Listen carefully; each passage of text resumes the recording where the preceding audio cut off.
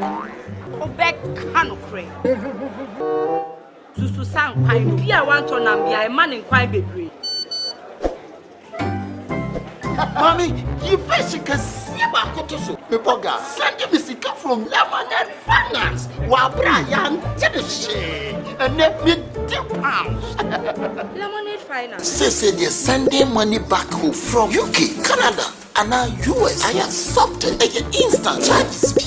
Exchange waiting in so unbeatable. We should be promo code Dr. Like Nenya £10, $10, and $10 Canadian for the first transaction. With the send this download to Lemonade Finance. Welcome to the Ghana ICT Hub, a partnership between MTN Ghana and the Government of Ghana through the Ministry of Communications and Digitization. MTN pledged to support Ghana's digitization agenda in line with its ambition to lead the delivery of digital solutions for Africa's progress. In fulfillment of this pledge, MTN Ghana has committed $25 million toward the realization of the Ghana ICT Hub project. The objectives of the Ghana ICT Hub project is anchored on the following: to create an ICT-enabled environment for human capital and ICT skills development, to develop an ICT ecosystem through remote access delivery to facilitate job creation for national development, to provide a modern, state-of-the-art physical infrastructure to serve as a pillar for the digital Ghana agenda. The physical infrastructure, when completed, will provide 4,000 square meters of space with the following facilities: laboratories for technology training and research, innovation hub,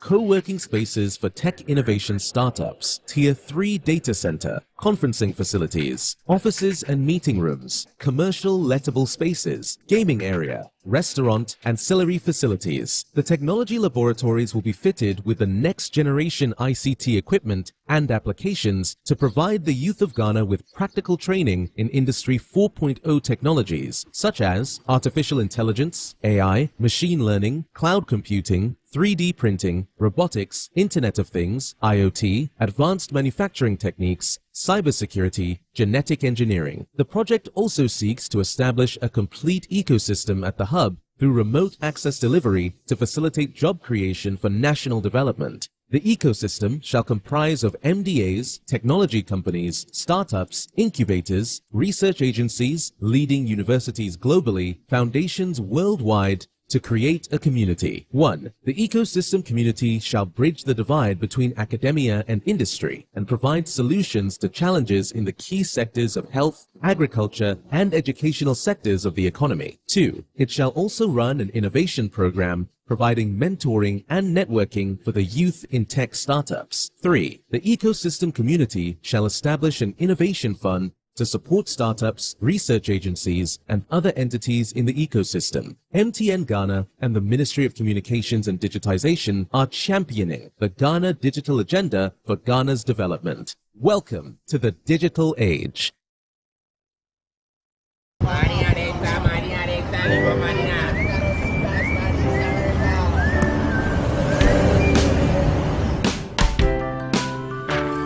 I want you so bad, Alpha Cracker. I want you. I wanna say yes, I can't resist. I want you. Ooh, I want you, Alpha Cracker. I want you so bad, Alpha Cracker. Don't me call one casa. Alpha goodness rich in milk and butter. In Alpha Cracker. Yummy and deliciously crunchy. But I can't resist you. Alpha Crackers. Simply irresistible. This advert is FDA approved.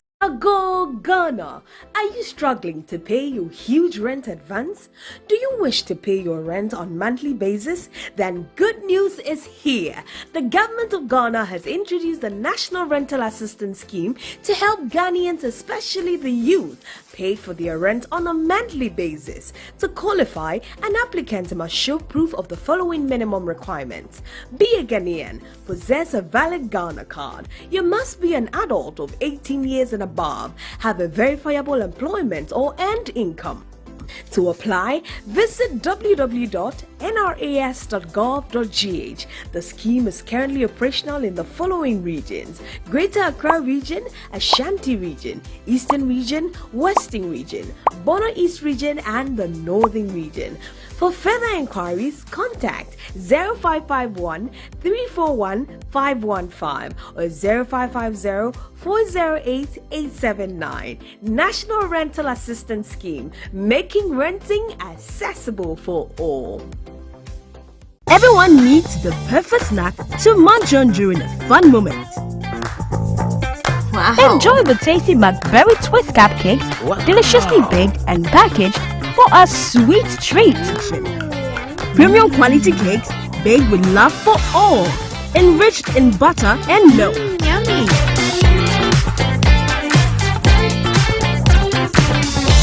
Oh, McBerry Twist cupcakes, simply irresistible. Try one today. This advert is FDA approved.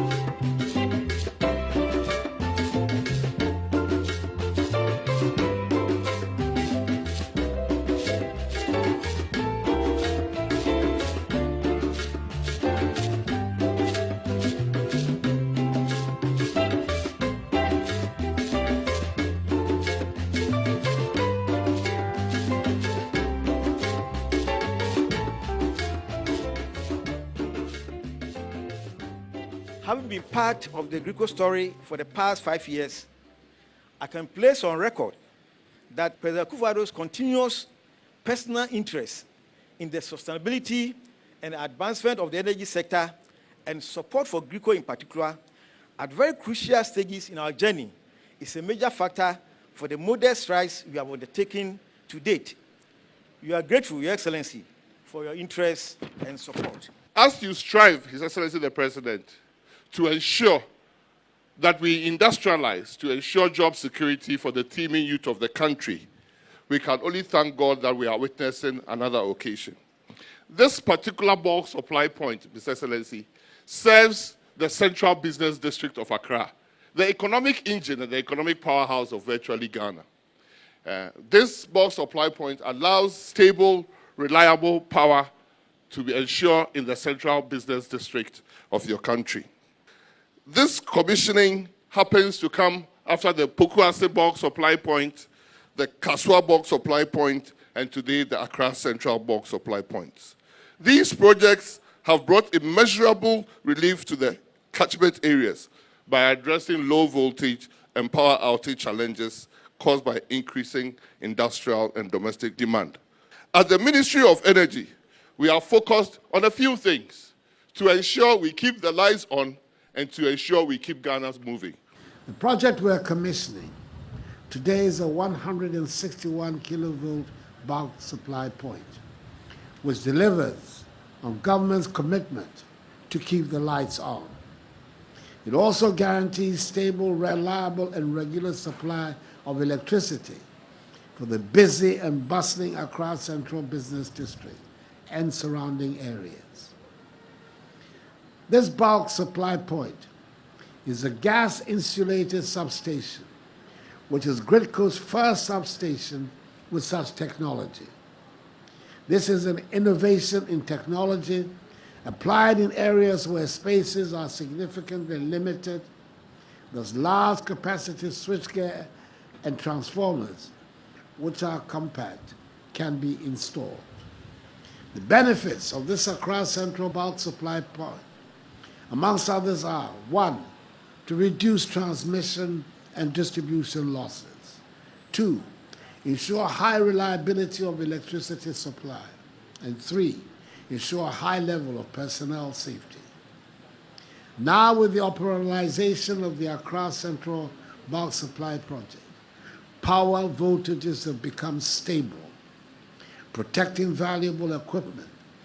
Power supply reliability has improved, and with this, efficiency has been restored, reducing system losses as required by the regulator, Public Utilities Regulatory Commission, PURC.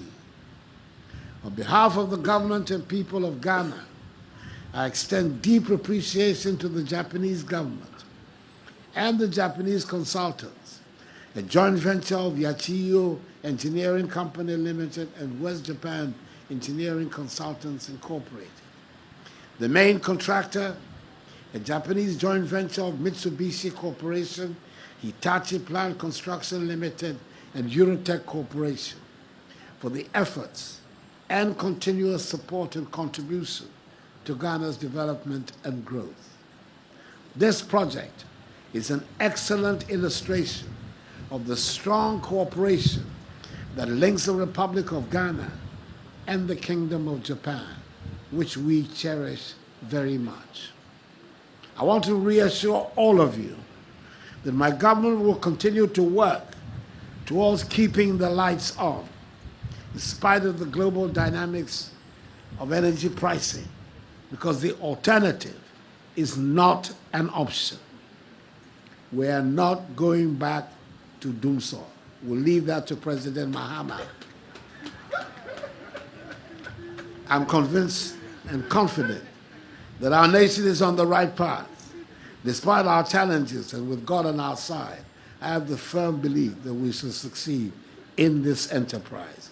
May God bless us all in our homeland, Ghana, and make her great and strong. I thank you for your attention.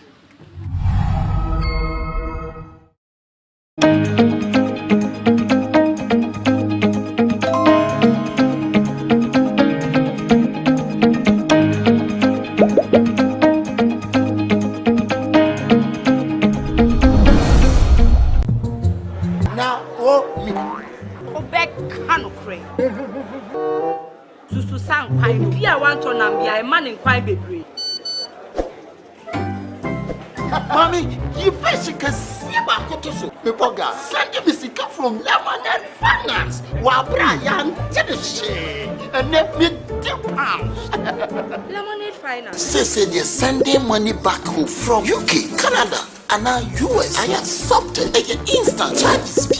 Extinguishing in so unbeatable. We should be promo code Dr. Like £10, $10, and $10 Canadian dollars for the first transaction. What is send this guy download to Lemonade Finance. Welcome to the Ghana ICT Hub, a partnership between MTN Ghana and the Government of Ghana through the Ministry of Communications and Digitization. MTN pledged to support Ghana's digitization agenda in line with its ambition to lead the delivery of digital solutions for Africa's progress. In fulfillment of this pledge, MTN Ghana has committed $25 million toward the realization of the Ghana ICT Hub project. The objectives of the Ghana ICT Hub project is anchored on the following: to create an ICT-enabled environment for human capital and ICT skills development, to develop an ICT ecosystem through remote access delivery to facilitate job creation for national development, to provide a modern, state-of-the-art physical infrastructure to serve as a pillar for the digital Ghana agenda. The physical infrastructure, when completed, will provide 4,000 square meters of space with the following facilities: laboratories for technology training and research, innovation hub, co-working spaces for tech innovation startups, Tier 3 data center, conferencing facilities, offices and meeting rooms, commercial lettable spaces, gaming area, restaurant, ancillary facilities. The technology laboratories will be fitted with the next generation ICT equipment and applications to provide the youth of Ghana with practical training in Industry 4.0 technologies such as artificial intelligence, AI, machine learning, cloud computing, 3D printing, robotics, Internet of Things, IoT, advanced manufacturing techniques, cybersecurity, genetic engineering. The project also seeks to establish a complete ecosystem at the hub through remote access delivery to facilitate job creation for national development. The ecosystem shall comprise of MDAs, technology companies, startups, incubators, research agencies, leading universities globally, foundations worldwide, to create a community. 1. The ecosystem community shall bridge the divide between academia and industry and provide solutions to challenges in the key sectors of health, agriculture, and educational sectors of the economy. 2. It shall also run an innovation program providing mentoring and networking for the youth in tech startups. 3. The ecosystem community shall establish an innovation fund to support startups, research agencies, and other entities in the ecosystem. MTN Ghana and the Ministry of Communications and Digitization are championing the Ghana Digital Agenda for Ghana's development. Welcome to the digital age.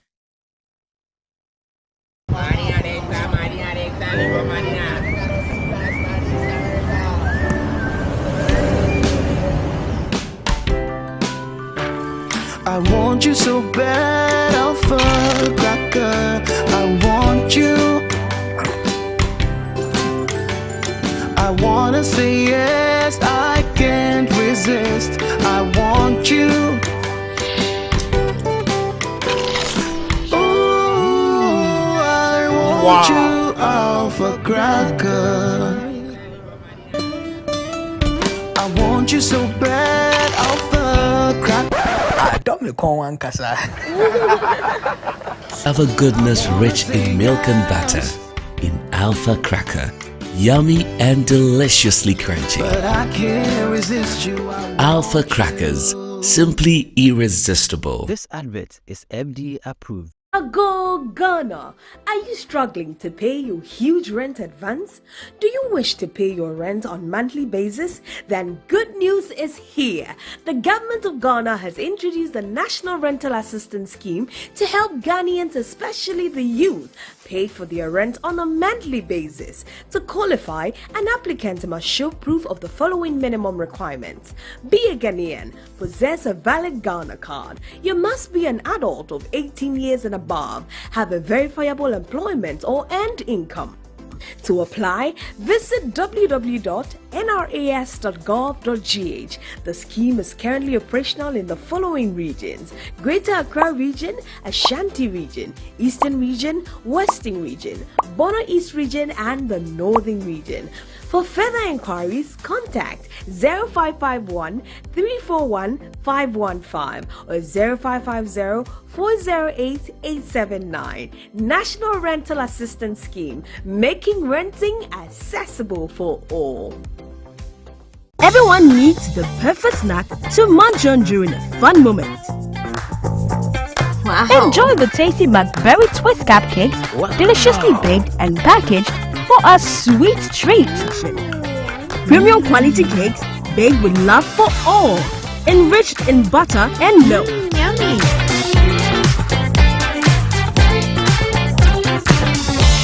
Oh, McBerry Twist cupcakes, simply irresistible. Try one today. This advert is FDA approved.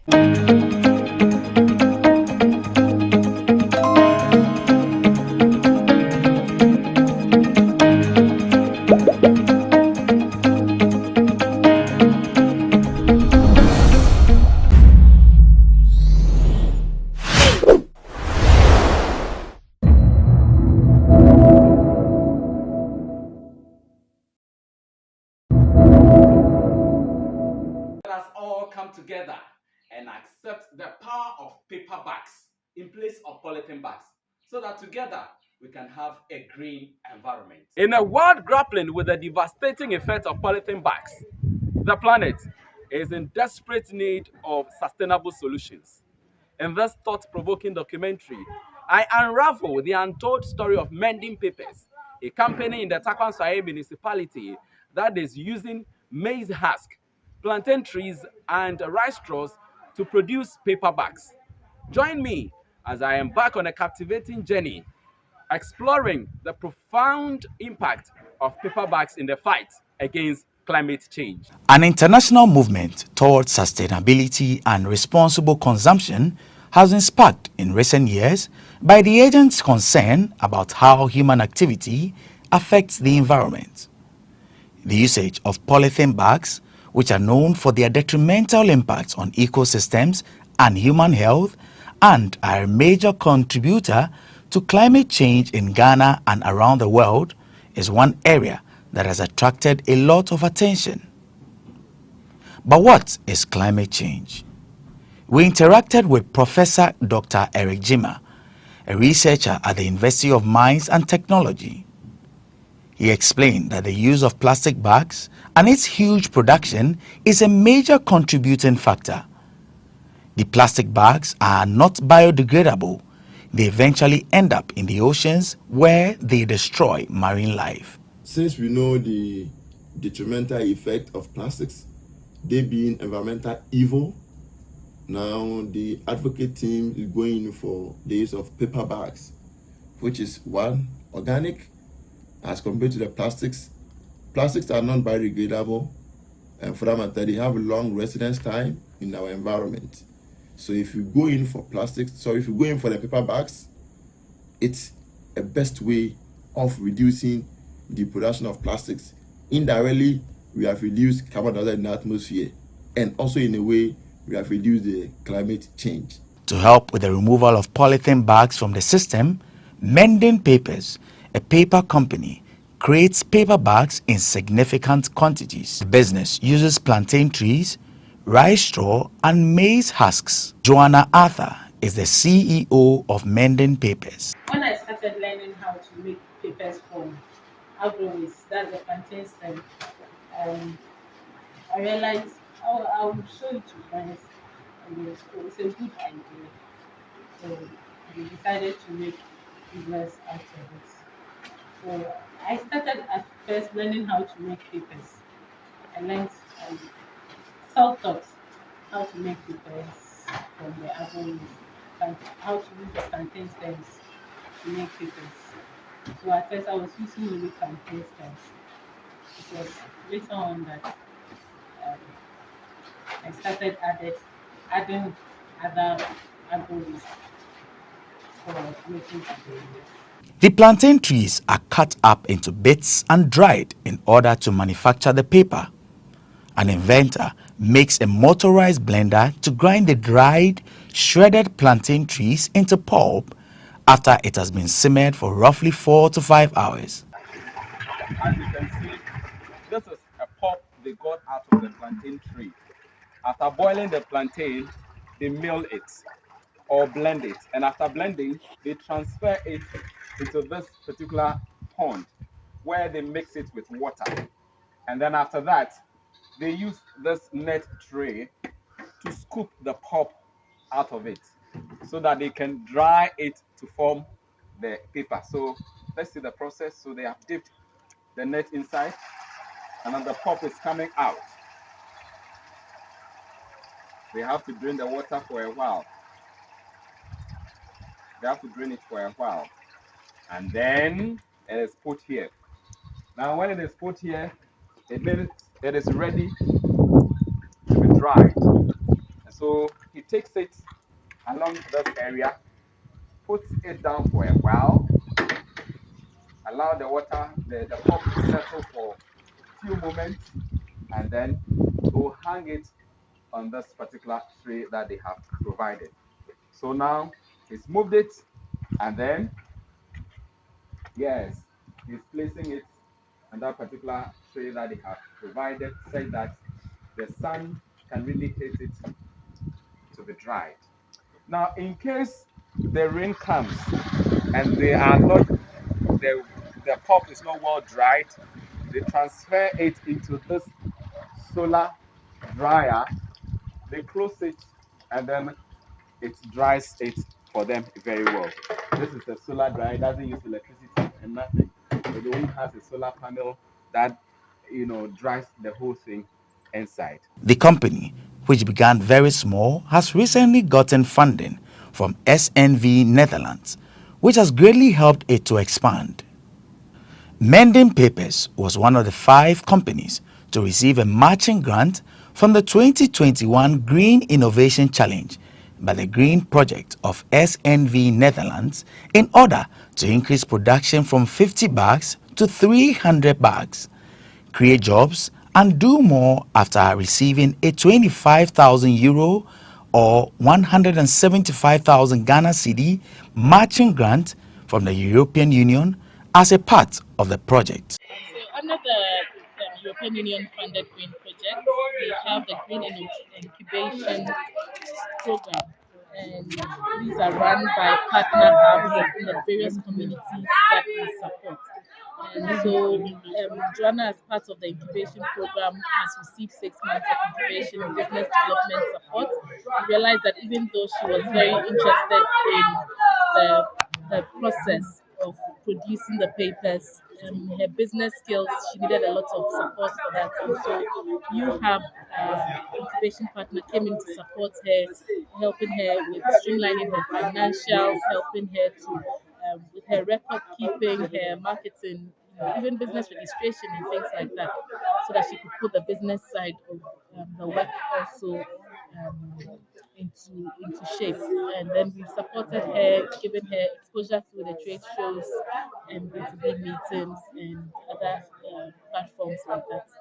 By having all Ghanaians use paper bags, as Joanna envisions, businesses will be able to expand throughout Ghana and the rest of the world because paper bags are not hazardous to the environment. Let us all come together and accept the power of paper bags in place of polythene bags, so that together we can have a green environment. From Takwa in the Western region, I am Thomas Tete, reporting for GhanaWeb.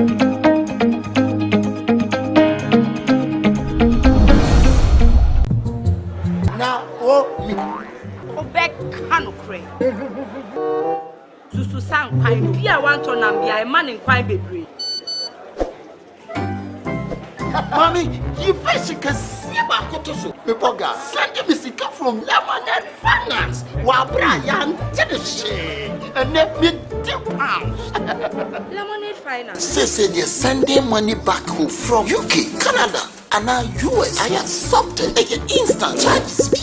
Extinguishing and so unbeatable. We should make promo code Dr. Like Menya £10, $10, and $10 Canadian for the first transaction. With this send this download to Lemonade Finance. Welcome to the Ghana ICT Hub, a partnership between MTN Ghana and the Government of Ghana through the Ministry of Communications and Digitization. MTN pledged to support Ghana's digitization agenda in line with its ambition to lead the delivery of digital solutions for Africa's progress. In fulfillment of this pledge, MTN Ghana has committed $25 million toward the realization of the Ghana ICT Hub project. The objectives of the Ghana ICT Hub project is anchored on the following: to create an ICT-enabled environment for human capital and ICT skills development, to develop an ICT ecosystem through remote access delivery to facilitate job creation for national development, to provide a modern, state-of-the-art physical infrastructure to serve as a pillar for the digital Ghana agenda. The physical infrastructure, when completed, will provide 4,000 square meters of space with the following facilities: laboratories for technology training and research, innovation hub,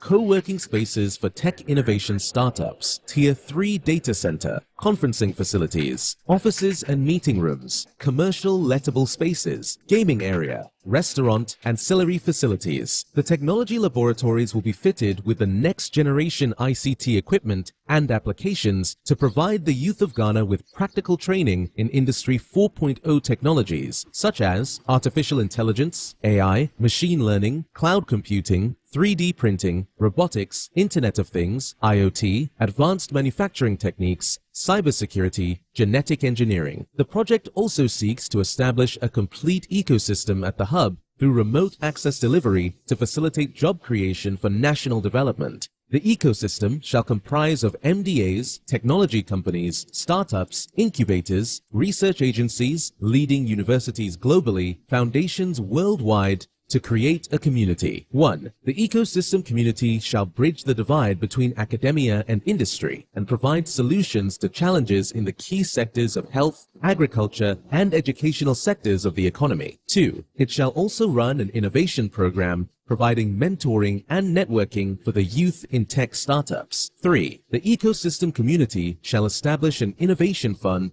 to support startups, research agencies, and other entities in the ecosystem. MTN Ghana and the Ministry of Communications and Digitization are championing the Ghana Digital Agenda for Ghana's development. Welcome to the digital age.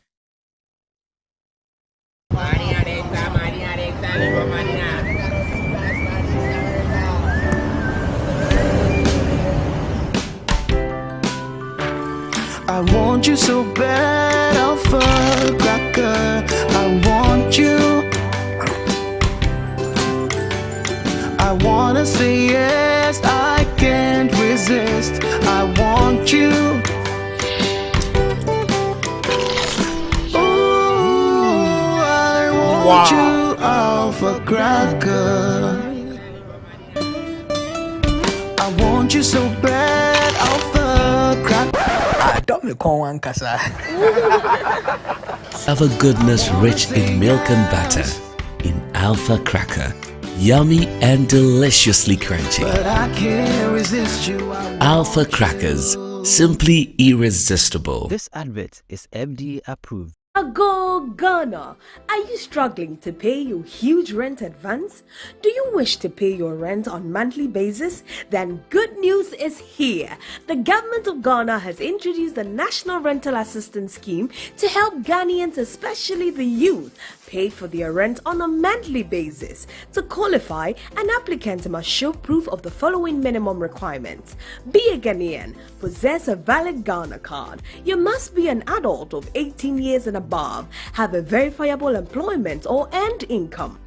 To apply, visit www.nras.gov.gh. The scheme is currently operational in the following regions: Greater Accra Region, Ashanti Region, Eastern Region, Western Region, Bono East Region, and the Northern Region. For further inquiries, contact 0551 341 515 or 0550 408 879. National Rental Assistance Scheme, making renting accessible for all. Everyone needs the perfect snack to munch on during a fun moment.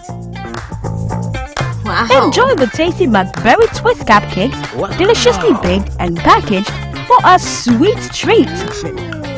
Premium quality cakes baked with love for all, enriched in butter and milk. Yummy.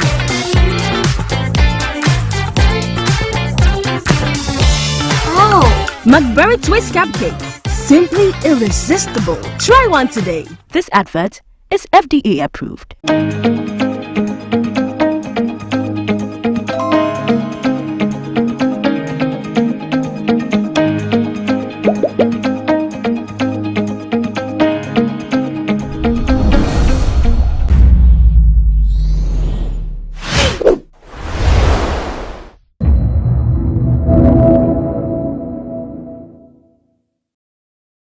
Which players have made you feel a part of the team?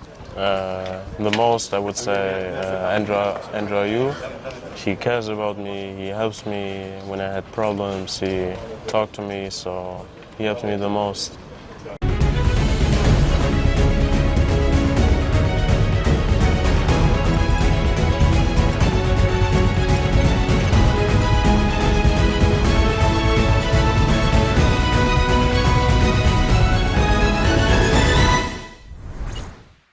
Hello and welcome to Sports Check here on GhanaWeb TV. My name is Joseph Adamafio, and today we're going to interview a young player who is doing very well at club level. He switched nationalities to come and play for the Black Stars from the German national team. He goes by the name Ransford Yeboah Konexdorfer. Did I mention your name very well? Yeah, it was very well. It's good pronouncing. Yeah. Welcome to GhanaWeb TV. Thank you. How does it feel to be home finally? It's very good. It's, I said before in the other interviews, it is a very pleasure to be here. It's like, I'm very proud to be here. Have you been in Ghana before? No. This is your first time? Because my dad always moved to Ghana when he lives also in Germany. He moves always to Ghana when I had school or stuff like this. And in the summer he can't because he must going to work, so it was very difficult. But every time he said, I want that you be in Ghana. And it's a beautiful country, and now I'm here. Would you want to maybe come here next time with your siblings and other stuff? Yeah, also with my girlfriend. Yeah, she wants to be also here now, but she has also to do work. So let's talk about the Black Stars. We won the game against Angola. You were part of the team and everything. How was the atmosphere like? Yeah, the atmosphere was amazing. It's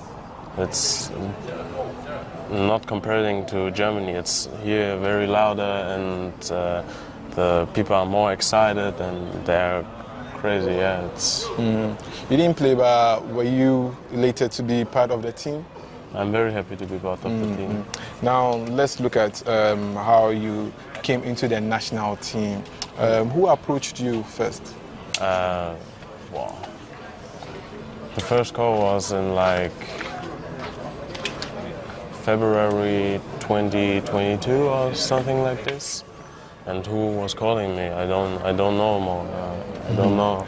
But when I get the first call and they asked me if I want to come to Ghana, I said directly yes, I want. Let's do it. Let's do it together. And yeah. And you had already played for the German youth side. Didn't you have any issues about that? Did you always wanted to play for the Black Stars? I always said if I get the chance, I want to play for Ghana because it's my home country from my dad. But it never happened, so they never called me before. So I play for Germany because they called me. They asked if I want to play for them, and yeah. Since you joined the Black Stars, which players have made you feel a part of the team? The most, I would say, Andrea Yu. He cares about me. He helps me when I had problems. He talked to me, so he helped me the most. When the decision to play for Ghana came up, who convinced you to take it up? Did your father talk to you about? Did you talk to your father about? I talked to my father about that. He said also, yeah, do this. I'm very proud of you, and that's so. Like, didn't you feel any pressure from the German team that they also want you and the Black Stars as well? No pressure. If they, no doubt that I want to play here. So, what should I say? Okay, let's see about that. But the Ghana youth side, the under-23 side, they are in contention to qualify for the Olympics. If they qualify and maybe they call you up for that team, would you join them willingly? It's a good question. I don't know. I never think about that or talk about that to someone. So maybe if they call me, I don't know when is the tournament or something like this. But we never know. I don't know. Okay, you're still watching Sports Check here on GhanaWeb TV. We're taking a short break, and when we return, we continue with the conversation. Everyone needs the perfect snack to munch on during a fun moment. Wow. Enjoy the tasty McBerry Twist cupcakes, deliciously baked and packaged for a sweet treat. Premium quality cakes baked with love for all, enriched in butter and milk. Yummy!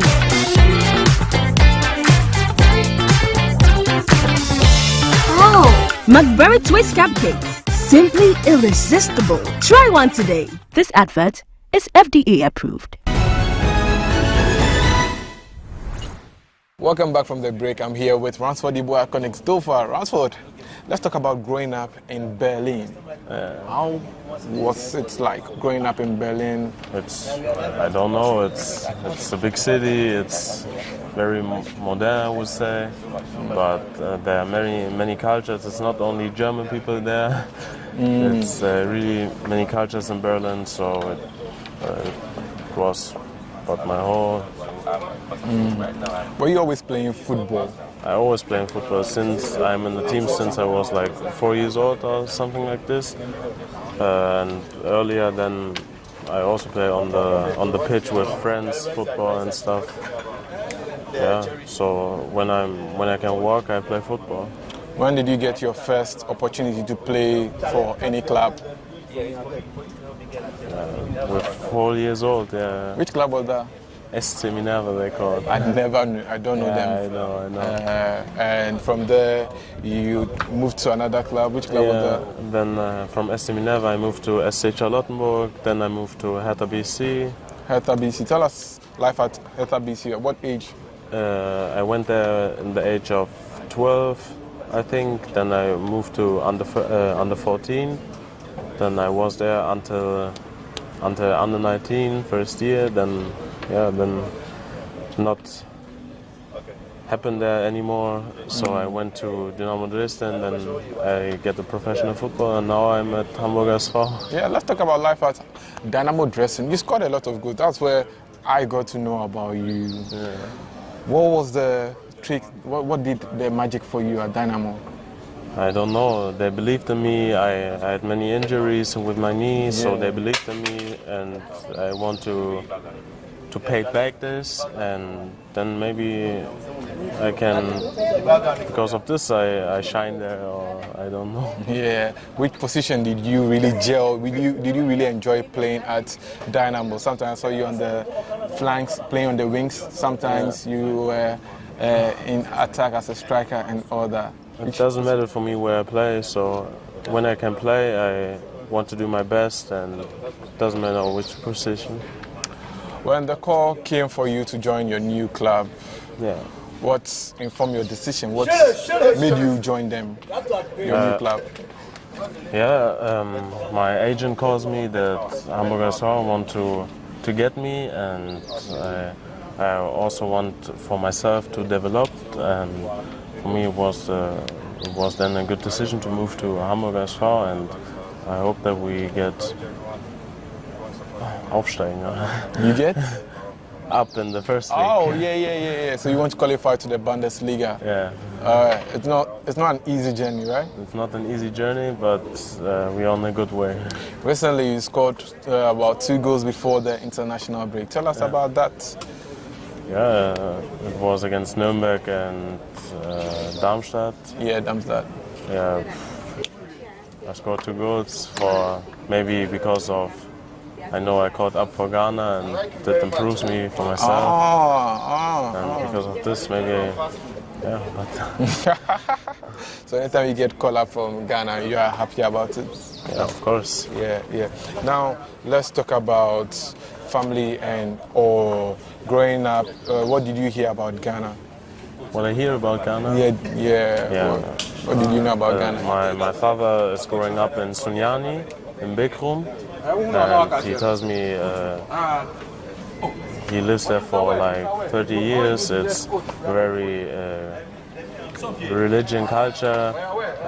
It's a very beautiful city. It's not a little bit parts of Ghana like dirty, I would say, but Ghana is getting more and more modern, and yeah, it's developed now.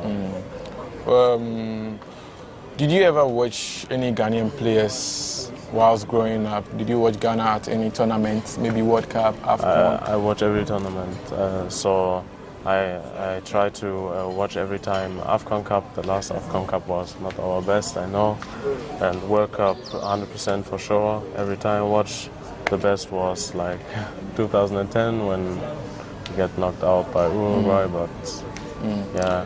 And when you were dropped from the World Cup squad, were you disappointed? I was very disappointed, but what should I do? I do my best, and when I don't to get called up, I must train harder and to do my best to be in the next, hopefully, next World Cup squad. Are you aware we've not won the AFCON in 40 years? Yeah, it's sad. Ghana's such a good country that we don't win a trophy like for 40 years. It's very sad, but the whole squad here want to change that we win a new trophy, but we can do it only together, and then hopefully do that. Do you want to play a big role in that squad that maybe will win the AFCON next year? I want to play a big role, but I'm a young guy. I have to wait for experienced people, so I want to do my best, but I know I can not improve right now because how should I explain? Yeah, let's talk about your favorite Ghanaian player. My favorite Ghanaian player, all of? Yeah. Asamoah Gyan. Oh, really? Yeah, What do you like about? He's the best goal scorer from our country. I watched many goals of him, and yeah. And do you want to replicate his performance and his record in Ghana? When I can do this, I would be very happy, but it's very difficult. He scored a lot of goals for Ghana. So. Between Ronaldo and Messi, who will you choose? Messi. Why Messi? Messi is like a playmaker. He can do many assists, but he can also score much of goals. Both are very, very good players, and I think for me I can never reach their levels, but for me it's Messi. Yeah, let's look at also in terms of playing for a club in Germany. Do you dream of playing to the highest level, like the Champions League as well? Yeah, I want to play for Champions League. My dream is to play in Premier League in England, but for that I must work hard, and we will see. I hope one day. And let's look at, do you know any Ghana club that Kotoko? I know from Bani, Hearts of Oak. You were in camp with him? Huh? You were in camp with him, Bani? Yeah. How was it like? He's a very funny guy. He's very funny, and he's also young like me. I think we're at the same age, so we talk a little bit. I see him also at the airport in Accra. Oh, yeah. He's also here, but Let's talk about your favorite Ghanaian food. I would say fufu or jollof rice. Really? Yeah. You know how to prepare any? Huh? Do you know how to prepare, cook? Do you know how to... For myself? Yeah. I can't cook. My father can. Always when I'm in Berlin, he's cooking for me, but me, I don't. And when you eat the fufu or jollof, you score goals? Maybe because of them. 2 weeks ago, I was in Berlin and eat fufu. Fufu and next week I scored. That's nice. Which language do you understand? Local language? Twi? Twi, I can't speak Twi. It's very difficult for me. I only know a few words like Medase, Akwaba, Etise, but it's very difficult. I must learn more English before I can learn Twi. And when I can speak perfect English, then I can try with Twi. Let's talk about the tattoos you have here. Can you tell us about how many tattoos do you have? I don't know, a little bit. So what do you have here? It's like comic figures. Okay. I watch them when I was younger, or. What's the name of the comic? One Piece. Oh, okay. Rick and Morty. It's Inazuma 11. Yeah, it's. And here, what do you have? Yeah, he's How standing. big would you dream if you knew you couldn't fly? No, fail. You couldn't fail, yeah. Because the tattoos, because if you dream high, that you can perform high. So it's difficult for me to explain in English, but Yeah. And then I see football in chains. Yeah, it's like a light because I'm fast. Oh, yeah. The R because of Ransford, the smiley because always smiling. And the football? And the football because I love football. Faith and passion. And love, yeah. Yeah, you believe a lot in God? I believe in God, yeah. You believe God brought you this far? Yeah. And I see some flowers and cards and all that. And who's that? Is it Jesus? Jesus. Okay. Nice. So it was great talking to you and telling us about your life in the Black Stars, and also, do you listen to Ghana music? Not a lot. When I'm here, I listen a lot, but I don't know the songs how they call. I only the song Black Stars. Yeah. From the World Cup. Yeah. I always listen to this song, but not. And you danced in Qatar before you were initiated. I can't dance. I know. It was shit. I improving something, but I only do shit. Let's see how your dancing moves will improve and all that. But generally, it was great talking to you. Thanks so much. We wish you the best in the season. Thank you. And yeah, that is it. Thank you very much. You too. Yeah, so that was Ransford Yeboah Koningsdorfer, the Ghanaian player who switched his nationality from Germany to come and play for the Black Stars. Well, my name is Joseph Adamafio, and it was nice coming your way with Sports Check here on GhanaWeb TV. Thanks for watching.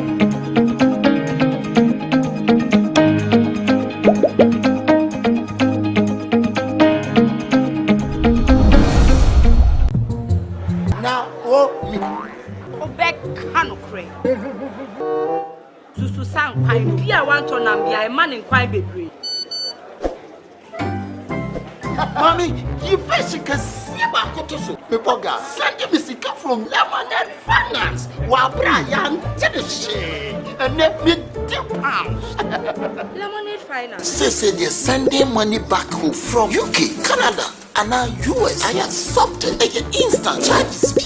Extinguishing in so unbeatable. We should me promo code Dr. Like Nenya £10, $10 and $10 for the first transaction. With this send this download to Lemonade Finance. Welcome to the Ghana ICT Hub, a partnership between MTN Ghana and the Government of Ghana through the Ministry of Communications and Digitization. MTN pledged to support Ghana's digitization agenda in line with its ambition to lead the delivery of digital solutions for Africa's progress. In fulfillment of this pledge, MTN Ghana has committed $25 million toward the realization of the Ghana ICT Hub project. The objectives of the Ghana ICT Hub project is anchored on the following: to create an ICT-enabled environment for human capital and ICT skills development, to develop an ICT ecosystem through remote access delivery to facilitate job creation for national development, to provide a modern, state-of-the-art physical infrastructure to serve as a pillar for the digital Ghana agenda. The physical infrastructure, when completed, will provide 4,000 square meters of space with the following facilities: laboratories for technology training and research, innovation hub,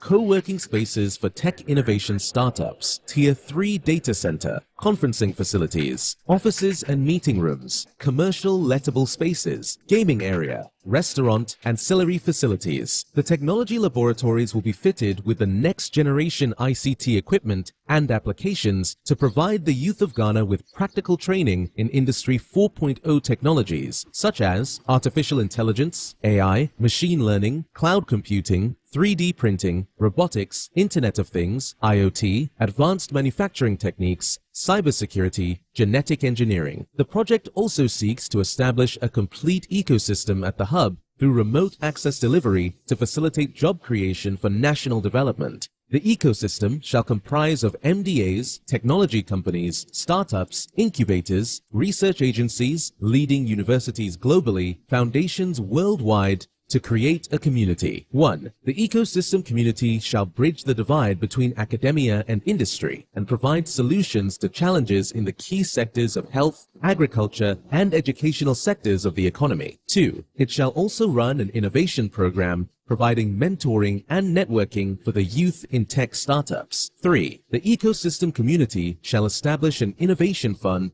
to support startups, research agencies, and other entities in the ecosystem. MTN Ghana and the Ministry of Communications and Digitization are championing the Ghana Digital Agenda for Ghana's development. Welcome to the digital age.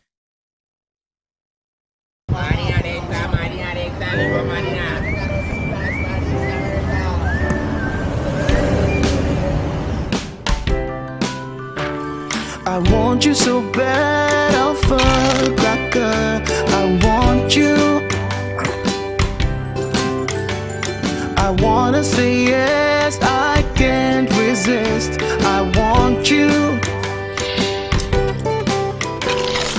Ooh, I want you, Alpha Cracker. I want you so bad, Alpha Cracker. Alpha goodness rich in milk and butter in Alpha Cracker. Yummy and deliciously crunchy. But I can't resist you. Alpha Crackers, simply irresistible. This advert is FDA approved. Go Ghana! Are you struggling to pay your huge rent advance? Do you wish to pay your rent on monthly basis? Then good news is here. The government of Ghana has introduced the National Rental Assistance Scheme to help Ghanaians, especially the youth, pay for their rent on a monthly basis. To qualify, an applicant must show proof of the following minimum requirements. Be a Ghanaian, possess a valid Ghana card. You must be an adult of 18 years and above, have a verifiable employment or earned income. To apply, visit www.nras.gov.gh. The scheme is currently operational in the following regions: Greater Accra Region, Ashanti Region, Eastern Region, Western Region, Bono East Region, and the Northern Region. For further inquiries, contact 0551 341 515 or 0550 408 879. National Rental Assistance Scheme, making renting accessible for all.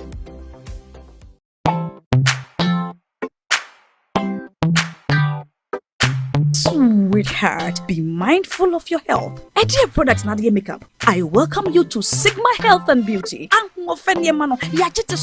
You can call us the Beauty Embassy. Who pursue beauty more revealed with quality makeup products. There is only one place. The Sigma Health and Beauty 2022 Ghana Makeup Awards Beauty Retail Business of the Year. Of course, we are the defending champions. World-class makeup brands and Kwanyet on, you name it. Maybelline, Dark and Lovely, House of Tara, and many more. Your professionalism in the beauty industry is unmatchable. The proper way of applying our products. Sigma Health and Beauty, Yewa Accra, Makola, Georgina Stores, and Rollins Park, Gate 4. Fryer 0248 138 596 and 0201 408 186. Or visit our online shop at www.beautyavenuegh.com. Sigma, your beauty, our joy. Everyone needs the perfect snack to munch on during a fun moment. Wow. Enjoy the tasty McBerry Twist cupcakes, deliciously baked and packaged for a sweet treat. Premium quality cakes baked with love for all, enriched in butter and milk. Yummy.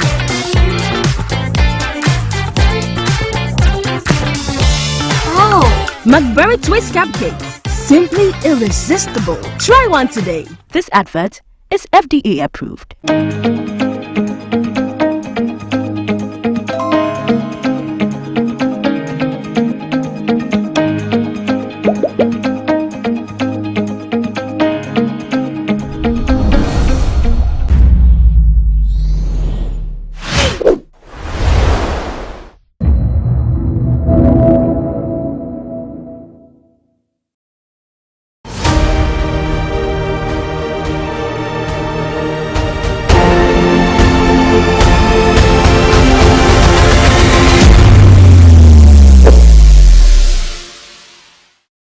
Well, so I have here with me Mr. Isaac Atta, and he's a coconut seller.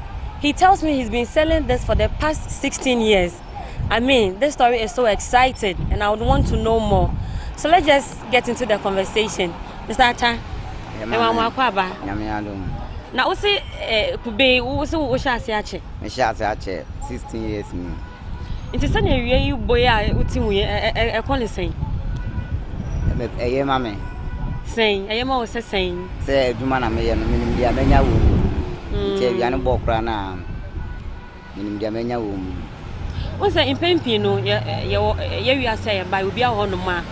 So any particular be when you are saying, and see who say now when you not coconut, I could be an episode one. I say, it's a brabo moon, your mind getting to know, not just a sana is in ban. Mammy says, and I was a meeting. Could be name talent, but now Brabona and Koya mammy means to mention us. They send me down, but maybe say, Uncle, yes, I say, oh, my man, Shana, Papa, more catch my internet. We say, Miss Kusem, Papa, no man, so come on, I don't know, I stop banana. Oh, I'm in your stubborn. Set them now, skinny fee. Meant to Manco Square, every time I could be in my many of my end. To maybe same to mention us, I'll say me pay, it may be Namie. I'm sure I could be near better, mammy. So, who are you, woman? But you, in my saying, and you're in the most for saying, well, you're about on my fall. So, say business no air cost year. Ha, it's an Nami, and also on my fall. So, when you're Moko school, and I Bakunoko school, Menuku school, not to Subande Uni. You're also last one, only year. Opening the or driving. You are the taxi. Oh, I see. How many years? About 23. 23. And the last one, the Francis was saying. Last one was 1.5. Wow. And so now, say, what's the way you make 16 years? But you. And also to media, I had anything.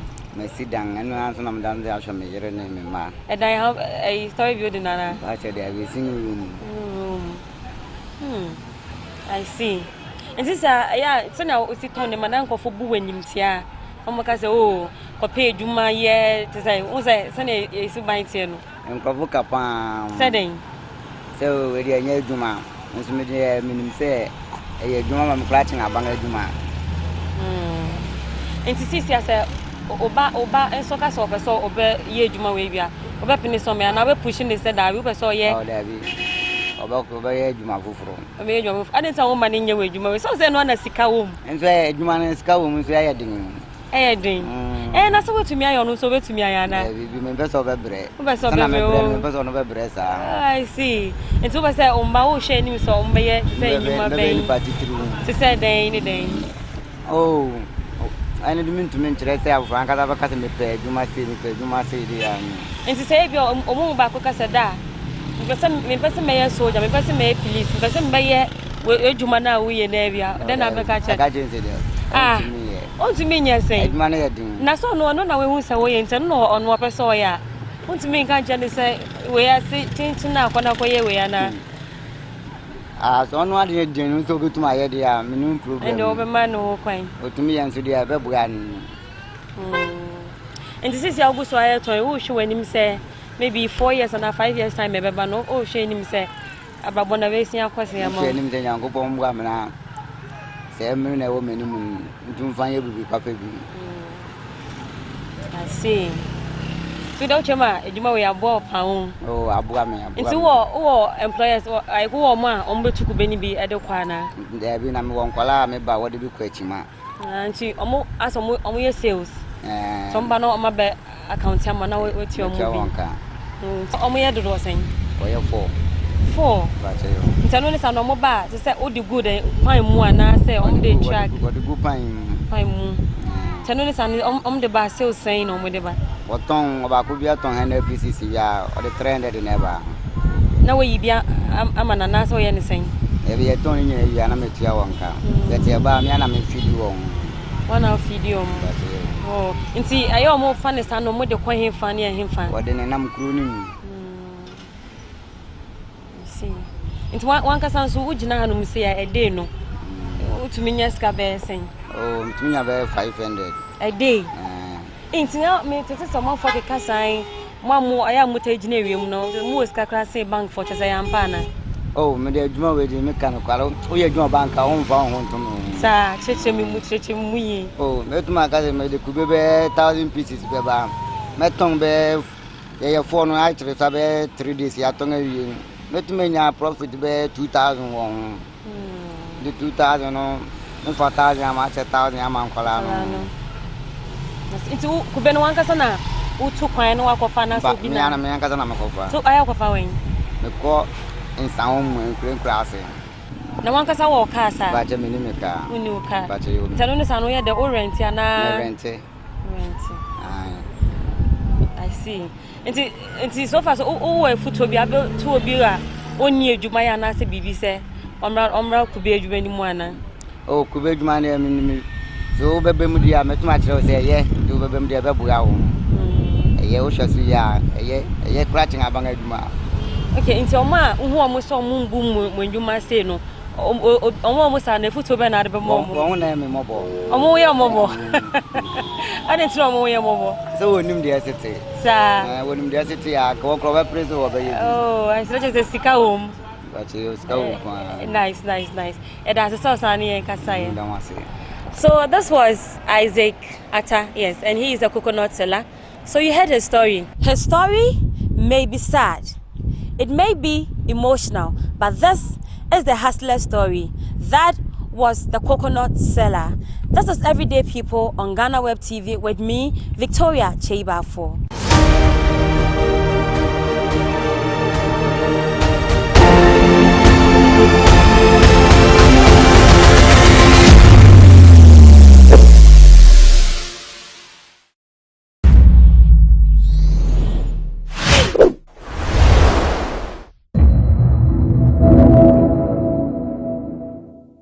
Table check if indeed his records are there that he sought permission, then we effect the change. Yes, majority here. Yeah, I see my colleague trying to catch your attention on the matter of a member's leave of absence form he signed. But what he should be doing, a good friend should be doing. Leader, hold on. Which school is going? Which school is that? Which school is that?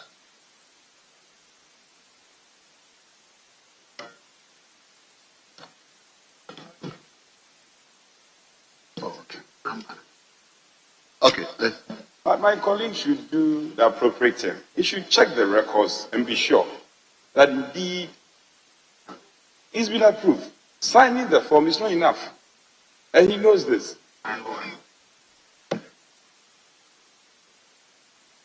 Yes, leader.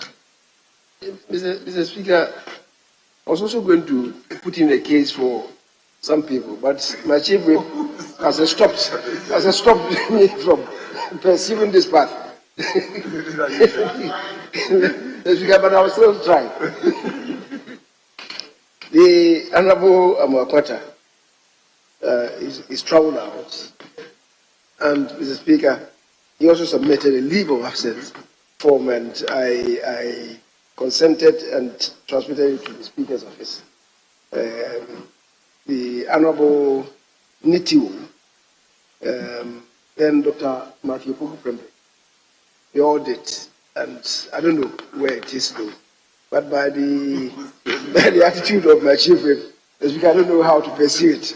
But it's a plea. It's a plea you that these people have submitted here.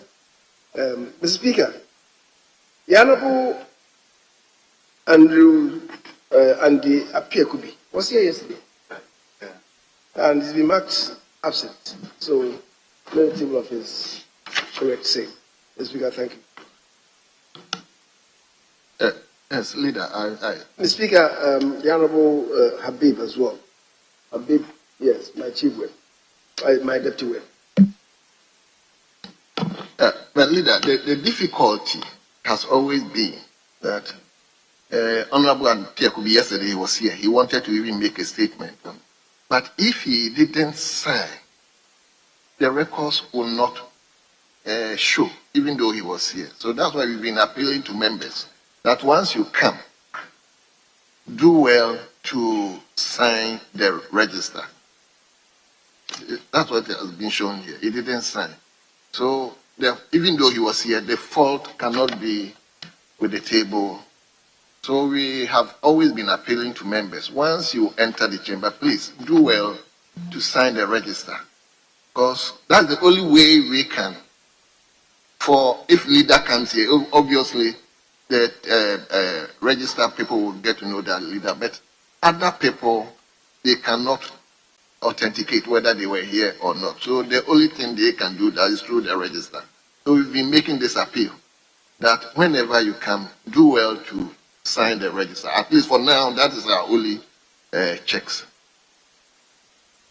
Speaker, you are right in referring to the list that we have, which must be signed by members. The Speaker, is a convention that we are trying to develop. Let me just remind that the House has not come to a firm determination on this matter.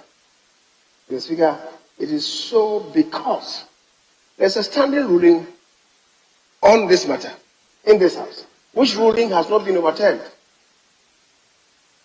Mr. Speaker, a former Speaker, the Right Honorable Anajete, it was, who made that ruling. And that ruling has not been overturned. We try to assist the House by resorting to this. I'm just saying that much as it's a very good idea for all of us, I think the House should come to some determination, final determination on this, so that members then would be compelled to sign the register, whether to register their presence. But as it is, it's still a fluid situation. So let the House come to a final conclusion, a final determination on this matter. Mr. Speaker, I thank you. So leadership, it still rests with leadership. I mean, we need to take firm decision on this. So we move to, so honorable table members, please, all those members, their issue have come, please check the register. If indeed they have excuse duties, then we effect the changes.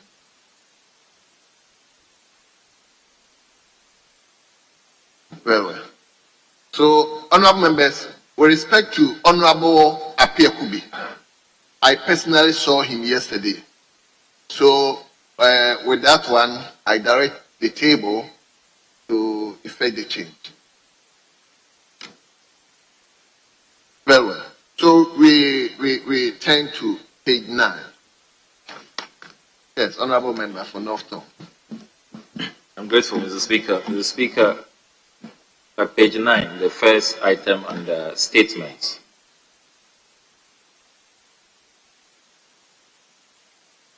Instead of committees, that's plural, we should have committee.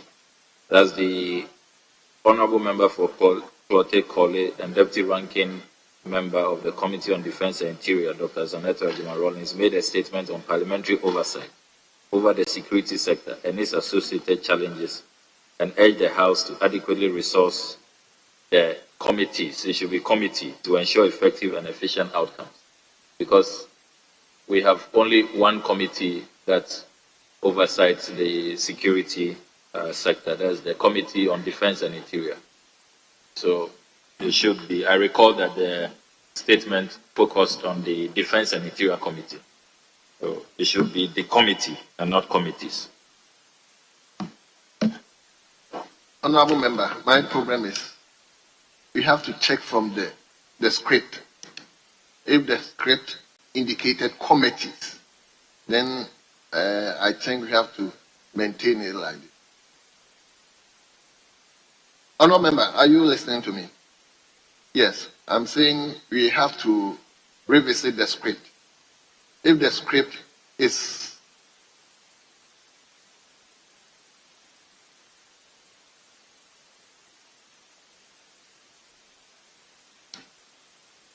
Honorable, we raised an issue. I'm just trying to Your suggestion is that it's supposed to be a committee instead of committee. But I don't know. I'm just asking that we have to look at the script itself. If he has actually asked for committees to look into it, then we cannot, your position cannot be. Yes. We accept your guidance. I have a copy of the script, and Speaker, if you may indulge me, this is the caption of the script. The Parliamentary oversight of the security sector, challenges and opportunities for improvement, by Dr. Senator Ajiman Rollins, Member of Parliament for Clote constituency, Republic of Ghana, and the Deputy Ranking Member on the Select Committee on Defense and Interior, March 2023. That's it. Then table effect the change. If that's the script, then I will order that. Yes, honorable member. Thank you very much, Mr. Speaker. Mr. Speaker, you recall that yesterday I tried very hard to catch your eyes, but you indicated to me that no matter what I do, you are not going to call me. Unfortunately, I'll be man absent. Yeah, because of what the speaker did. Probably because of what you said. And so I wanted to draw your attention that I was here physically, and I should be marked as such. Well. But then it appears you also didn't register your name that you were here. So the table, indeed, I saw him physically, and you please address that one. Yes, Eric, you didn't sign, so that's why you were marked absent, even though you were here. So like the same, like appear and the appear could be. Yes. So table kindly effect the thing. But like honorable members, I've said this severally, and I'm repeating it.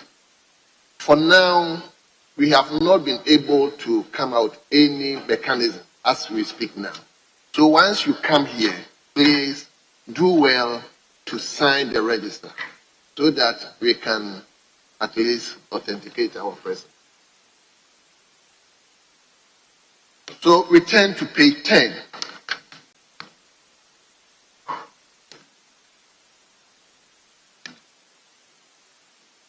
Page number 11.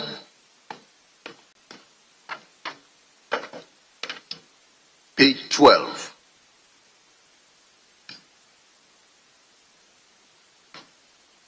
Page 13. Page 14. Page 15.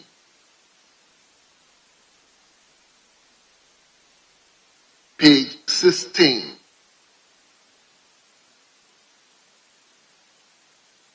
Page 17. Page 18. Page 19. Page 20. Page number 21. Yes, honorable member for Northtown. I'm grateful, Mr. Speaker. Mr. Speaker, please, the first item at page number 21. LXXVII, the Municipal Chief Executive for Doma Central Municipal Assembly. The name should be Mr., not Mrs. Mr. Drissa Ouattara, not Mrs. Drissa Kohara, as has been captured here. So if it can be corrected. Mr. Drissa Ouattara. You are sure he's a man? Yes, very sure. And it's Drissa Ouattara. Well. Yeah, I'm grateful, Mr. Speaker. Thank you very much.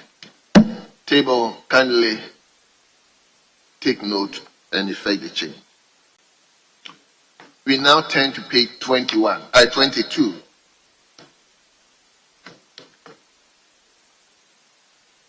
Page 23. Yes, honorable. Well, Mr. Speaker, here again, I also checked from the website, the Asonafo South MC, it should be Mr. Yao Oseb Wahene with an E, E-O-A-H-E-N. Which page are you referring to? Page 23, item number CVI. Item number C. CVI. Roman numeral CVI. VI. Yao Oseb Wahene. Yes. With an E, not an, yeah, an E, not an I. Oh, okay.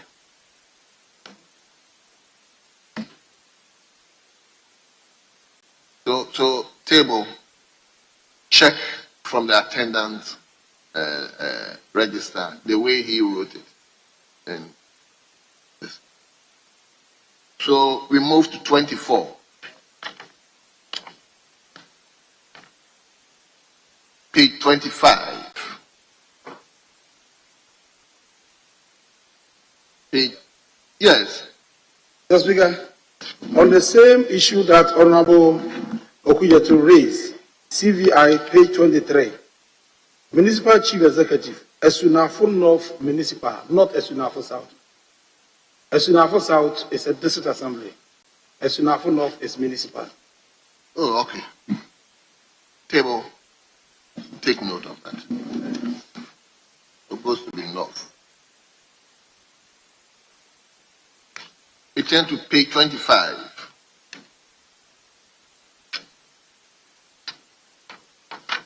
Page 26. Page 27. Page 28. Page 29. Page 30. Yes, honorable member. Thank you, Mr. Speaker. Honorable, is that your seat? Yes, that's my seat. That is your seat? Yes. Okay. Mr. Speaker, in reference to the correction Honorable Puku has just made, if that is the case, then when you look at, it should follow. We now have Asmafo staff here, which is now Asmafo North. That is a DSSSII. Page 30? Yes, page 25. Page 25? Yes, please. In respect of the district, there's a district chief executive at Asnafo North District Assembly, which is now Mr. Anthony Mensah. So if the other one was corrected to Asnafo North, then this one is supposed to be Asnafo South, not Asnafo North. Table. Have you gotten his brief? Very well. Thank you very much, Honorable. So we turn to page 32. 31, yes. Yes, Honorable. Mr. Speaker, at page 31, the last item at page 31, XXVI, it should read Her Ladyship, not His Lordship, Her Ladyship. And she is Her Ladyship Justice Agnes Dorji, not Darcy. Not Darcy. Maybe this is a fancy version of Dorji. So it should be DORDZIE. Dorji. If we want the full name, Her Ladyship Justice Mercy Abla Agnes Dorji, not Darcy, as has been captured here. I'm grateful. Thank you very much. Table, look at it. So we turn to 32. Page 33. Yes, Honorable. Well, Mr. Speaker, my good friend, the former NUCS president, Mr. Kofi Adonting Esquire, his firm is Aborigines Legal Consult, partner Aborigines Legal Consult, and not Aborigines, as we have here. Page 32, which item are you? Page 33, item number LVII. LVII.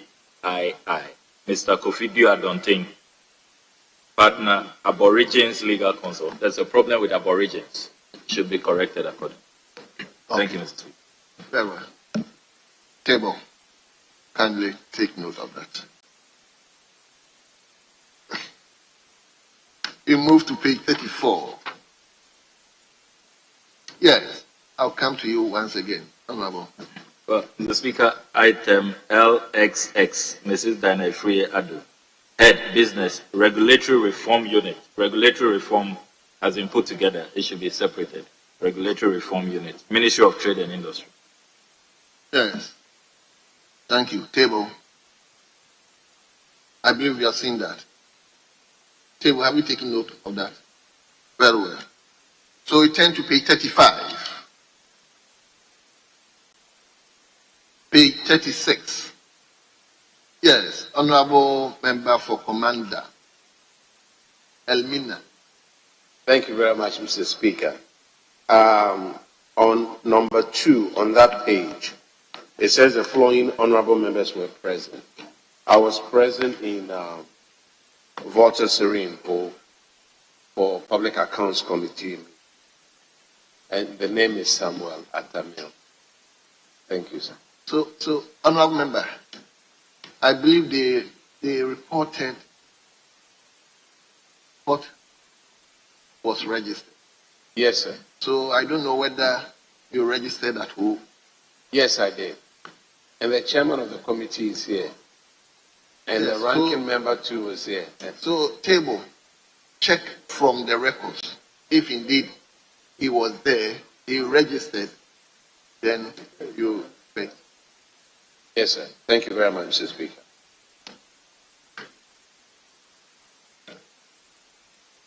Honorable members, yes.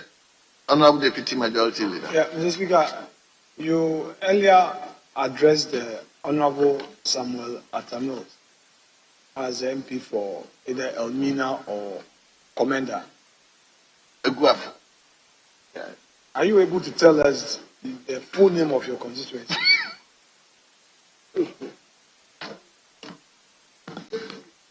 Mr. Speaker, my constituency. Honorable member, have I asked you to? No, sir.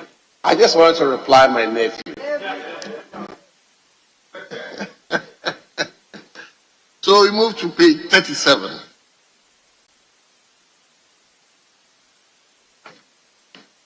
Page 38. Page 39. Page 40. Page number 41. Page 42. Page 43. Page 44. Page 45. Page 46. Page 47. Page 48. Page 49. Page 50.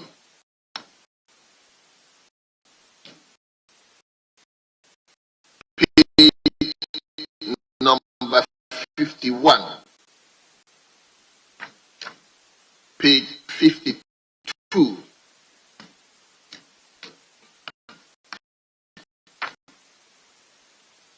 And finally, page. In the absence of any further correction, the votes and proceedings of 2023 is hereby adopted as the true records of proceedings.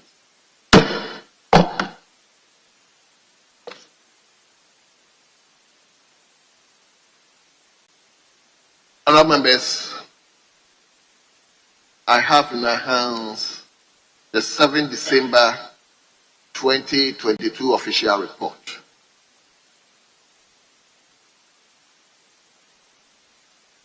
7 December 2022 official report. Yes, Honorable Member for Northtown. Well, Mr. Speaker, just for consistency of our record, on the cover page, the tax waiver was for Le Meridian Hotel, which is what reflects at column 163. But on the cover, you have the Meridian Hotel. So just for consistency, it should be properly aligned. So it's Le Meridian Hotel, so we are consistent. No, I'm not with you. Well, Mr. Speaker, the tax width at column 163 was for Le Meridian Hotel. That's the name. Column 163. 163, yes. It's for Le Meridian, which is what the head note and the entire facility is for. But on the cover page, we have a different rendition, which is the Meridian. So just for consistency of records, if it can be aligned.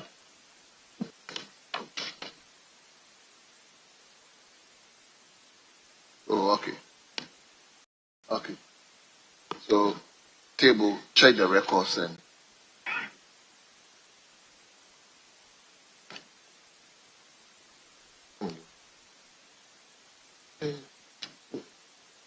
so table, check the records and let's see which one is correct. Any further? Honourable members, the absence of any further corrections, the official report of 7th December 2022 is hereby adopted as the true records of proceedings.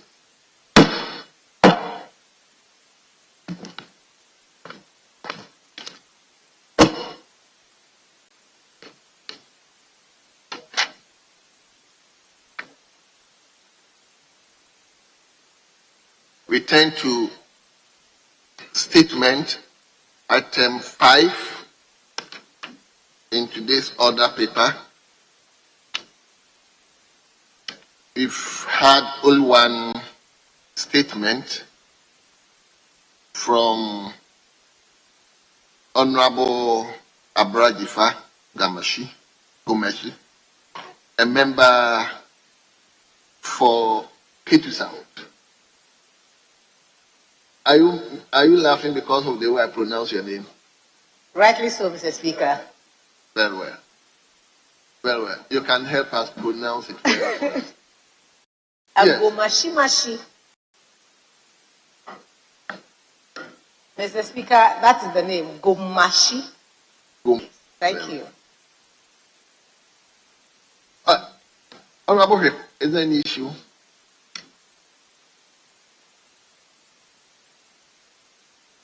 Mr. Speaker, thank you. Mr. Speaker, my students from Kase are here, Kase Pentecost Child and Youth Development Center. So I would be grateful if you acknowledge them. They have traveled all the way from Advert to Parliament House. You've already acknowledged them.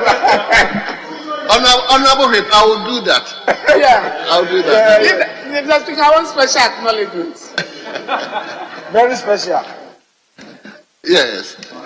Mr. Speaker, the honorable member is a leader and she's made a special application. Mr. Speaker, I support this application. Mr. Speaker, I wholeheartedly support this application because these kids are coming all the way from Ada and they are in Accra, the city, where you've been for a long time. Yes, you have been here for a long time. No, but they have just come to the chamber. They haven't been here before. I didn't say that is a village. This is the city, the capital city. So, Mr. Speaker, I support the application.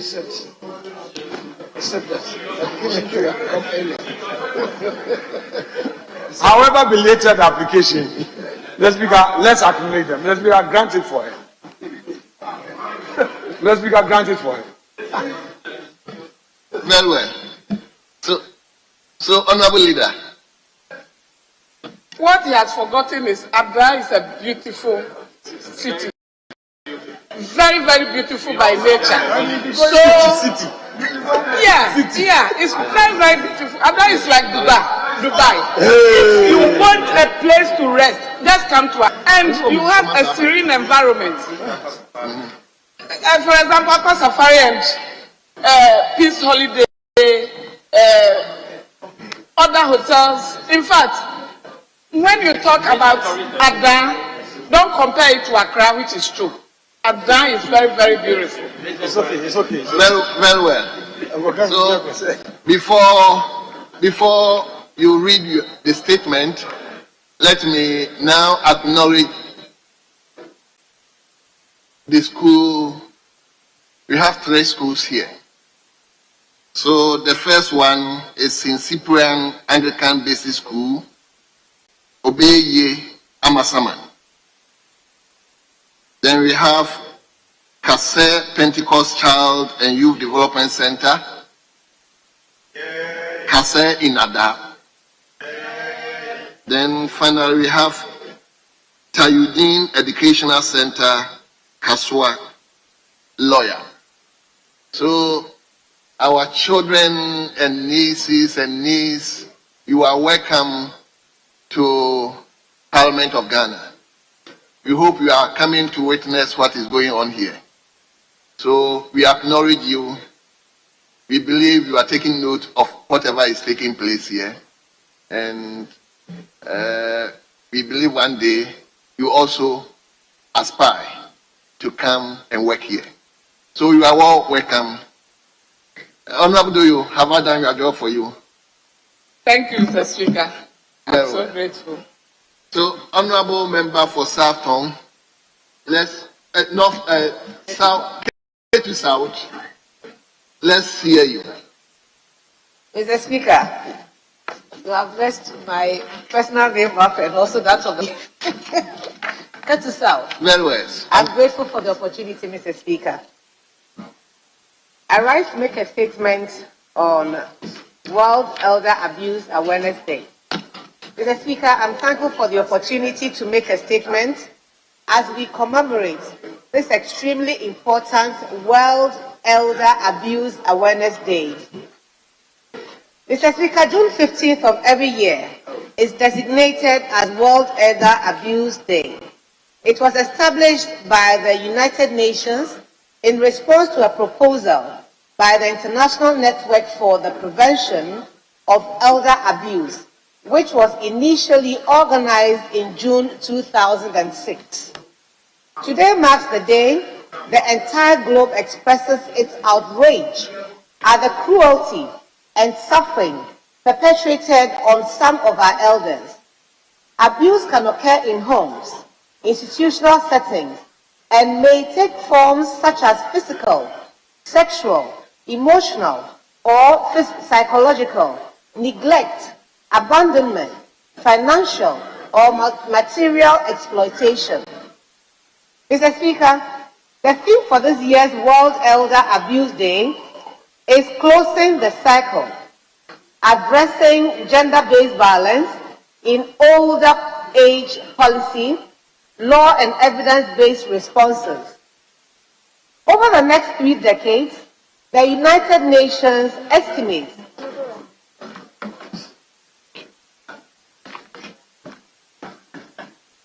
Honourable Member, you are addressing me. So, over the next 3 decades, the United Nations estimates that the number of older persons worldwide is projected to more than double, reaching more than 1.5 billion persons in 2050. The second fastest increase is projected for sub-Saharan Africa, where the population age 65 or over could grow from 32 in 2019 to 101 million in 2050. After North Africa and Western Asia, which has recorded the fastest. In Ghana, the elderly population is projected to grow by 2.5 million by 2025 to 6 million by 2050, representing about 12% of the total population. With a growing global population of elderly people and as longevity increases, abuse of the elderly is an occurring problem that affects health and human rights. A report by ActionAid Ghana in 2022 stated that gender-based violence is a global pandemic that affects 1 in every 3 women in their lifetime. Gender-based violence is any inhuman treatment meted out to a person solely because of his or her gender.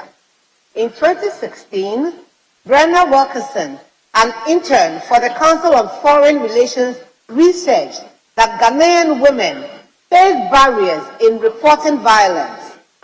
These obstacles are rooted in cultural belief that domestic and sexual violence is a private matter that should be addressed outside of the criminal justice system.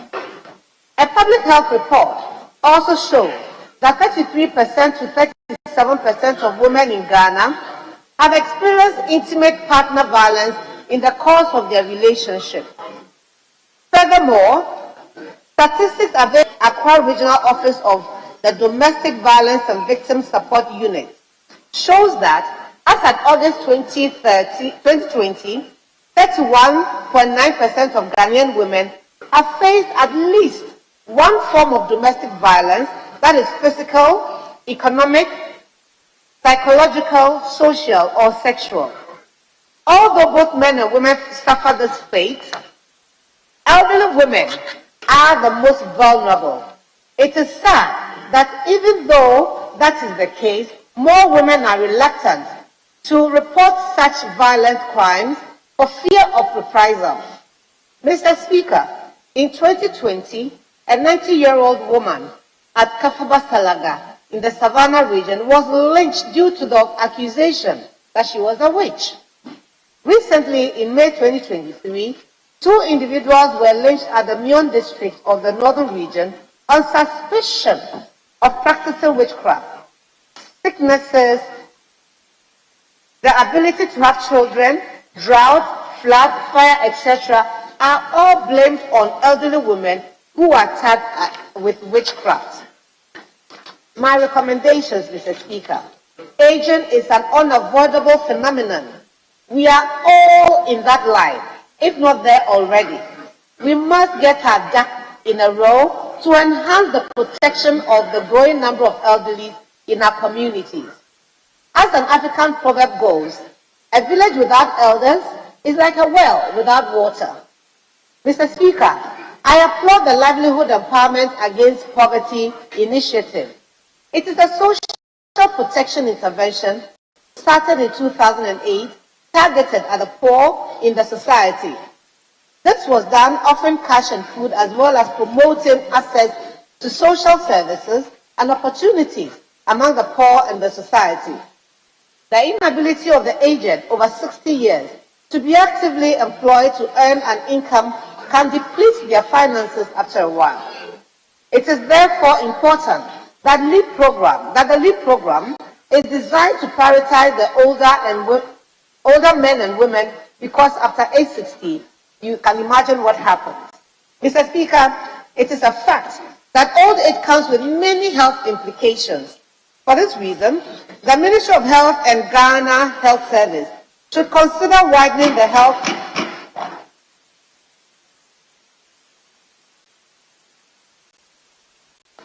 Mr. Speaker, it is a fact that old age comes with many health implications. For this reason, the Ministry of Health and Ghana Health Service should consider widening the health insurance scheme to cover many illnesses, especially those associated with old age. In addition, more health practitioners should be trained to offer services that are tailored to cater especially to older men and women in our societies. This will help reduce the mortality rates of the aged. Many aged people are dying from illnesses that could be treated with simple medical procedures and medication. This should not be the case.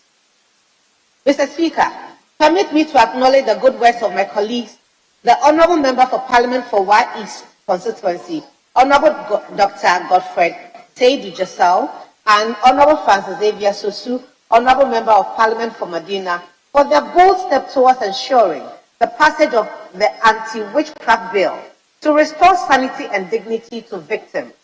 There is an urgent need to call the bill to be passed by Parliament.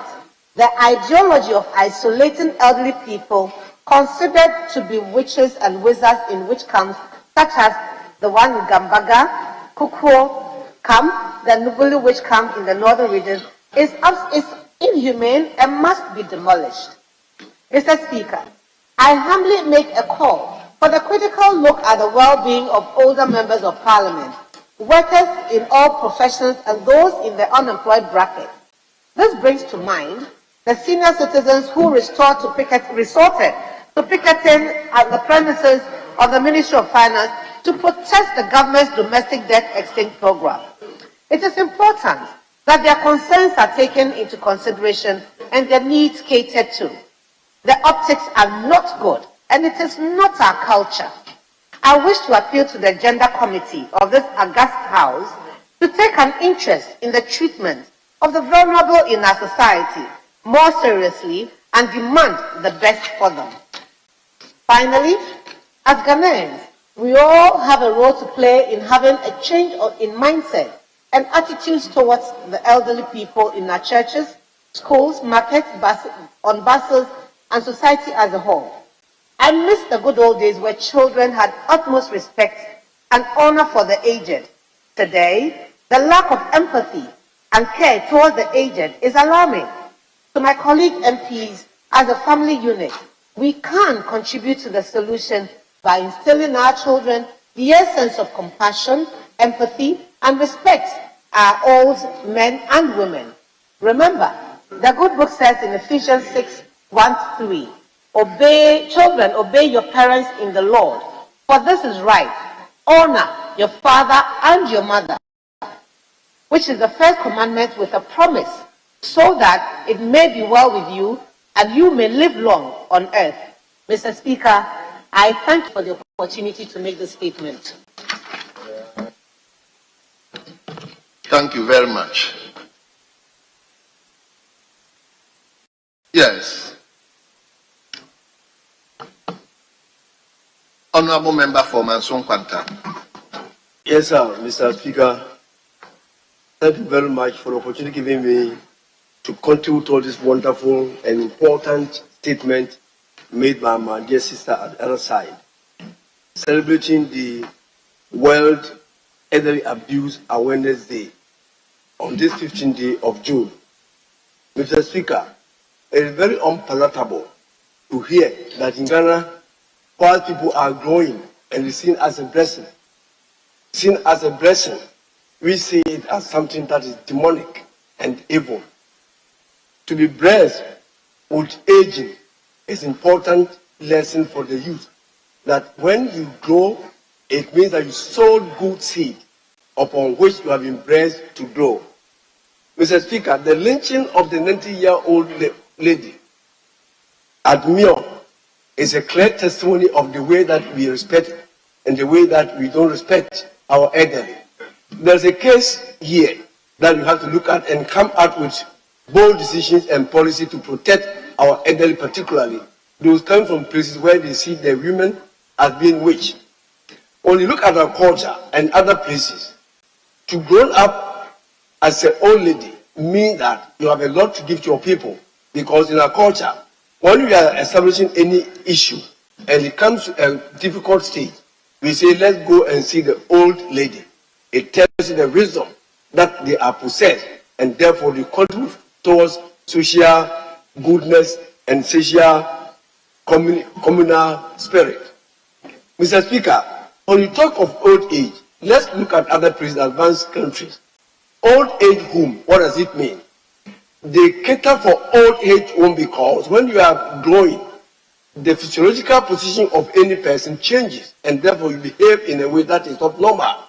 So they have crafted the old age home where the elderly are sent for them to be taken care of.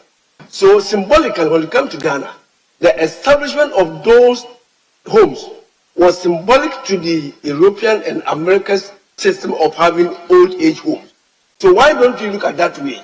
That because of our culture, we respect the elderly, and because of the physiological changes in their lives, why don't you also look at the old age home as an old age base, where instead of tagging them as being rich, we tag them as being old age, and they demand special attention. I believe if Parliament is to take steps and turn this anomaly into positive way by seeing as those people as rich home, we can turn them to be an old age home where we have to have proper facilities to take care of our elderly because they are blessed due to their contribution to society. It's very important. Apart from that, there are other chipping this one too. There are other customary rules and laws and practices that are also symbolic to other places that you say trocosi and those things. It's convent that they train young ladies. Why don't you convert these places to types like a convent to train these young ladies?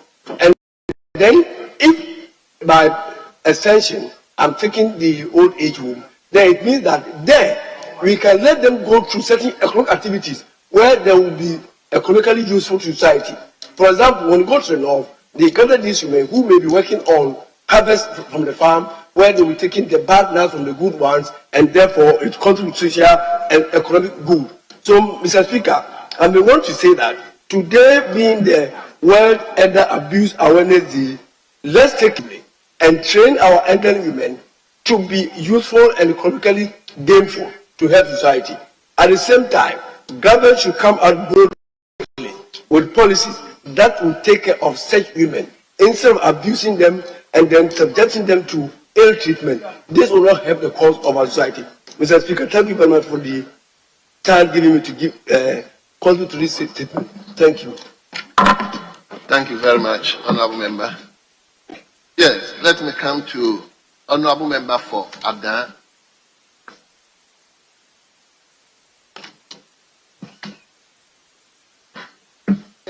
Thank you, Mr. Speaker, for the opportunity to add my voice to the statement made by Honourable Member for Ketu South.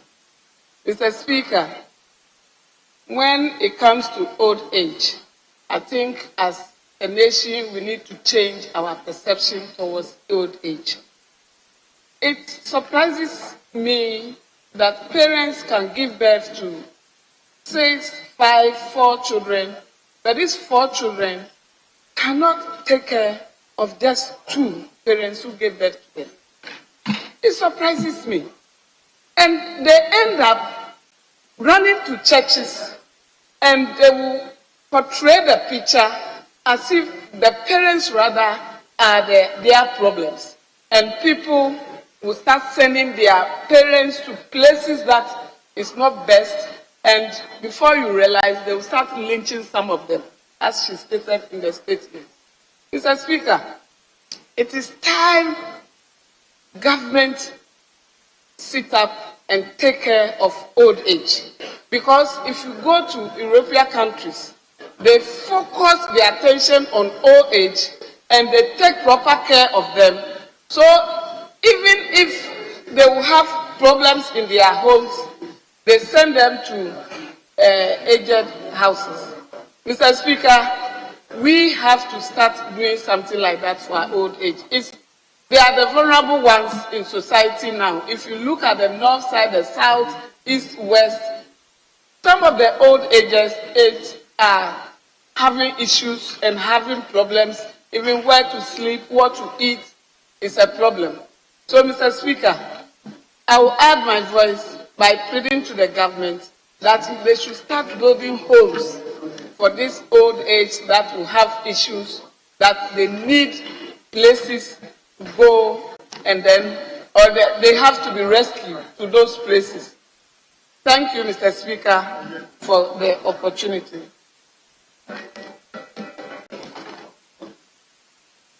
Thank you very much. Yes, Honourable Member for North Tongue. I'm grateful, Mr. Speaker. Mr. Speaker, this is a very, very important statement, and I want to congratulate the Honourable Abla Jifa Gomashi. We call her Mamaga in the Volta region, for this very well-researched statement. Mr. Speaker, a statement to commemorate World Elder Abuse Awareness Day. Mr. Speaker, this is a phenomenon which has been going on for years. And as a country, it has reached levels that we are all appalled about. We all condemn what particularly female elderly people are put through in our society. Mr. Speaker, I take the view that it is an extreme embarrassment, a national disgrace, that in this century and in this era, we still have witches' camps dotted at several places in our country. Mr. Speaker, on this day, I want to join colleagues and the Honorable Ablaji Fagomashi and call for the abolishment of all these witches' camps. These camps must be closed and closed immediately. They represent a grave violation of the human rights of our senior citizens. That those camps still exist, Mr. Speaker, is a scar on our collective conscience. And Mr. Speaker, I believe that as lawmakers, nothing should even stop us from pursuing a private member's bill to totally abolish this practice and make it illegal for witches' camps to exist. I think it's long overdue, because it's really a disgrace. It is a national embarrassment. It is an anathema, an abomination.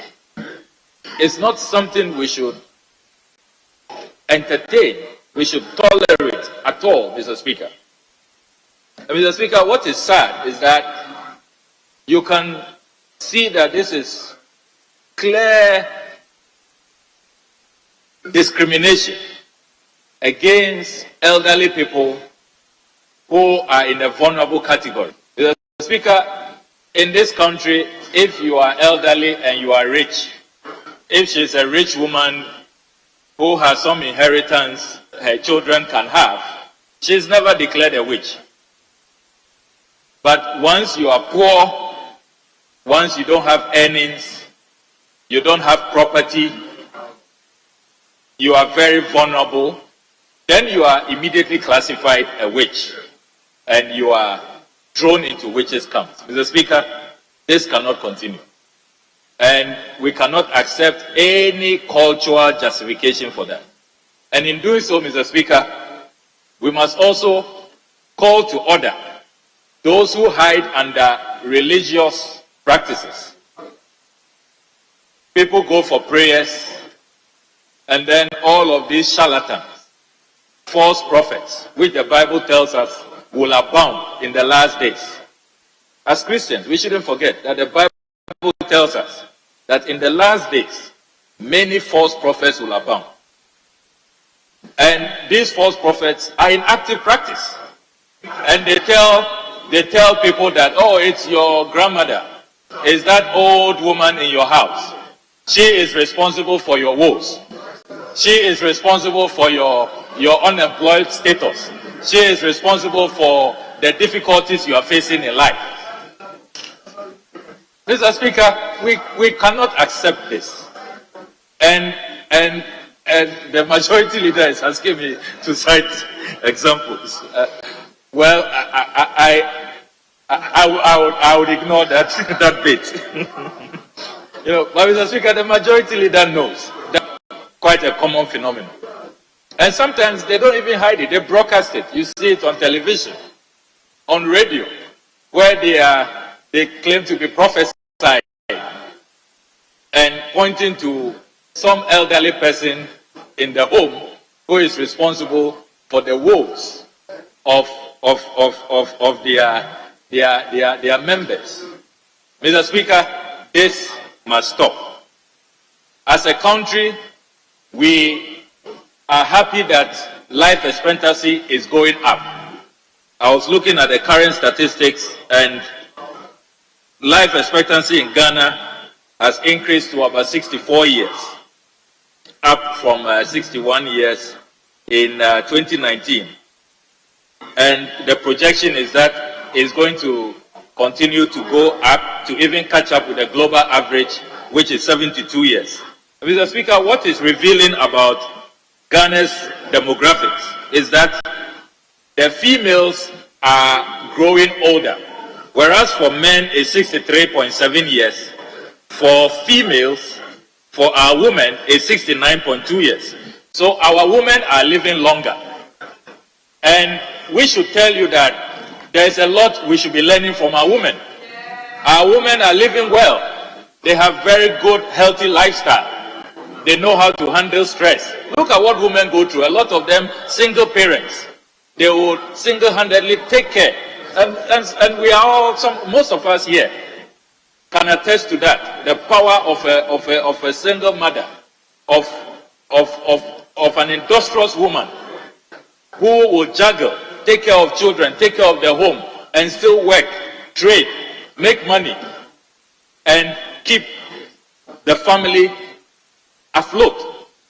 And Mr. Speaker, instead of us letting our senior citizens, our elderly women, how they are able to cope, how they are able to manage stress and all of that, and how they are able to live longer, they rather become victims of society in old age. Mr. Speaker, this cannot continue. And that's why I would also want to commend our colleagues, the Honorable Sosu and the Honorable Gisao, who have a private members bill to make sure that witchcraft is outlawed. Mr. Speaker, we must all support that effort, and we must ensure that witch camps do not exist. I know the Gender Ministry started some work under Nana Oyelita, which I'm sure her successors have continued. But the pace has been very, very slow. And really, this phenomenon should not exist. And I think as colleagues, every member of parliament who has this camps in their constituency, they should all feel affronted, sufficiently outraged, so that we work together to have these witch camps closed. Finally, Mr. Speaker, I want to also commend the maker of the statement for drawing our attention to gender-based violence. It is on the increase when you look at the statistics. Mr. Speaker, the statistics are very, very frightening indeed. That according to Action Aid in 2022, they declared gender-based violence a pandemic, and they say that in Ghana, public health reports show that 33 to 37% of women have experienced gender-based violence. That is about 1/3, Mr. Speaker, of our women who are experiencing gender-based violence. Mr. Speaker, the fairer sex should be protected. They should be loved. They should be cared for. We must make sure that they feel safe. We must not hound them. We must not attack them.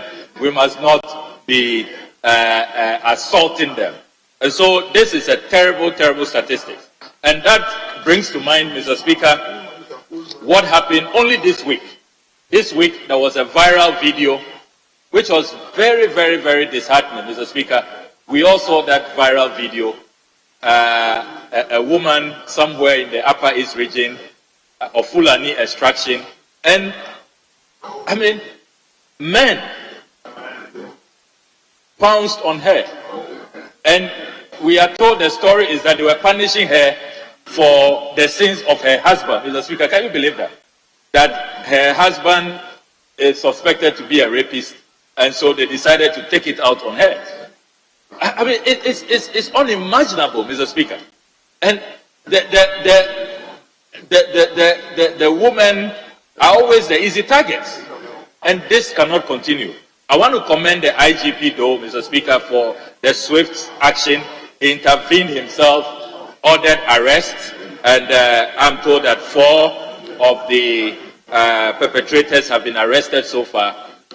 they must know that this House condemns that kind of conduct, and we will not accept our women continuously suffering gender-based violence, lynching of elderly people in the name of witchcraft. All of those things must stop. And I commend the maker of the statement, even though she is nowhere near old age.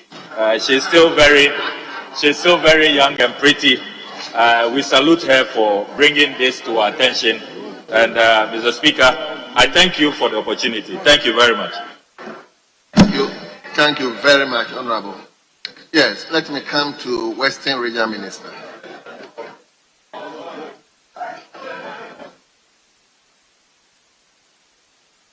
Yes, Honorable. Okay.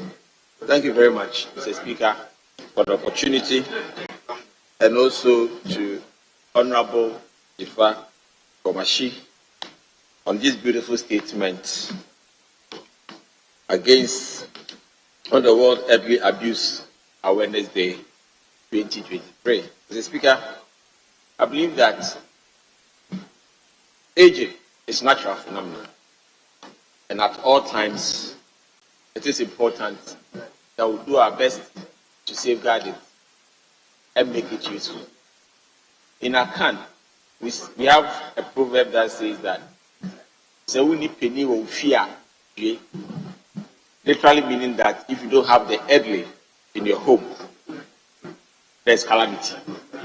So clearly, Mr. Speaker, having the opportunity to have older people, elderly people in your home is a blessing. And therefore, it is apt that Honorable Abla Jifa Gomashi has done this statement here in this House. Mr. Speaker, in other societies, as you age, you are either sent to old people's homes where you are taken care of, and then your medical, whatever, is taken care of in a lot of advanced societies. But in Ghana, because we have these large families, extended family systems, it is expected that these systems will be able to support our elderly people to be able to maintain their health and be able to advise generation from one part to the other. I quite remember when I was a young man and my grandmother was alive. Anytime you made a mistake, she would call you to the room and tell you what your father did, what your mother did, what your uncle did, what your grandfather did, and everybody did in the house, and tell you how you should change your path for the good, not for the worse. Mr. Speaker, it is also clear from our own constitution that Article 26, with your permission, I'd like to read. Every person, it says that, I'll read 1 and 2 so that we can link the two together. Every person is entitled to enjoy, practice, profess, maintain, and promote any culture, language, tradition, or religion subject to the provisions of this Constitution. And if you take the 26(2), it says all customary practices which dehumanize or are injurious to the physical and mental well-being of a person are prohibited. So clearly, in societies in Ghana or elsewhere, where we treat people inhumanly and then not in dignity, clearly the Constitution of Ghana provides for it so that we can stop it. It is therefore very important that anywhere in Ghana that we see the elderly are being mistreated, I believe that we have the full backing of the Constitution to stop it. Either getting the police to stop them or getting the courts to stop them. And I believe that that is the way we should be going. But Mr. Speaker, if we take a lot of these stories that come from our communities about the humanizing nature of how elderlies are being treated, one of the things that we tend to see is that you never hear that rich old people are being humanized. I've never heard it before. So I wonder, we have never heard it before.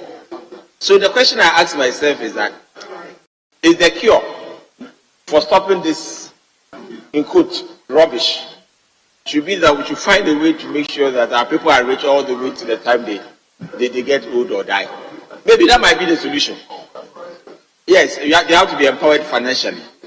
And I strongly believe that that is the way maybe as a country we have to be looking at. In fact, for a very long time, when we have a lot of debates in this house, Mr. Speaker, we hardly talk about how to create value addition, how to create wealth, and how to share the wealth. Most of the times, we're always talking about expenses.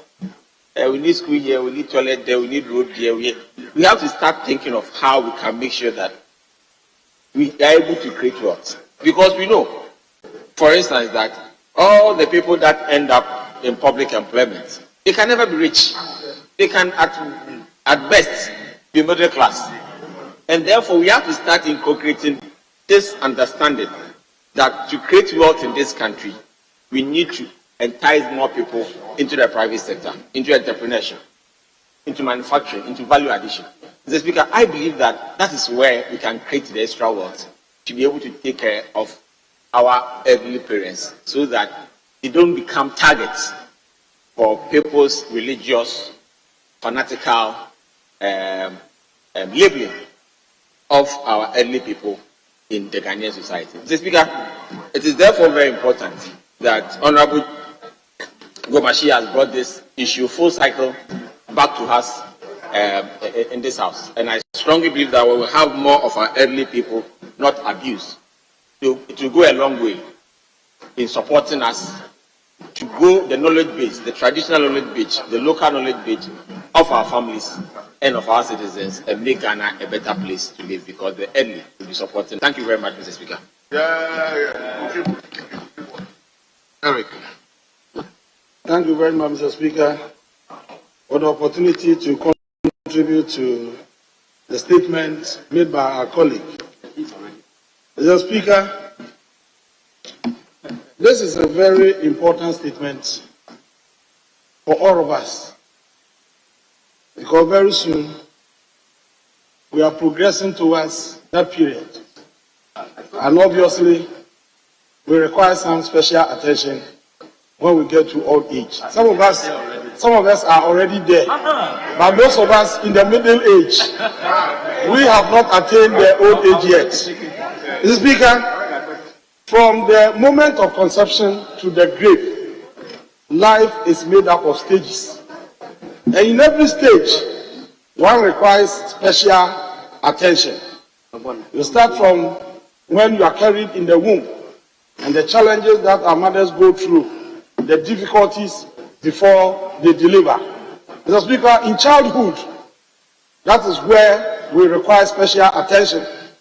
And they will do everything possible to make sure that we are protected, to make sure that they nurture us and develop us to become useful adult citizens who will contribute towards nation building. Mr. Speaker, they do all these sacrifices, but when they get to the old age, when we have attained adulthood and we have developed physically, we have developed intellectually, and we have the capacity to support them, that is where we abuse them. Mr. Speaker, it is unfortunate that when people grow and they are blessed with old age, they are considered witches and wizards. It is something that one cannot understand. Is it a sin to attain old age? But Mr. Speaker, we don't need a new law to prohibit this witches camp we are talking about. The Constitution prohibits it. And we must act immediately to restore peace and dignity to our people. Mr. Speaker, I refer you to Article 26 of the 1992 Constitution. Mr. Speaker, with your indulgence, I read. Is entitled to enjoy, practice, profess, maintain, and promote any culture, language, tradition, or religion, subject to the provisions of this Constitution. Mr. Speaker, clause 2. All customary practices which dehumanize or are injurious to the physical and mental well-being of a person are prohibited. And so, Mr. Speaker, the law is clear. All cultural practices that dehumanize our people, that physically torture them and destabilize their mental well-being are prohibited. And so, Mr. Speaker, why do we even allow these things to happen in this country? That would they create this kind of witches camp and then keep our women there, our grandmothers there for no good reason, and will treat them. And we sit aloof as if nothing is happening in this country. And it is only when somebody captures this on video and then it goes viral, then we ask the police to go and arrest them. What they are doing is illegal under the constitution of this country. And we must act now. Those who have the capacity under the law to enforce the law, they must do so immediately. And so, Mr. Speaker, I personally don't think that we need a new law to criminalize what they are doing. It is already prohibited under the 1992 Constitution.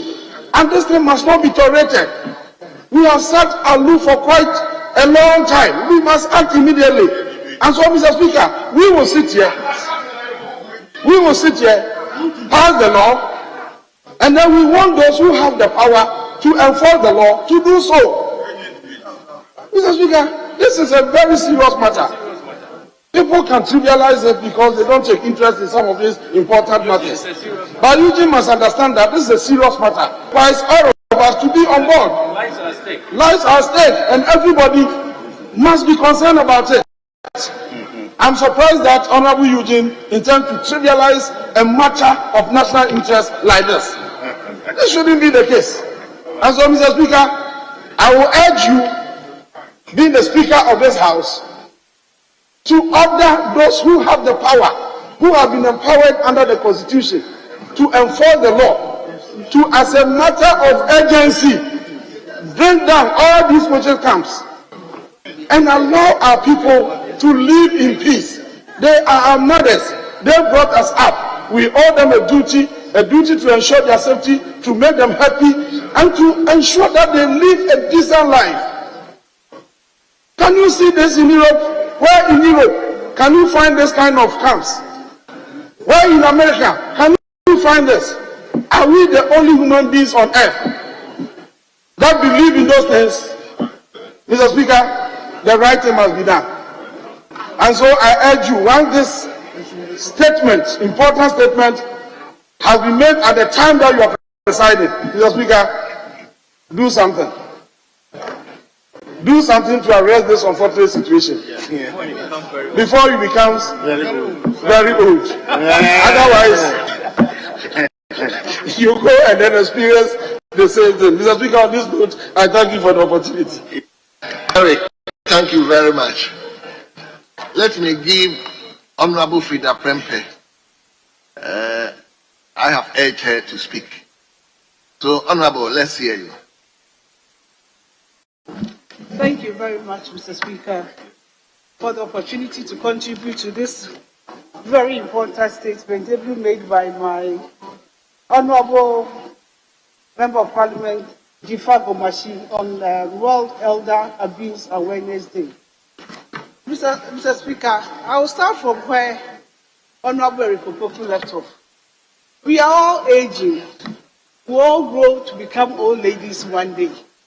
But unfortunately, Sunday will be celebrating International Father's Day. Unfortunately, the men have never been said to be wizards. It's always the women who are witches. But unfortunately, if by the grace of God, you are granted to grow older, definitely you will get there. I think domestic violence issues are still increasing, whether physically, emotionally, or whatever. But then, have we been voicing out some of these issues as we grow? I have had the opportunity to serve as a Deputy Minister for the Gender Ministry, where we have a division or department for domestic violence. Very few people, very few women still report some of these issues that they face at home. And the worst of it all is the emotional part of it. Because if somebody hits you physically, if I don't report, Honorable Boama might see it and might even report to the police. But what I am going through as an individual, he cannot report for me. So I think some of these issues, we have to address it as and when it comes to us.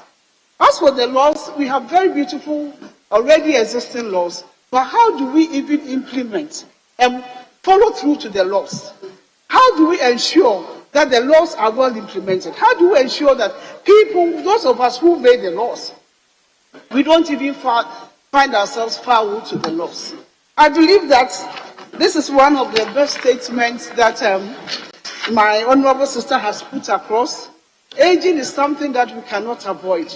But as we grow, we ask ourselves, we are talking about domestic violence. Even as human beings, as a man or a woman, what do you take? What food do you eat? Do you exercise? Do you take your regular meals? Do you eat well? All these things affect us when we grow up. There are some people, when they are growing up, they take to drinking, they take to smoking, they take to doing all sorts of things. But remember that there's a saying that whatever you throw to the wall will definitely bounce back to you. So I think that as we are celebrating Abuse Day of Women today, World Elder Abuse Awareness Day, I think we should cast our minds back to the witch camps. There are a lot of women out there who are innocent of the crimes being meted out to them. When we had the opportunity to visit them, Mr. Speaker, some of them told us that they are there because of the simple reason that their children are doing well than other members of the family. So people think that they are witches, that's why their children are doing much better. Others also said that they are there because maybe her husband died mysteriously or her children have died mysteriously, and instead of attributing it to our way of life and our healthy life living, they are not doing so. They think that once you give birth to 4 children and 2 of them or 3 of them die, that means you are a witch. So I think that we are celebrating Abuse Day today. We should be looking at the education part of this whole thing, the awareness. We are creating the awareness. We'll speak at length about it on the floor. But at the end of the day, what will we achieve? We have to go back to our radio stations. We have to use our communities. We have to let them know that if somebody falls sick, now we have climate change all over the place. So even if it's not raining, there's an old lady in the house who they think is a witch. That's why the rain is not falling in the northern part of our country. Unfortunately, we have the witches camp in the northern parts of the country. And when you visit them, the situation that they find themselves in, the environment within which they live, their upkeep is nothing to write home about. So even there, they are still torturing them because they've been said to be witches. Which, of course, I don't know. I'm not a witch, so I will not know a witch. You may not be a witch, so you may not know a witch. But because the person is elderly, because the person, by the grace of God, has been able to live up to a certain age, because the person has grown, because the person has achieved something in life, because unfortunately something has befell her, she's been said to be a witch. And I think the onus lies on all of us to ensure that some of these things are not done anymore. We should be able to take our mothers out of the witches' camp. We should be able to dissolve that camp. We should be able to find them a better place of living. We realize that there are some NGOs out there, but I've been asking myself, there are a number of NGOs in the northern region. How have they been able to affect the lives of people? They keep moving from the southern part of the country to the northern region, always using poverty, education, witchcraft, back and forth. What have we achieved the last few decades that they've been working in the northern region? So, Honorable Speaker, I share the recommendations that my sister has enumerated here, that as Ghanaians, we all have a role to play by changing the mindset of our people, by educating our people, creating the awareness that at the end of the day, if God grants you the grace, you'll be able to grow to become an elderly woman to age.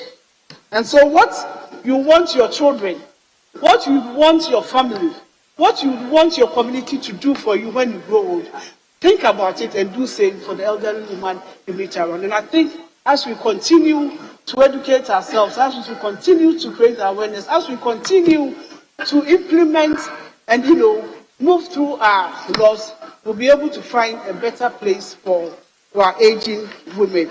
On this note, Mr. Speaker, I thank you for the opportunity to contribute to this very important statement made by Honorable Tifa Omashi. Thank you very much. Very well. Thank you very much. Let me come to leadership. Right, Honorable Speaker, I thank you for the opportunity to make brief comments in relation to this brilliant statement made by our colleague, Honorable Abla Tifa. Mr. Speaker, I get a feeling some people feel this statement is about old people. Mr. Speaker, if we all live long enough, we may become weaker physiologically. We may need the support of others to live our lives the way we want to live. Mr. Speaker, it's true, as Honorable Ablakwa said, we are told Ghana's life expectancy has improved. It's now about 64.94%. Mr. Speaker, it shows that we are living longer, which is good. But when you live longer, surely you get weaker. That is natural about our physiology. That is why, Mr. Speaker, we should all pay attention to these things. Today, yourself, myself, majority leader, I am sure in the past you could climb using the stairs to your office on the 10th floor. But Mr. Speaker, I don't know how many colleagues in this house will be able to climb using the stairs to the 4th floor comfortably. It's simply because we are degrading physiologically as we age. And society must be structured in such a way that we make provision for that stage of our lives when we can't do things the way we want to do it. Colleagues talked about other things, including our social structure that appears to be changing. Mr. Speaker, many of us grew up or we survived only because of the network of the extended family. There are many people, including myself, who was taken care of by somebody else in your family who is not necessarily your biological father or mother. So where are we getting it wrong that today, when people give birth and educate them or give them skills and they grow up, they think that those parents have become burdened. So they are looking for a place to park them so that they can have their lives. Some people are ready to actually put their parents in care homes. Mr. Speaker, it may be the culture of other people in other countries, but that is not our culture. Our culture is that you stay around your parents and then they grow and die, your children. So it is not everything that we can copy from somewhere and think is good for us. Elsewhere, nuclear family is at the heart of family. We actually survive based on the extended family, and we shouldn't let it go because it's a critical part of our survival. Mr. Speaker, if you check Article 715, that's the Disability Act. I keep saying it. That act is very important. It's not about disabled people. It's about people with reduced ability to do things. Mr. Speaker, some people wear glasses. At the age of 5 years, the person is not old. But it means that that person has got a little bit impairment in his vision. When we make laws, the laws must take cognizance of that. Mr. Speaker, assuming we have a speaker today in Parliament whose mobility is challenged, in wheelchair, that speaker cannot sit where you are sitting because this chamber is not fit for purpose when it comes to response to people with less disability. Because where you are sitting, it's only stairs. So if the person is in a wheelchair, how is that person going to get to where you are sitting? So we are even in breach. We ourselves are in breach of the Disability Act to start with. We made the act. They said after 10 years, every public building must ensure that they make adjustments to take care of that. The 10 years has passed. Not even Parliament has actually implemented any part of that. We are in breach of that. You understand? We are in breach of that, Mr. Speaker. In fact, the color scheme in this chamber could actually not help some people with a certain level of a visual impairment. So, Mr. Speaker, this is a very important thing that we should all take Kel, when it comes to the issue of spirituality and other things, the Speaker, the African is very spiritual. There are people in this country who needed to consult somebody, either a pastor or imam or something, even before they get out of their house. Because whatever the person says, he or she believes that that is what is going to happen. Maybe that is part of the reason that somebody will consider his or her grandparents that nurtured the mother or the parents and who later nurtured him as a reason why he's not able to progress in life. You attend interview. You knew you couldn't answer the questions they've asked you. You come back home, and if you don't get a job, you say that is because of your grandmother, you didn't get a job. Meanwhile, you went and answered the questions completely wrongly. So, Mr. Speaker, we need to take this very seriously, and that is why I believe that the statement made by our colleague is not about all people. It's about all of us preparing for the kind of life we want to live in 10, 15, 20 years' time. And if we want to be treated better, then it is upon us to make the necessary changes that we needed to be, we need in our society before we get there. Because surely, if you live longer enough, you will be weak physiologically. You can't walk the way you need to walk. You can't see. Your eyesight may degrade, and you are just at the mercy of others. But I think, as a country as well, our laws must begin to reflect this. I want to commend the government in 2008 when they brought the LEAP. Because part of the people who should benefit from LEAP is people of 65 years and above, and that actually exists in the country.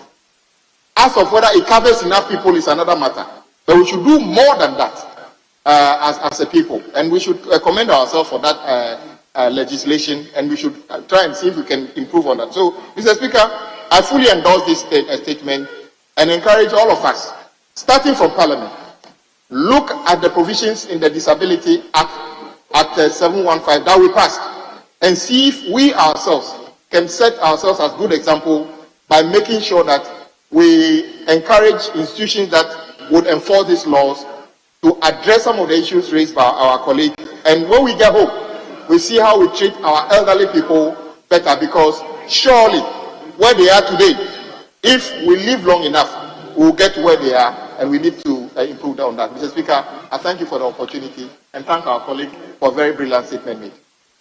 Thank you very much. Majority Leadership. Thank you, Mr. Speaker, for the opportunity.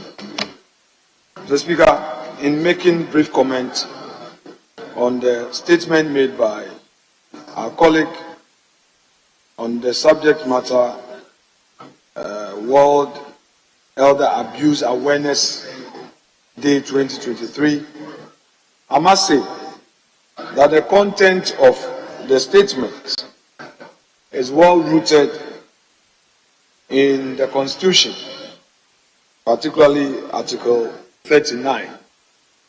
And the Speaker, for the avoidance of doubt, let me quote 39(1) and 2. 39(1) says, subject to clause 2 of this article, the state shall take steps to encourage the integration of appropriate customary values into the fabric of national life through formal and informal education and the conscious introduction of cultural dimensions to relevant aspects of national planning. And 2, the state shall ensure that appropriate customary and cultural values are adapted and developed as an integral part of the growing needs of the society as a whole, and in particular, that traditional practices which are injurious to the health and well-being of persons are abolished.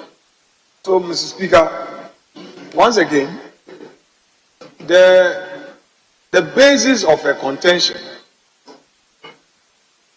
is well-founded, because she talks about the need to create this awareness.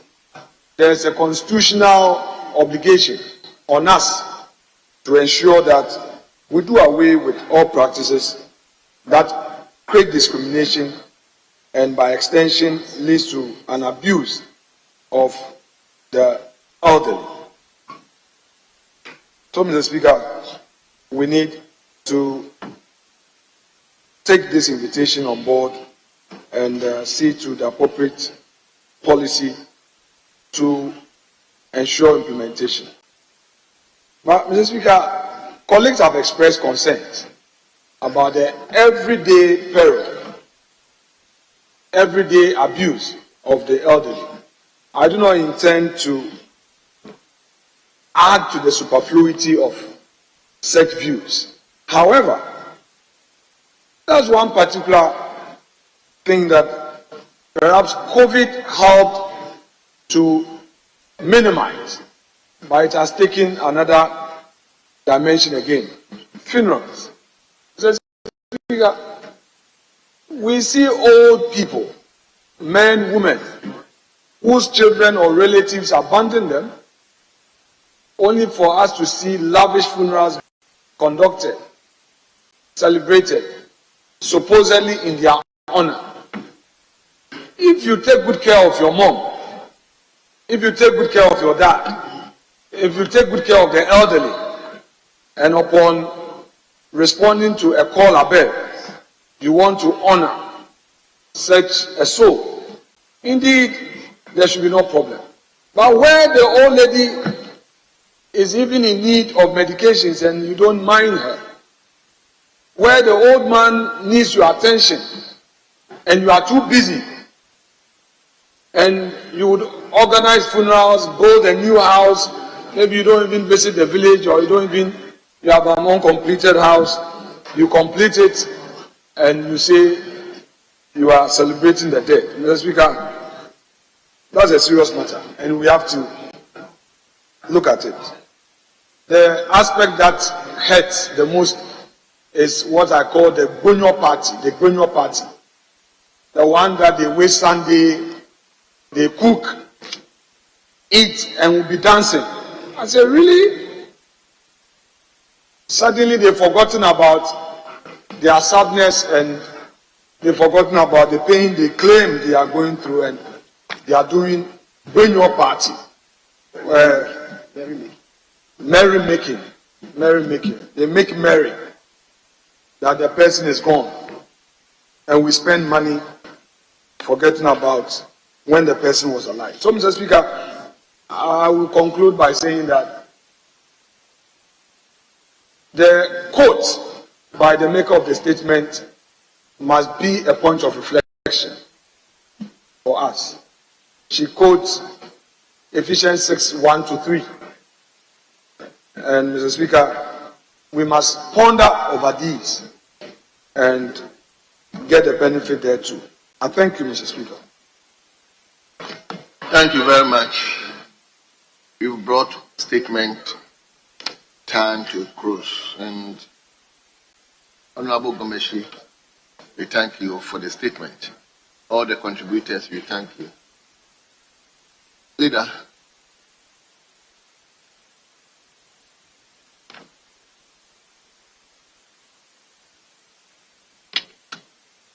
Mr. Speaker, I've seen the former Deputy Minority Leader who now chairs the Public Accounts Committee in the House.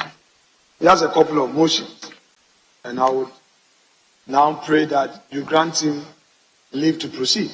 So, yes, you should. You can mention it.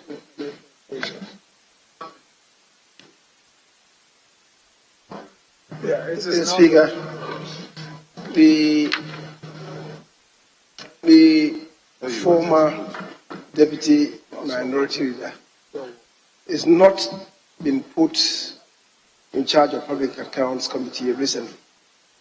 He has been in charge even when he was the Deputy Minority Leader. Mr. Speaker,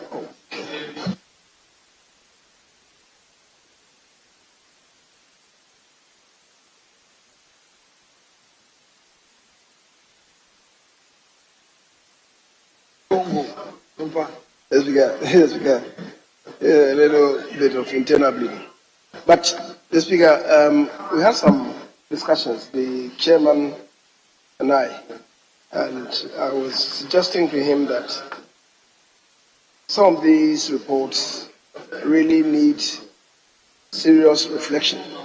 And I was asking him to deal with the one relating to the MDAs, so that we could stand down the reports on the public boards, corporations, and other statutory institutions, and also the foreign exchange receipts and payment of the Bank of Ghana for the half year ended 30th June. We require to have maybe the Minister of Finance to be here, and perhaps even officials of the Bank of Ghana to be here to hear what we will say about the reports from the Auditor General and our own considerations of the report of the Auditor General. So, Speaker, I'll plead with him to consider one, and then we'll leave the two. He tells me that he's not going to be around next week. So perhaps the two others will be taken in the ensuing week, not next week. Yes, so we'll deal with one. The one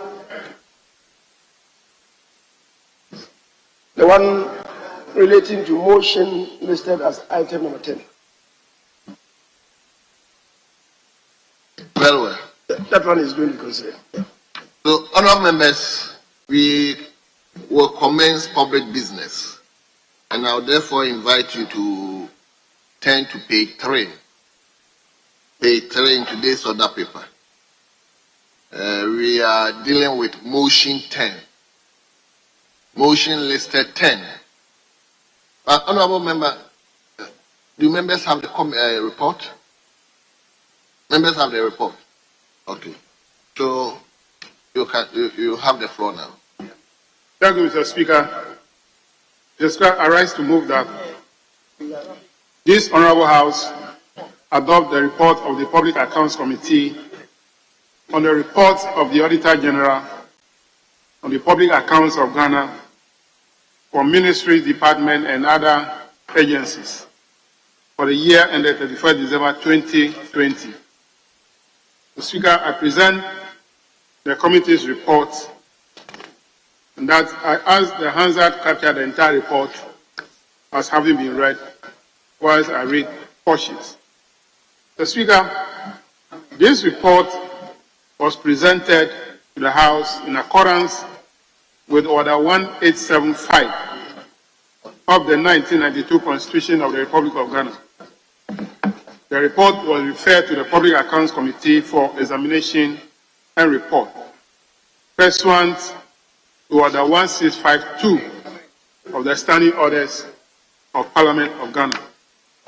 The purpose of the audit by the Auditor General was for the Auditor General to ascertain whether all MDAs maintain proper records and books, whether accounts were properly kept, and all public monies due were fully accounted for. The audit also sought to determine if the rules and procedures applicable were sufficient to ensure an effective check on the assessment, collection, and proper allocation of revenue, and whether monies were expended for the purposes for which they were appropriated, and the expenditures were made as authorized. Mr. Speaker, the summary of the findings of the Auditor General. The significant findings of the Auditor General in his report bordered on tax irregularities, cash, outstanding loans and advances, payroll, store and procurement irregularities, and rent and contract irregularities. The overall impact of the irregularity amounted to 2,053,176,449.85 Ghana cedis. The committee noted that the total irregularity declined from the 3 billion recorded in 2019 to 2 billion, representing 31.75% decrease in the financial value of the irregularities. The Speaker, significant among the irregularities is loans and advances, which alone is about 1.1 billion. The Speaker, the committee observations. The committee noted that most of the institutions had complied with the recommendations of the Auditor General in respect of the irregularities cited against them. The committee observed, however, that the irregularities that remain unresolved relate to a number of ministries, departments, and agencies. So these have been captured in a report from page 9 to about page 58 of the report. So Speaker, let me get to the audit opinion and conclusion. The Auditor General stated that in his independent opinion, there were significant improvements in the presentation of financial statements by the MDAs, especially with the use of GIFMIS. In all, out of the 32 MDAs audited, 18 MDAs received unqualified audit opinion. Thus, their financial statement presented a true and fair view of the financial positions as at 31st December 2020 and financial performance of the MDAs for the year ended. 6 MDAs had their account qualified, that is, except for, on the basis that the accounts were prepared on cash basis and no adequate disclosures were made on GOG assets and liabilities. And 8 disclaimer opinion on the basis that those MDAs did not submit their 2020 financial statement for audit validation by the end of the year, by the end of February 2021, as required by Section 80 of the Public Financial Management Act of 2016 at 9201. The Speaker, conclusion. The committee has carefully considered the report and finds that the Auditor General duly prepared same by examining the accounts submitted and expressing his opinion thereon, pursuant to Order Article 187 of the 1992 Constitution and Section 84 of the Public Financial Management Act 2016 at 921. The Speaker, the committee has therefore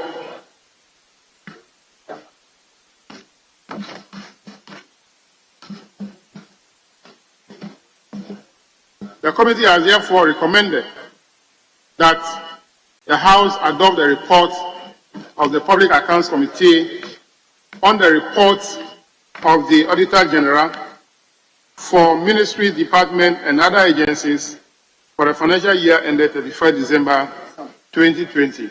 As so moved, Mr. Speaker. Very well. Yes. Honorable Ajekum. Thank you, Mr. Speaker. I rise to second the motion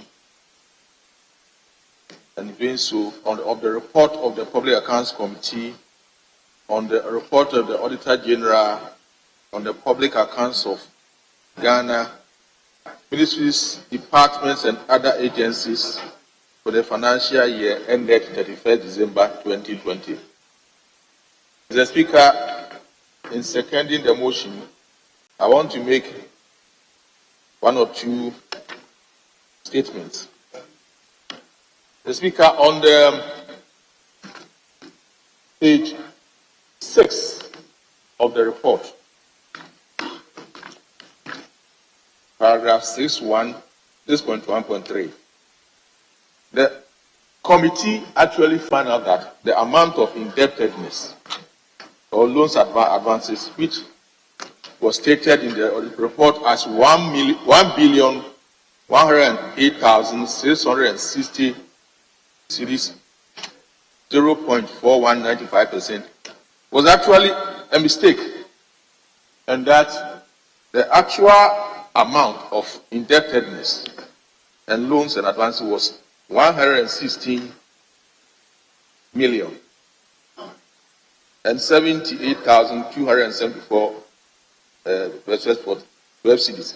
The Speaker, a whopping 900 million of the amount involved had been wrongly stated, and unfortunately it has been captured in the report by the Auditor General.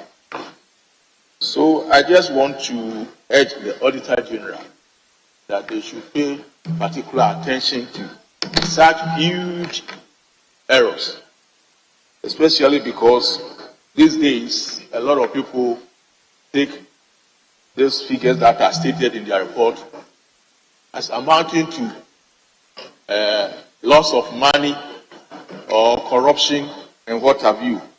So, Mr. Speaker, I think that is very significant. Mr. Speaker, I also noted that generally the number of infractions have reduced significantly in this particular report, and it's actually continuing over the number of years going forward. The Speaker, another thing we notice is that procurement infraction in general, the number of procurement infractions is also coming down. I want to congratulate the Auditor General and of course the Public Accounts Committee for our stand to refer procurement infractions to the Attorney General for prosecution. This, I believe, is working to reduce the number and necessarily the amount of infractions that are incurred. The Speaker, on those few comments, I second the motion. Thank you. Thank you very much. Yes, let me come to Honorable Sam George. Thank you very much, Speaker. Mr. Speaker, as a member of the committee and supporting my chairman and ranking in reviewing the report, Mr. Speaker, we noticed the number of irregularities. If you check on page 28, paragraph 11.4 of the report, we realized that there was an outstanding National Health Insurance Scheme claim of almost 21 million Ghana cedis. But, Mr. Speaker, of critical importance to me was the old Ningo Health Center that had an outstanding balance of 328,742 Ghana cedis, 23 pesos, to be paid by the National Health Insurance to enable the people of Old Ningo and its environs benefit properly from the National Health Insurance. Lest we say that National Health Insurance, EGBLE. But, Mr. Speaker, another thing that caught my attention was paragraph 11.10.4.1. Mr. Speaker, in that instance, the mortuary attendant, one Mr. Stephen Kwabena Bartels, and the committee was very interested in the name, Stephen Kwabena Bartels. Mr. Speaker, 77,000 Ghana cedis and 6 pesos, 77,006 Ghana cedis, which was money paid, mortuary fees, paid for 554 dead bodies, was stolen by the mortuary attendant. He refused to account for the money, and Mr. Speaker, he wasn't reprimanded but transferred to another mortuary to go and continue his sins there. And for us, that constituted a grave problem, that if you will steal people's money, mortuary fees too, you will steal mortuary fees. Mr. Speaker, it is also important that you look at paragraph 15.1.1. where 1,532,624 Ghana cedis was variation in permit fees, because these fees were charged without parliamentary approval. Mr. Speaker, the companies involved are AEL Mining Services Limited, Orica Ghana Limited, and Maxam Ghana Limited. Maxam Ghana Limited rings a bell, Mr. Speaker, because they were one of the companies involved in the Piate thing. And so it's extremely important that we look at that. Again, Mr. Speaker, 15.2.1. Mr. Speaker, the Ghana Police Service in the Western region in Takwa, CID arrested some suspects in the case the Republic versus Nana Akako and 3 others. Mr. Speaker, they seized $8,100, 40,000 CFA, and a few other items. Mr. Speaker, their cash has disappeared. When investigation was called for from the police in the exhibit room, the 40,000 CFA that was brought, Mr. Speaker, it turned out, when the police finally brought it, it turned out to be fake money. The original money there, we can't find it. The $8,100 has been sent to the US Embassy for authentication. We are still waiting for the authentication report to see whether that one too will suffer the fate of the CFA. And when we ask where are the 2 police officers who were in charge, one of them has left the police service for us. He's left the police service. He's taking his ex-gratia and gone. And I think that the police must take that case seriously. Mr. Speaker, the last point I will make has to do with 16.4.1. Washington. The Ghana mission in Washington. Mr. Speaker, we appointed an honorary counsel by name Mr. Jack Webb. Jack Webb. And this is on page 46 and 47 of the report. Mr. Speaker, this honorary counsel was running out of our Houston consulate. And Mr. Speaker, he was charging people $100 and $200 for express service in the delivery of Ghanaian visas. Meanwhile, he was only paying $60 and $100. So the honorary counsel was charging in the name of the government of Ghana and taking trouble from it. And so, Mr. Speaker, between 2018 September and 2019 September, the honorary counsel, Mr. Jack Webb, in Ghana's Houston consulate, had collected $843,900 US, but he only accounted for $458,900 US, meaning he had pocketed $354,760 US, almost $355,000 US, in the name of the Ghanaian taxpayer. And Mr. Speaker, at the time the committee sat, he had refused to refund the money. He had taken the money and gone. And what the ministry had done was to withdraw his status as honorary counsel. We want to urge that subsequently, when we are appointing honorary counsels, we should check their character well to avoid such gargantuan loss to the state. Mr. Speaker, imagine if an MP had taken $355,000 of taxpayers' money. What will happen to that MP? But this Jack Webb has taken this money and is yet to refund it to the Ghanaian taxpayer. I hope that the Foreign Affairs Ministry will work with law enforcement in the US to retrieve the monies. I thank you, Mr. Speaker. Yes, let me come to my son Panta. Thank you, Mr. Speaker. Panta, can you please go to your seat, please? Thank you, sir.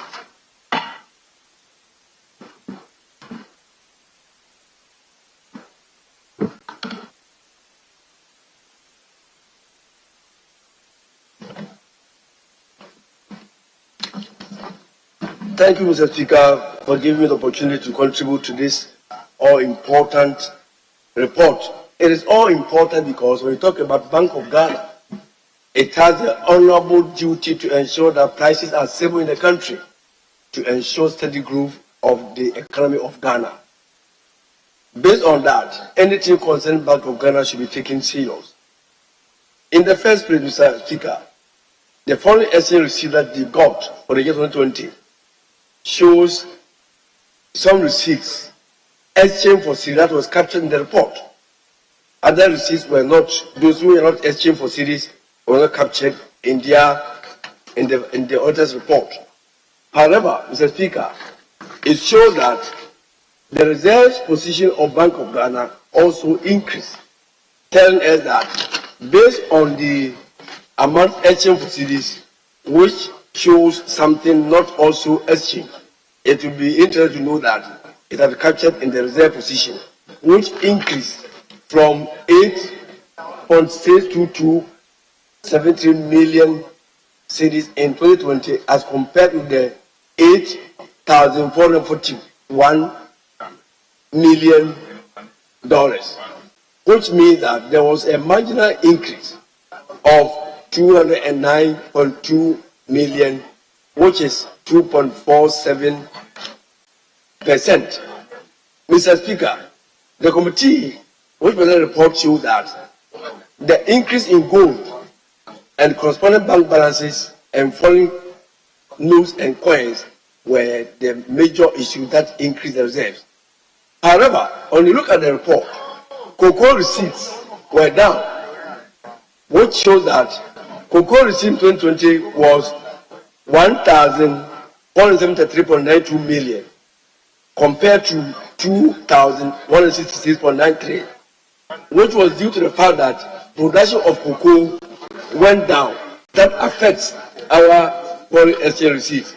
However, this was compensated for by gold receipts, which shows some good amount of foreign currency coming into the Ghanaian economy. Mr. Speaker, that should tell us that we have to give meaning to gold production in the country. So I know the day. Honourable member, hold on. Let the chairman. Mr. Speaker, I think that my colleague is reading or is debating a different report. But the report I moved is numbered 10 on page 3 of the other paper. But he's actually debating the foreign exchange report. So if you can come back to the report for ministry, department, and other agencies. Thank you. Well, thank you very much. Yes, Mr. Speaker. Honourable member for Manson Kwanta, you have to. There are so many reports, but he's just trying to let you know there's that report we are. Yes, the report is the report of the Public Accounts Committee on the Auditor General on statements of foreign exchange receipts. No.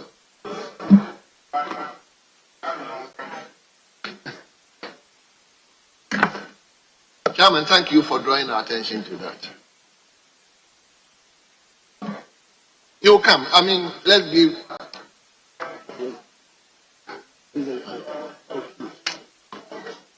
I thank the chairman for drawing the honourable member's attention, but he's one member who has been very prompt to duty and always present in the chamber. So I see my good friend Eric trying to catch your attention to rule him out. We should rather encourage him. So Eric, don't do your tactics here. Let's allow him to. Let's rather encourage him. Just as take a cue from the chairman. Take a cue from your chairman. Okay, leader, I will obviously come back to him. So let me, honourable member, take your time and go through that. I'll come back to you for you to make your. I'll come to you. Let me go to Eric. Thank you very much, Mr. Speaker, for the opportunity to associate with the motion on the floor of the House. Mr. Speaker, this Auditor General's report and the subsequent report from the committee is very, very important to us because it's one of the tools to ensure accountability and to make sure that the little resources we have are judiciously applied in the supreme interest of our people. On page 25, the committee reports to this House that fertilizers which were supplied for production of maize, rice, Mr. Speaker, for us to be self-sufficient in food production and cut down on importation of maize and rice to restore some stability to the exchange rate and thereby create jobs for our people were stolen. They were not accounted for. Mr. Speaker, this is very, very bad, and we have to make sure that this thing does not occur again. Mr. Speaker, when we release the resources, we have to make sure that it gets to the farmers so that we can increase food production. Now we are importing rice, we are importing maize. Every year we sit in this house, we approve resources for the purchase of these inputs. And Mr. Speaker, we say a lot of good things that we are releasing these resources to ensure that we increase production. At the end of the day, they are diverted. And we are still in the same problem. And so this is something that we have to note very well and ensure that it does not happen again. And Mr. Speaker, Fisheries, page 25, report that 265 permits were issued between January 2019 and December 2019 by the import and export unit of the Fisheries Commission. Within 1 year, 265 permits for people to import fish and for fish producers to also export. And Mr. Speaker, when they are importing, they pay fees for the permits. And when you are exporting to you, pay fees. The Auditor General is reporting to this House that in 1 year, January 2019 to December 2019, a whopping 1.3 million Ghana cedis was paid. 1.3 million Ghana cedis. 1.3 million Ghana cedis was paid. Eric, hold on. Oh, are you reading a different report? Eric, hold on. Are you reading a different report? Eric, every report you turn into agri and cocoa affairs. No, Mr. Speaker, my respected colleague, we have a report from a very important committee, as the Public Accounts Committee, chaired by the former chairman of the Finance Committee of this August House, the respected Kluje Aveji. Venerable.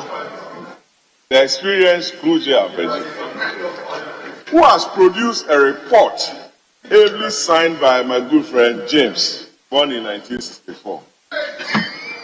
Mr. Speaker, and the man from Kuko and Sankore is deviating from the report and veering into areas not captured in Aveji's report. I don't think he's doing any good to Mr. Aveji. So he must stick to the report, the content of the report. Everything is agri. Why? Incoming running mate. Why? We love him, we respect him. Speaker, he's one of our very reliable person when it comes to agri, issues. And we respect his views. I also know that he holds a strong views of seeking the attention of the flag bearer of the NDC to be appointed as a running mate. But if he goes on this tangent, the tangent he's seeking will not help him. I beg you, he should stay clear of that tangent and speak to his professional views. Please. Yeah, pro bono, this is a free advice. Everything I agree. Abba, why? Mr. Speaker. Mr. Agrike Kokuman. Mr. Speaker, thank you very much. We are dealing with the committee's report. And Mr. Speaker, when you are giving the report, you have to read through the report before you comment. And reading through, I came across point 10.3.2, which talks about fisheries. And then 10.3.1, 10.2.1, missing fertilizers. Mr. Speaker, these are all relevant issues captured in the report for the attention of this House. The honorable members who raised these points of order, Mr. Speaker, they were not following the discussion. They were reading different reports. And so when they got up, they were talking about something that is not before this house. I am speaking to the very report which is being discussed before this house. And so if you don't know what is in the report, please keep quiet and let's discuss it. The committee report to this house that fertilizers for food production got missing. And those who were handling it could not account for it. And probably that is one of the reasons why we are unable to produce sufficient food for our people. And it must be a concern for you as a member of parliament. And honorable, you want to trivialize this matter. Very, very important. And Mr. Speaker, I was on the fishes issues. My point is that people want to import fish to supplement what we are able to produce locally. Because obviously we know we are unable to produce enough to meet the demand in our country. And when they are going to import, they need the permit, so they have to pay a fee for the permit. Within 1 year, 265 permits were issued, and 1.3 million Ghana cedis, Mr. Speaker, was paid.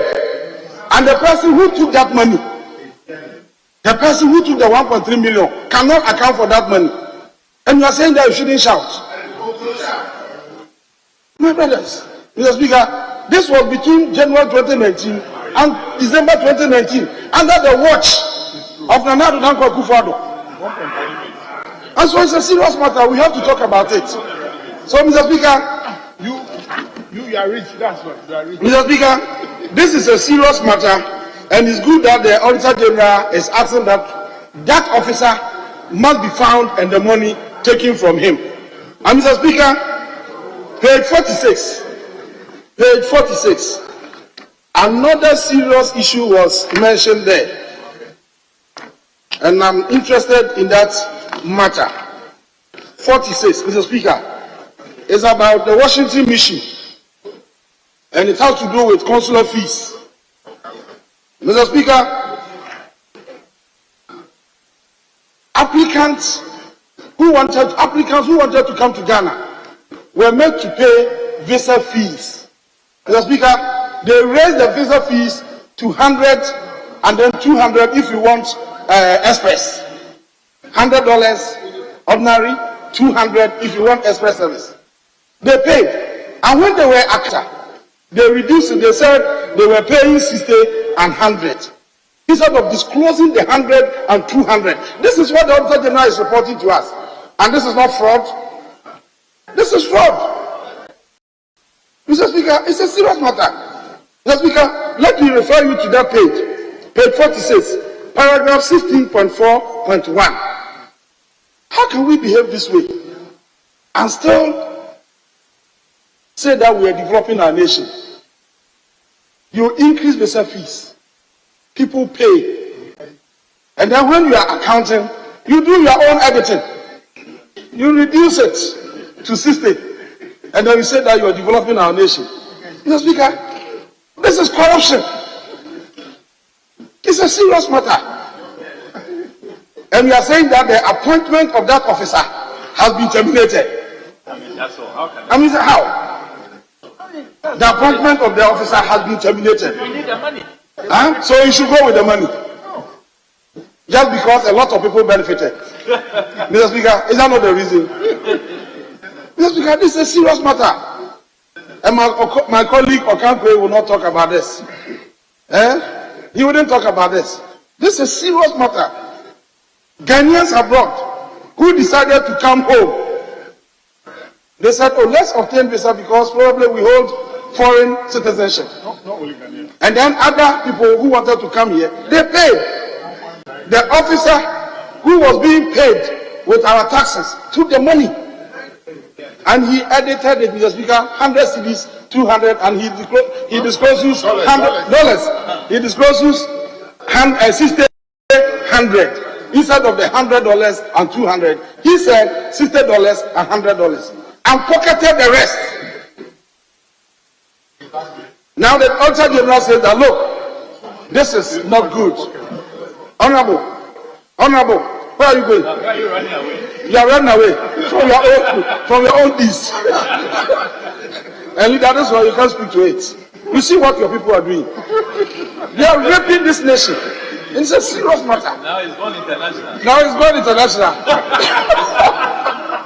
You are disowning your own people. Honorable Eric, don't cause any insinuations. Because he interjected. Don't cause any insinuations. And so, Mr. Speaker, this is a serious matter that this House must be concerned about. We cannot allow the resources of our nation to go down the drain this way, to be frittered away just like that, as if we don't have anything to do. Meanwhile, our people are wallowing in abject poverty. You go to the villages, Mr. Speaker, even in your own constituency, getting a borehole for them is even a challenge. And look at how we apply the resources of our state. Are we serious as a nation? This House must be concerned about it. So it's not because our people are not paying taxes. We pay, but the accounting is the difficulty. And Mr. Speaker, this accountability exercise is not on members of Parliament alone. Sometimes people argue that, oh, if they are doing it, what is Parliament doing? The Constitution indicates directly that the members of the media are also responsible to hold government accountable. And this is in the Constitution, Mr. Speaker. I refer to Article 162. Article 162, Clause 5. And with your indulgence, Mr. Speaker, I read Article 162, Clause 5. Mr. Speaker, I read, all agencies of the mass media shall at all times be free to uphold the principles, provisions, and objectives of this Constitution, and shall uphold the responsibility and accountability of the government to the people of Ghana. So the duty to hold this government accountable is also on our friends in the media. So if we are not in government today, and we are holding government accountable, they must be our partners in that exercise, so that we can keep this government on its toes and protect the resources of our state. Look at what the Auditor General is telling us. After this debate, what happens to the report, Mr. Speaker? We do it every year. We talk about it, we raise all the issues. At the end of the day, nothing happens. So whoever is given the opportunity to use our resources, think that, oh, when it will go to Parliament, they will talk about it and nothing will happen. That is why our people are suffering. Look at the resources that we have. There's a report that says that, as we speak today, Ghana is the largest producer of gold in Africa. The largest producer of gold in Africa. And our people are suffering like this just because when you get the resource, we throw it away. You take money from our people and then you just dissipate it, fritter it away. And you come here speaking every day, saying that we want to build a nation that everybody will be proud of. Mr. Speaker, we have to be serious for once. On this note, I thank you. Thank you very much. Are you ready now? Okay. I'll come to you, my sister. Let me deal with him. Then after I'll come to Honorable Kujetu, then I'll come, then we finish. Yes, Honorable Member for my son. Thank you, Mr. Speaker, for the opportunity to contribute to this auditor's report. Before I make my case, I may want to make reference to point 50, purpose of the audit. The Auditor General stated clearly the purpose of the audit was for the Auditor General to ascertain whether all MDAs maintain proper records and books, whether accounts were properly kept, and all public monies due were fully accounted for. The audit also sought to determine if the rules and procedures applicable were sufficient to ensure an effective check on the assessment, correction, and proper allocation of revenue. Mr. Speaker, this purpose statement of the Auditor General, it shows clearly that the Auditor General's purpose and objective is not to investigate fraud.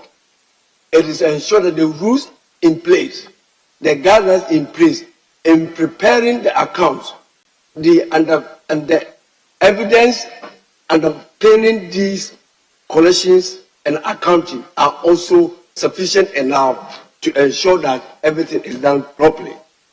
When you look also at the audit summary findings, it shows that there were reported cash irregularities, outstanding loans advances, payroll irregularities, and store procurement irregularities, rent and contract irregularities. What is the meaning of these?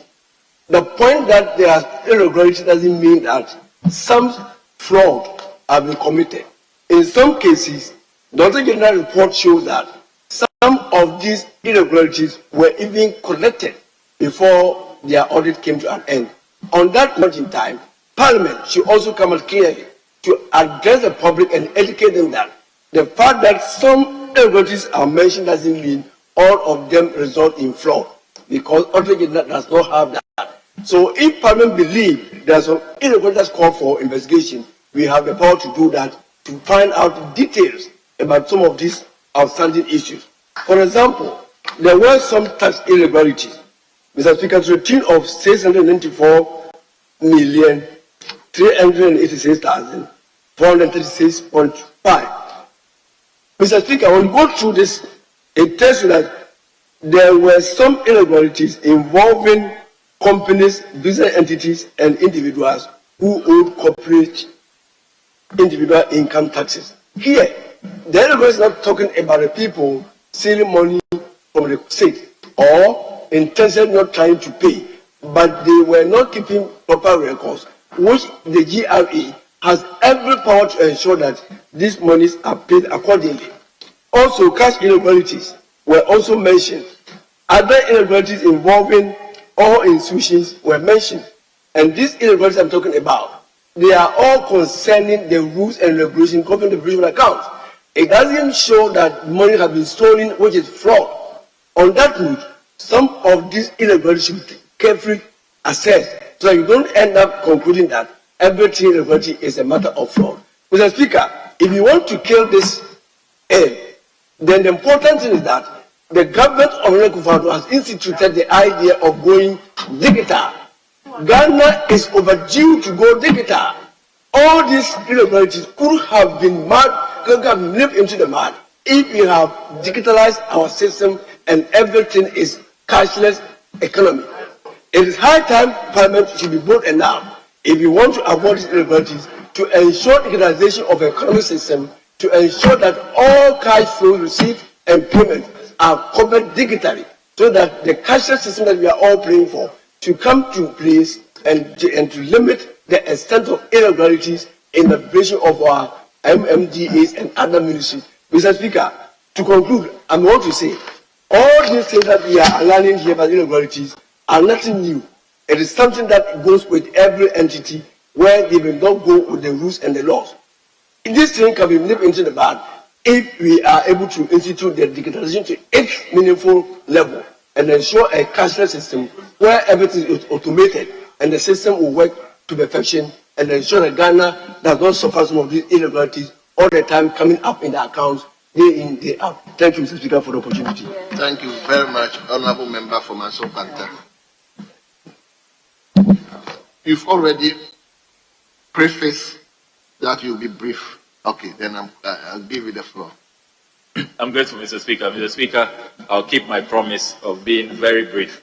Mr. Speaker, I am particularly worried about the report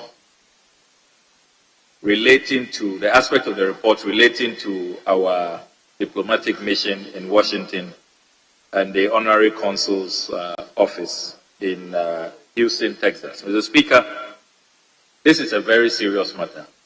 And as ranking member on the Foreign Affairs Committee, I will urge that our committee should take up from where the Public Accounts Committee has left off. They've done a great job, but clearly there are a lot of questions that the Foreign Ministry will have to answer. First of all, the whole idea and concept of express rush service Mr. Speaker, as ranking member of the Foreign Affairs Committee, I'm sure Honorable Anodon Press here, Honorable Yabuama is here, experienced members on the committee. We are seeing this for the first time. What is rush service? This has never come to our attention at the level of the committee. And then, Mr. Speaker, fees and charges. Nobody can elect. You are a public officer. The law is very clear. This House approves every fee and charge that any public institution or any public officer charges the general public, both home and abroad. So, where did this gentleman called Jack Webb, where did he get his authority to decide that he is creating his own service known as rush service or express service, and then he puts his own figure, $100, $200. So I agree with the Public Accounts Committee that going forward, there has to be due diligence. Where did they get this chap from? This Jack Webb, where is he from? What due diligence was that? You know, Mr. Speaker, so fees and charges violated, rush service unknown to this House, to the Foreign Affairs Committee. And as we speak, Mr. Speaker, a whopping $354,760 has been embezzled, cannot be accounted for. And this gentleman has gone scot-free. Mr. Speaker, the Foreign Ministry should not have just terminated his appointment. They should have caused his arrest. That's what other countries do. Every now and then we see reports. Recently, there was some diplomat who was arrested, a Kenyan diplomat. So let's show some more commitment to the fight against corruption. And finally, Mr. Speaker, let us not underestimate the damage that things like this can do to this beautiful program we call the Year of Return. A lot of our compatriots, the African Americans, are taking advantage and coming down every November, December. The country is flooded. They are coming in their numbers. They all want to contribute to our economy. If they hear that the payments they are making, somebody called Jack Webb is virtually pocketing half, and we can't find the money. Imagine what it does. It dents our image. People will even lose interest in this whole Year of Return initiative, which is a very laudable initiative. So as I conclude, Mr. Speaker, this is a very serious matter, and I hope that the ministry will take consequential action, and the Foreign Affairs Committee also will follow up. Let's hope that we don't have other consulate generals all over the place creating their own concepts, rush service, express service, and then they put their own figure to it. No recourse to the fees and charges, no approval, and then they are just milking the country. Meanwhile, Mr. Speaker, as we speak, there are a number of these missions, they owe rent. They even owe the foreign service staff. They haven't paid them several months. And then individuals. Often they are not even Ghanaians. I don't think this chap is a Ghanaian. And he's keeping our money. And so far, he's not accounted for it. He's gone scot-free. So let's take a serious view, Mr. Speaker, and let's retrieve this money, and he must be prosecuted for what he has done. I thank you very much, Mr. Speaker. Thank you very much. I'm giving my sister the last lot. Why you know? I've already given that directive.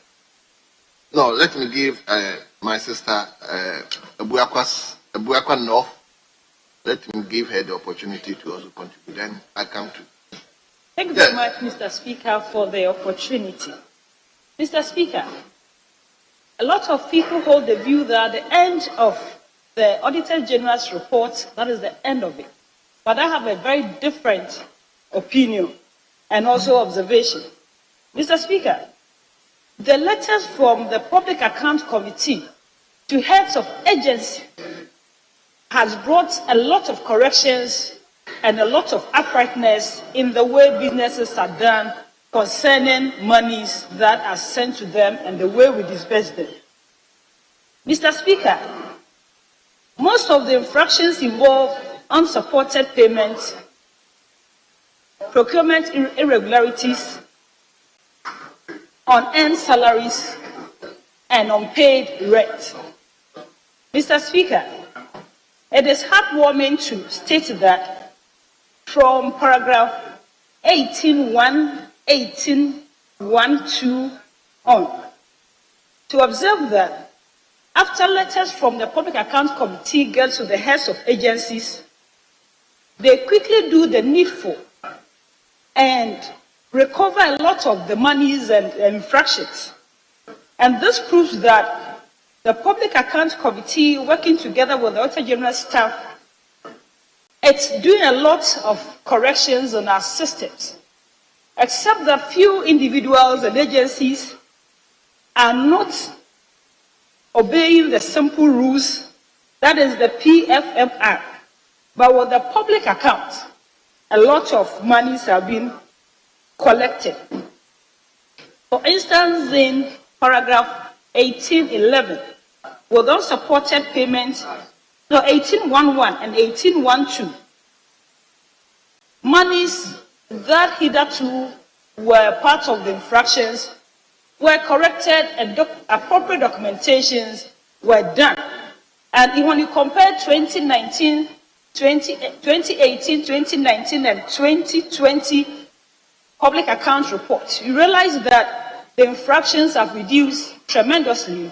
And even between the time that the Parliament right agencies, a lot of corrections and a lot of realignment are done. So I want to say that the Public Account Committee is helping government to reduce the infractions and in some cases reduce corruption to a very large extent. So I want to say that the Public Account Committee is doing very much work to the country. Thank you very much, Mr. Speaker. Thank you. Now I'll come to leadership. The leadership, I will even enjoin you to be brief. Speaker, thank you for the opportunity to add my voice in approving the report before the House. Speaker, may I first tackle what the committee discovered under Ministry of Finance? Speaker, each member of this House buys his or her own fuel.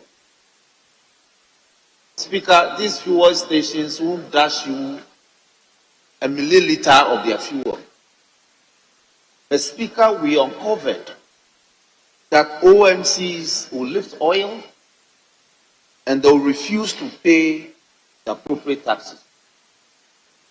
Speaker, may I refer the House to paragraph 8.1 sub 1 on page 9.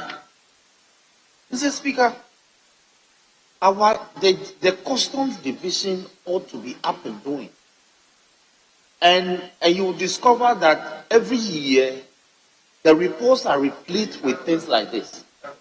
For instance, it said that as much as 226.9 million was owed to the state between 2018 to 2019 by 28 oil marketing companies. And these are taxes that they owe the state. Mr. Speaker, just below that paragraph, another set of OMCs also failed to pay taxes as much as 5.4 billion. Mr. Speaker, when these debts were renegotiated with the OMCs by the GRA for them to pay, again the auditors discovered that even on the renegotiation. And so, Speaker, in addition to the public accounts going round and scrutinizing the reports and establishing Parliament's position as to how these debts should be recovered, it's important that we also emphasize on the post-audit scrutiny implementation reports. Speaker, like my brother said, if we discuss the report, what happens to it? We should be interested in the steps taken by the agencies to recover these sums of monies from these entities that owe us. Speaker, let me leave the issues of Ministry of Finance and go to the office of the Attorney General. Mr. Speaker, Under the Office of the Attorney General, the committee discovered that the Registrar General's Department, in breach of Section 43 of the Procurement Law, actually supply goods and services to the tune of 360,000 before awarding the contract. And Mr. Speaker, these are offenses that individuals are standing trial and facing prosecution. So if a whole Registrar General's Department can supply goods and services before the awarding the contract, it's a big headache for the committee. Mr. Speaker,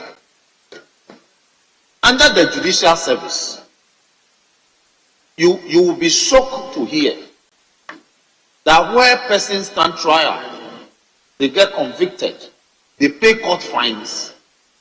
Court officers do not account for monies that persons who have been criminally prosecuted, convicted, and fined, they cannot account for it. And I will make reference to page 39 of the report. Honorable Available Leader, I said earlier on, let's be brief. Mr. Speaker, I'll be brief, but these are very thorny matters.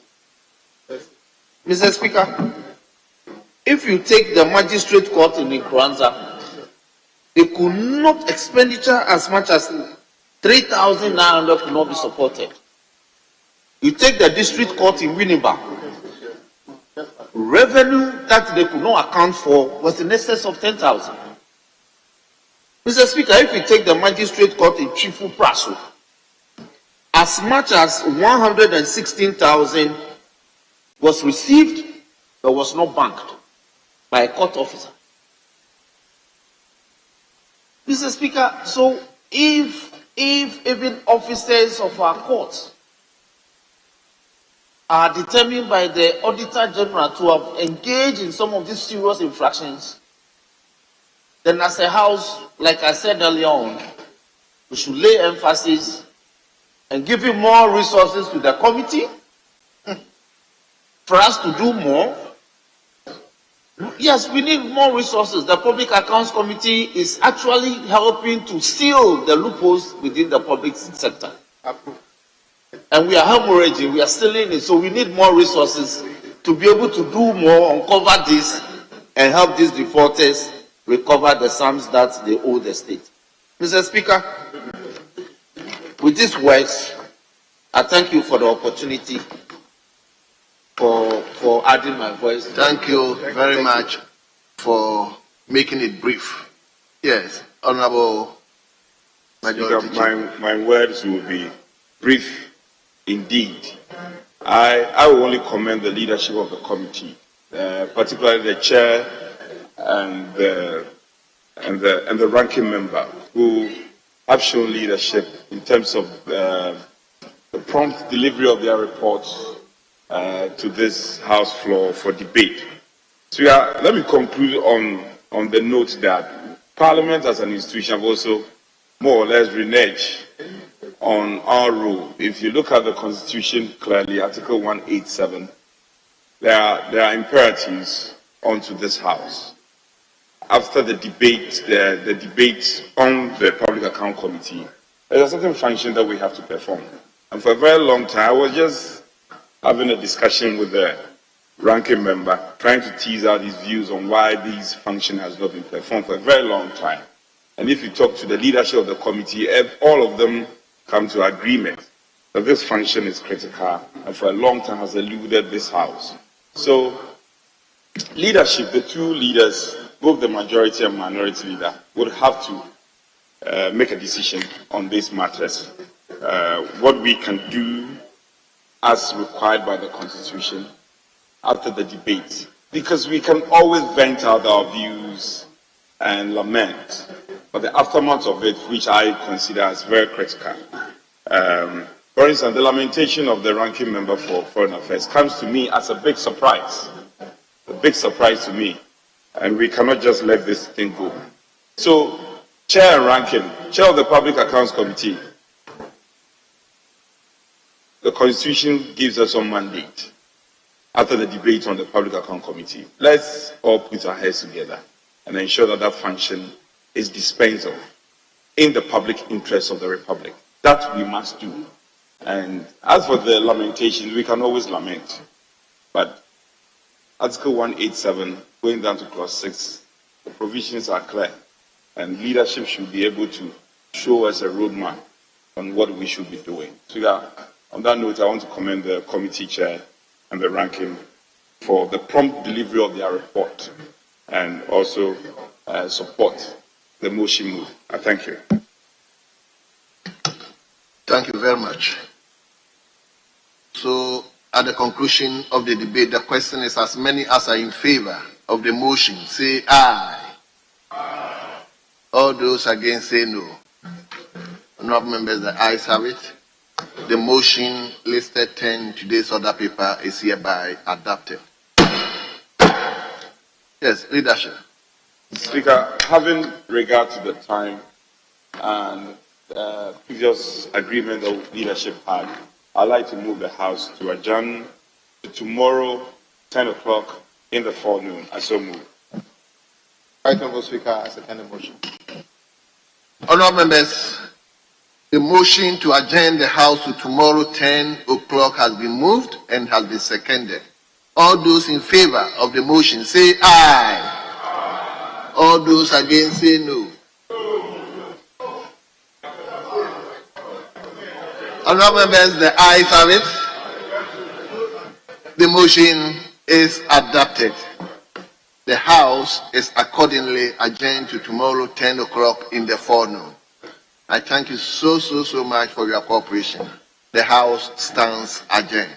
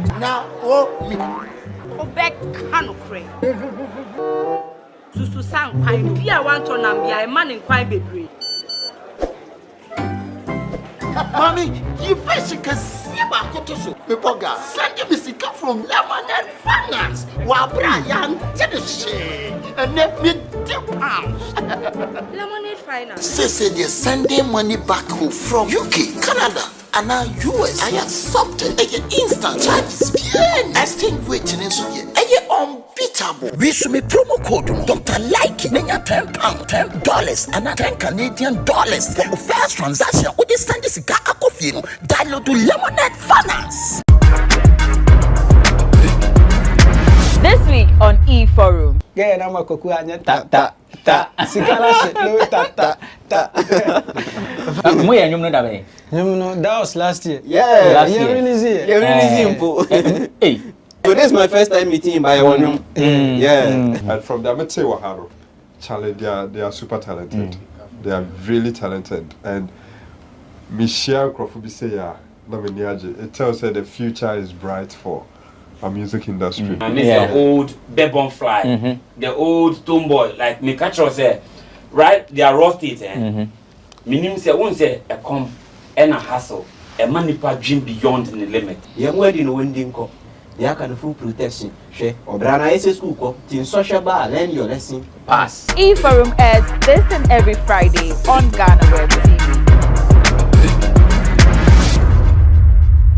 Welcome to the Ghana ICT Hub, a partnership between MTN Ghana and the Government of Ghana through the Ministry of Communications and Digitization. MTN pledged to support Ghana's digitization agenda in line with its ambition to lead the delivery of digital solutions for Africa's progress. In fulfillment of this pledge, MTN Ghana has committed $25 million toward the realization of the Ghana ICT Hub project. The objectives of the Ghana ICT Hub project is anchored on the following: to create an ICT-enabled environment for human capital and ICT skills development, to develop an ICT ecosystem through remote access delivery to facilitate job creation for national development, to provide a modern, state-of-the-art physical infrastructure to serve as a pillar for the digital Ghana agenda. The physical infrastructure, when completed, will provide 4,000 square meters of space with the following facilities: laboratories for technology training and research, innovation hub,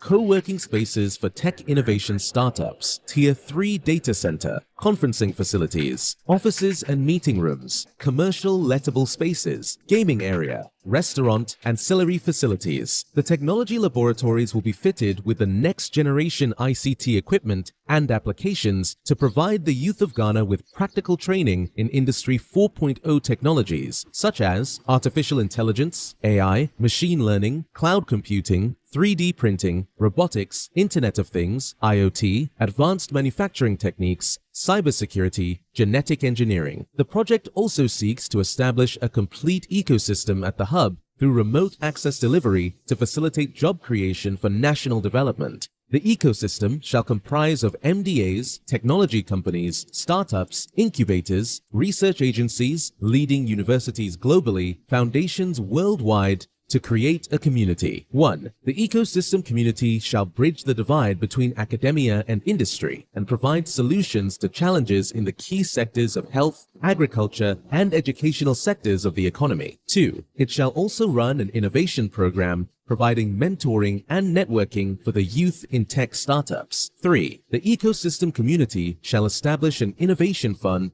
to support startups, research agencies, and other entities in the ecosystem. MTN Ghana and the Ministry of Communications and Digitization are championing the Ghana digital agenda for Ghana's development. Welcome to the digital age.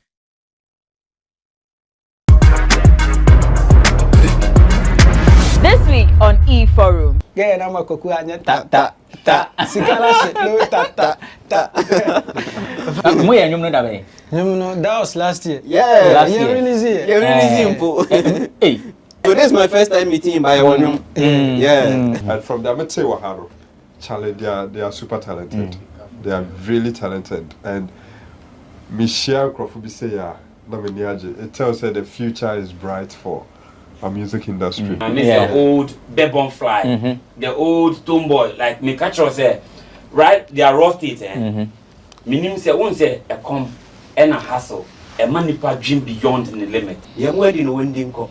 Ya can full protection. She Obrana is school co. Tin social bar, learn your lesson. Pass. E-Forum airs this and every Friday on GhanaWeb TV.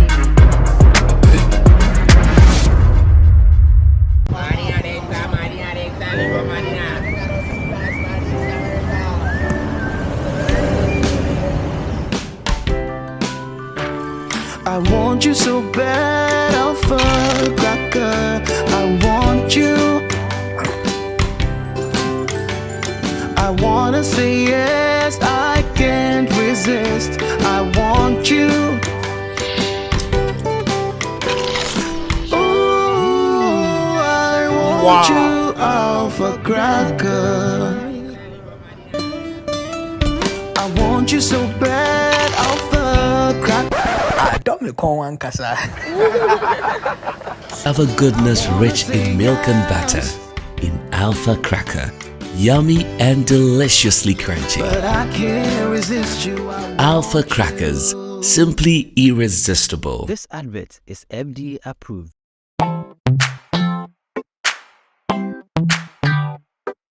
Sweetheart, be mindful of your health. Idea products na dey makeup. I welcome you to Sigma Health and Beauty. You can call us the Beauty Embassy. Who pursue beauty more revealed with quality makeup products. There is only one place. The Sigma Health and Beauty 2022 Ghana Makeup Awards Beauty Retail Business of the Year. Of course, we are the defending champions.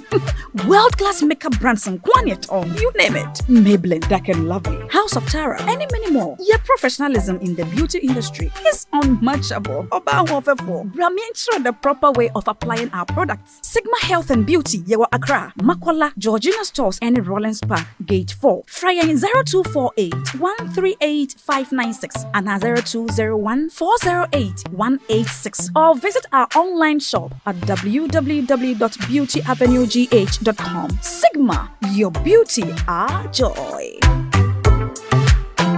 Go Ghana! Are you struggling to pay your huge rent advance? Do you wish to pay your rent on monthly basis? Then good news is here. The government of Ghana has introduced the National Rental Assistance Scheme to help Ghanaians, especially the youth, pay for their rent on a monthly basis. To qualify, an applicant must show proof of the following minimum requirements.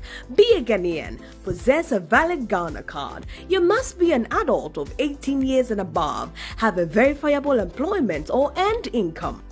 To apply, visit www.nras.gov.gh. The scheme is currently operational in the following regions: Greater Accra Region, Ashanti Region, Eastern Region, Western Region, Bono East Region, and the Northern Region. For further inquiries, contact 0551 341 515 or 0550 408 879. National Rental Assistance Scheme, making renting accessible for all. Everyone needs the perfect snack to munch on during a fun moment. Wow. Enjoy the tasty McBerry Twist cupcakes, deliciously baked and packaged for a sweet treat. Premium quality cakes baked with love for all, enriched in butter and milk. Yummy.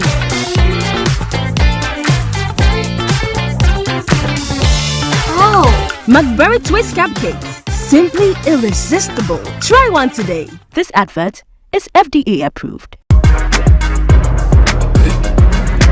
This week on E-Forum. Yeah, I'm a cocoa and ta ta ta. Sikala shit, no ta ta ta. Where you know that way? You know that was last year. Yeah, last year. You're really simple. Hey, so this is my first time meeting by one. And from the Advertisements Waharo, Charlie, they are super talented. They are really talented. And Michelle Crawford say, it tells her the future is bright for music industry. And it's the old bebon fly, the old tomboy, like me catch us right? They are rusted, Meaning say one say a come and a hustle, a manipa dream beyond the limit. Young wedding winding co. Ya can full protection. She or Brana SS school co. Tin social bar, learn your lesson. Pass. E-Forum airs this and every Friday on GhanaWeb TV.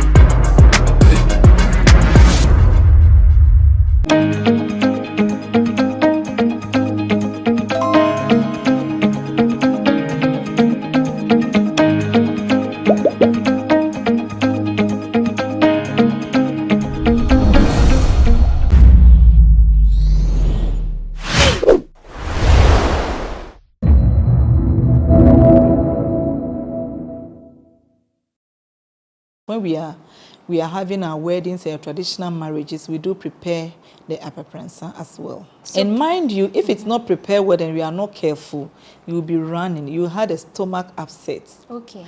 So make sure when you are going to eat, it's prepared by an adult person.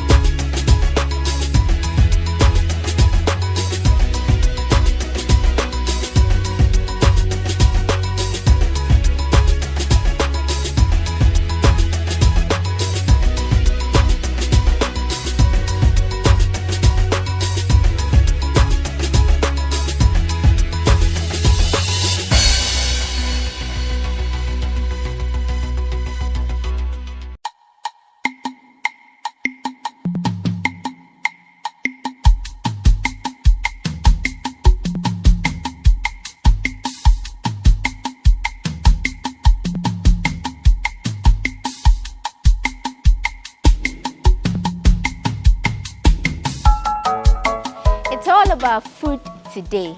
Some call it apapransa. It's a very common staple food. Others call it akliji, but here in Ada, it's called kawiku.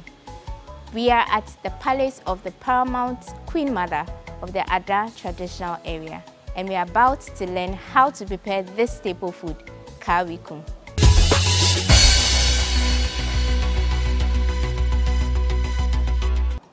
Welcome back. Thank you for staying with us. Now you know how it is mothers who always sort us out with food, right? So we are sitting with a royal mother. She's the mother of the entire Ada traditional area and the paramount Queen Mother. She is in the person of Nana Kabuko Dagojo Dumali I, and she's going to help us understand how to prepare and the origin, the history, and how to prepare one of their staples. We call it apapransa. Nana, thank you for speaking to us. Usually, we know the staple food prepared with palm nut soup and corn flour. We call it apapransa, but we would like to know how it's termed us among the Adas. Thank you very much. We call it kawiku. Kawiku, okay. Which is crab. Kawi is crab, okay. And kun is banku. So kawiku. So okay. Crab banku. That's crab banku, kawiku. That's how we call it. Okay. Kawi is dangme. Yes. Okay, and then kun is the normal banku we know. So now you know apapransa is not only called apapransa, it's called kawiku among the Adas. We also want to know, me for instance, I always call it apapransa. I've always thought it's an Akan food. But we want to know, is it originally an Akan food or is it a Dangbe food? I would say it is a Dangbe food because of the crab. Okay. Yes, because of the crab, it is a Dangbe food. So it is our food, kawiku. So there are lots of crabs here in Ada. Okay. The kawiku food, when is it prepared? Is it prepared, can anyone just prepare it on a normal day, or is it on special days, festivals or unique days? Thank you very much. At first, it used to be prepared on special occasions. It's a royal food. Okay. It's prepared for the chiefs and the queens during the festival. It's prepared during the installation of a chief or a queen. Okay. Or during a birthday or any celebration.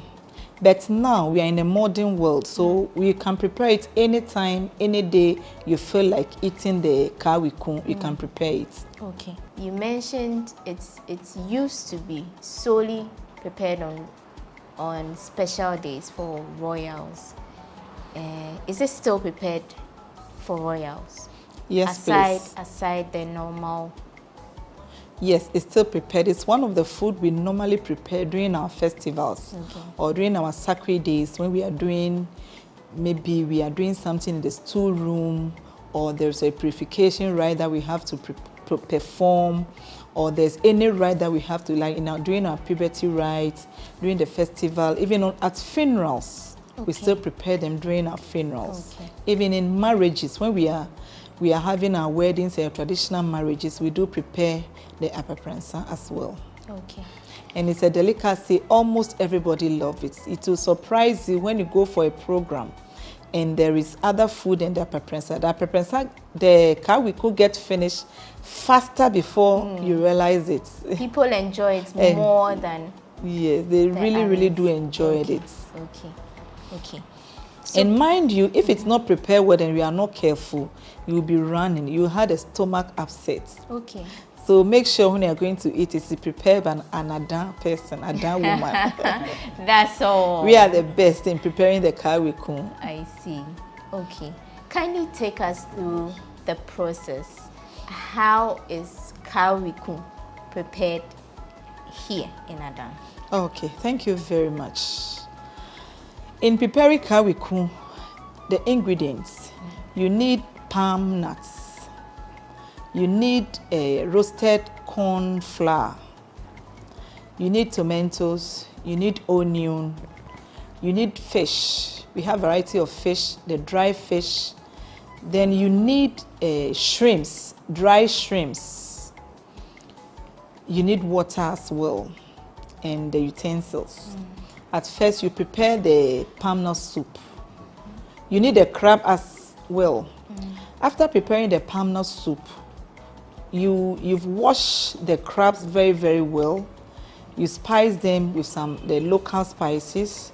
Then when the soup is getting cooked, you can put them in the soup for it to get cooked, to have the flavor and the pepper and all this into the crab. Or you can choose to prepare the crab separately. Then after the soup is prepared, mind you, we use our local spices. We use the garlic, onions and ginger. That is the best spices we have in, and it is healthier, so that's what we normally use. And this locals with the herbs.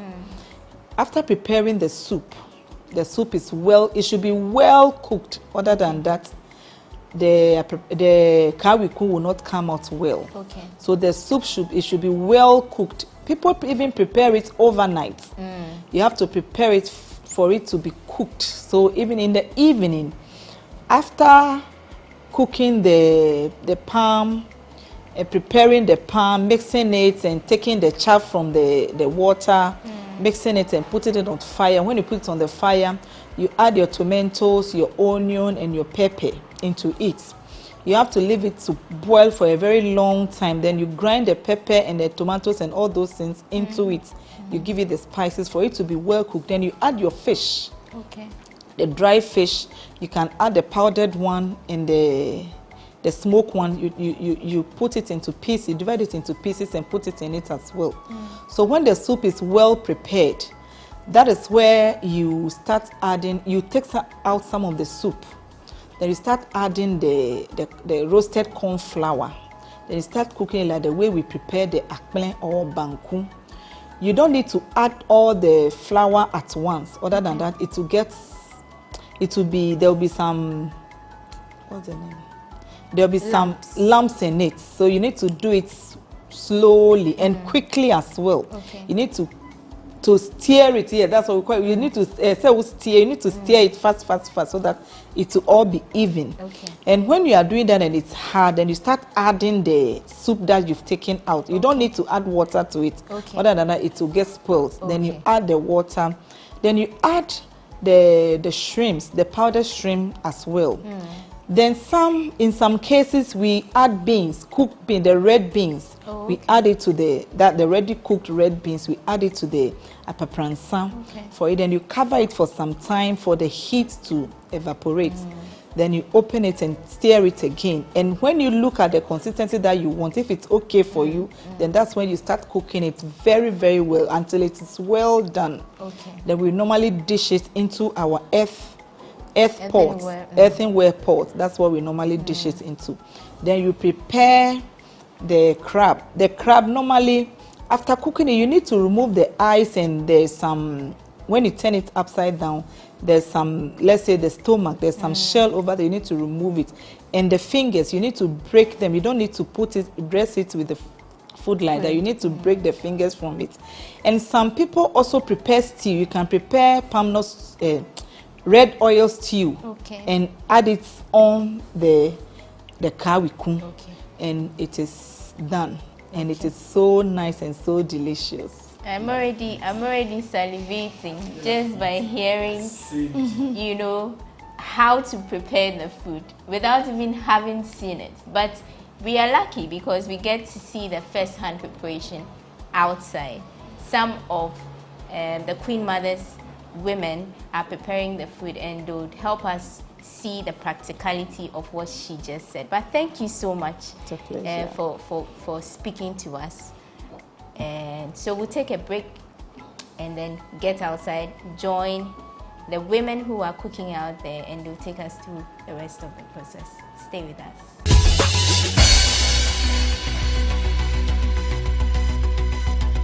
Everyone needs the perfect snack to munch on during a fun moment. Wow. Enjoy the tasty McBerry Twist cupcakes, deliciously baked and packaged for a sweet treat. Premium quality cakes baked with love for all, enriched in butter and milk. Yummy!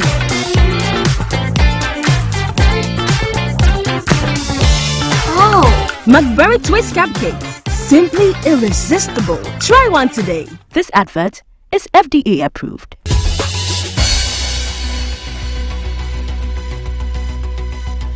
Welcome back. We are under some palm trees. It indicates what is being prepared in the background. We are going to experience, like I said earlier, firsthand how to prepare apapransa, what the Ada people call kawiku. So to help us do this is our elderly mother over there, Yomo Kanoki Dagojo, and she's being assisted by Charity Dagojo. So let's get there. Yomo ihamo. Ejo. Ejo. Anye. Okay.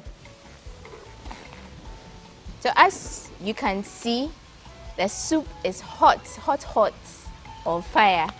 Our mother here is being the one preparing it.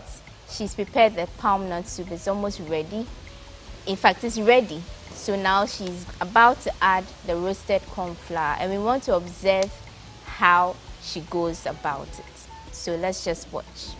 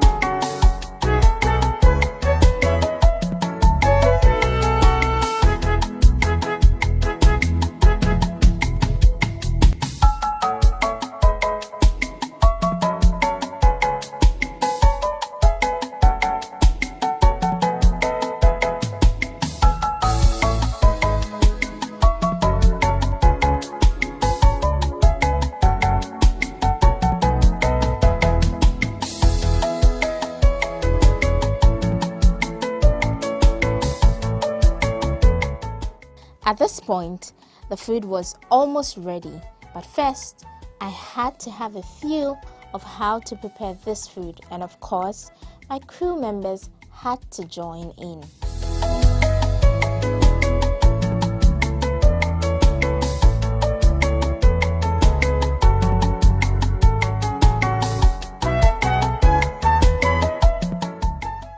In no time, our kariku was ready and it was time for serving and eating.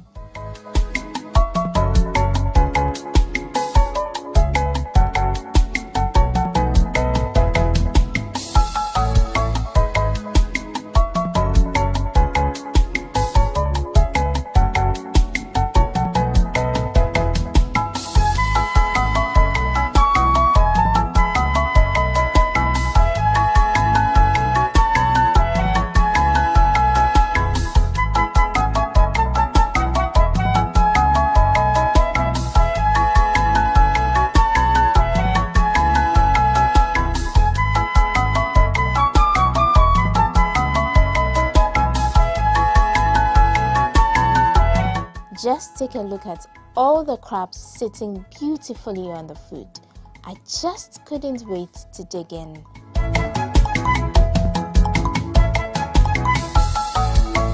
So it's time to eat, and you can see I'm spoiled with choice. This one is choose your choice.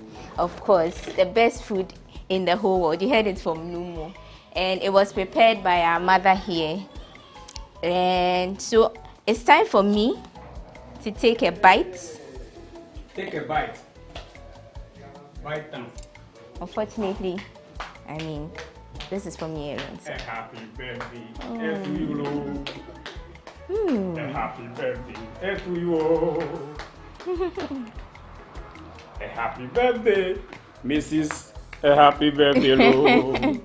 A happy birthday to you. Delicious. I'm telling you. Very, very, very delicious. Very, very delicious. How do you say delicious in Saminya. In Saminya. That is this one. Yeah. So that's how we wrap up. We wrap up. This food is kaweku, and it is apapransa prepared in the Dangbe land. And this is how we ended this episode of People and Places. My name is Wanda Ami Edwasari. Thank you for joining us. See you next time.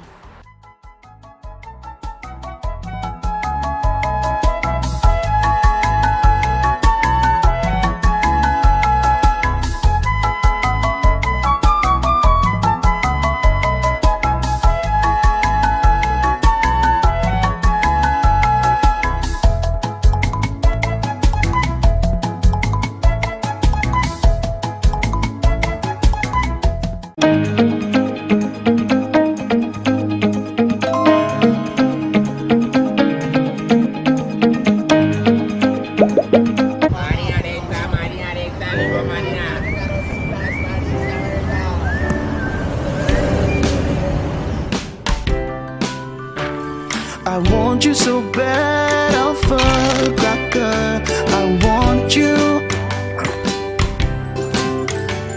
I wanna say yes, I can't resist. I want you. Ooh, I want you, Alpha Cracker. I want you so bad, Alpha Cracker. Don't me call one casa. Alpha goodness rich in milk and butter in Alpha Cracker. Yummy and deliciously crunchy. But I can't resist you. Alpha Crackers, simply irresistible. This advert is FDA approved.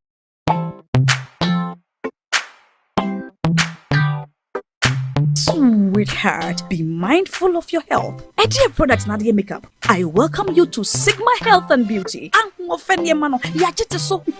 can call us the Beauty Embassy. Who pursue beauty more revealed with quality makeup products. There is only one place. The Sigma Health and Beauty 2022 Ghana Makeup Awards Beauty Retail Business of the Year. Of course, we are the defending champions. World-class makeup brands and Quaniet on, you name it. Maybelline, Dark and Lovely, House of Tara, and many more. Your professionalism in the beauty industry is unmatchable. Bramientra the proper way of applying our products. Sigma Health and Beauty, Yewa Accra, Makola, Georgina Stores, and Rollins Park, Gate 4. Fryer in 0248 138 596 and 0201 408 186. Or visit our online shop at www.beautyavenuegh.com. Sigma, your beauty, our joy. Go Ghana! Are you struggling to pay your huge rent advance? Do you wish to pay your rent on monthly basis? Then good news is here. The government of Ghana has introduced the National Rental Assistance Scheme to help Ghanaians, especially the youth, pay for their rent on a monthly basis. To qualify, an applicant must show proof of the following minimum requirements. Be a Ghanaian, possess a valid Ghana card. You must be an adult of 18 years and above, have a verifiable employment or earned income. To apply, visit www.nras.gov.gh. The scheme is currently operational in the following regions: Greater Accra Region, Ashanti Region, Eastern Region, Western Region, Bono East Region, and the Northern Region. For further inquiries, contact 0551 341 515 or 0550 408 879. National Rental Assistance Scheme, making renting accessible for all. Everyone needs the perfect snack to munch on during a fun moment. Wow. Enjoy the tasty McBerry Twist cupcakes, deliciously baked and packaged for a sweet treat. Premium quality cakes baked with love for all, enriched in butter and milk. Yummy.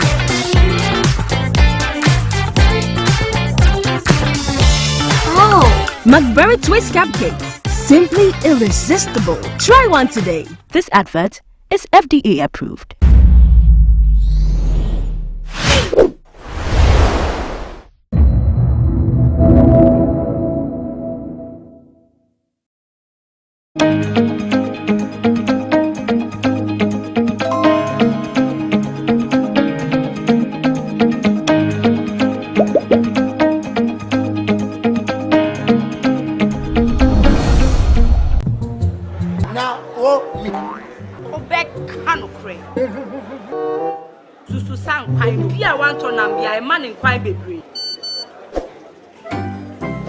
Mommy, you first can see about Kotoso. People got sending me sick from Lemonade Finance. While Brian did the shit and let me £2. Lemonade Finance. Say they're sending money back home from UK, Canada, and now US. I accepted a instant charges. Extinguishing in so ye unbeatable. We should be promo code Dr. Like Nenya £10, $10 and $10 for the first transaction. What is send this guy coffee? Download to Lemonade Finance. This week on E-Forum. Yeah, I'm a cocoa and ta. Sikala shit, no ta. Where you know that way? That was last year. Yeah, last year. You're really simple. Hey, so this is my first time meeting by one. Yeah. And from the Advertisements Waharo, Charlie, they are super talented. They are really talented. And Michelle Crawford say, it tells her the future is bright for our music industry. And it's the old bebon fly, the old tomboy, like me catch us right? They are rusted. Meaning say won't say a come and a hustle, a manipa dream beyond the limit. Young wedding winding co. Ya can full protection. She or Brana is school co. Tin social bar, learn your lesson. Pass. E-Forum airs this and every Friday on GhanaWeb TV.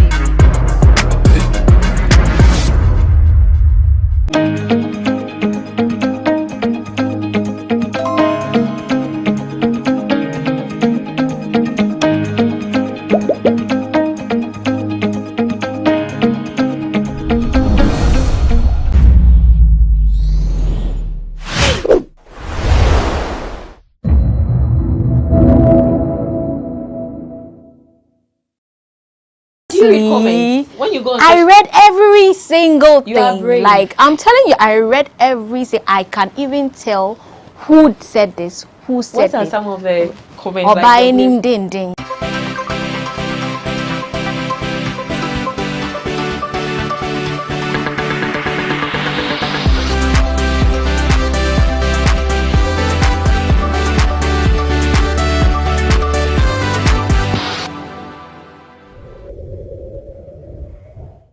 We are back on another exciting edition of Talkative, and I am your host Elsie. On this episode, we have here the beautiful Abiana.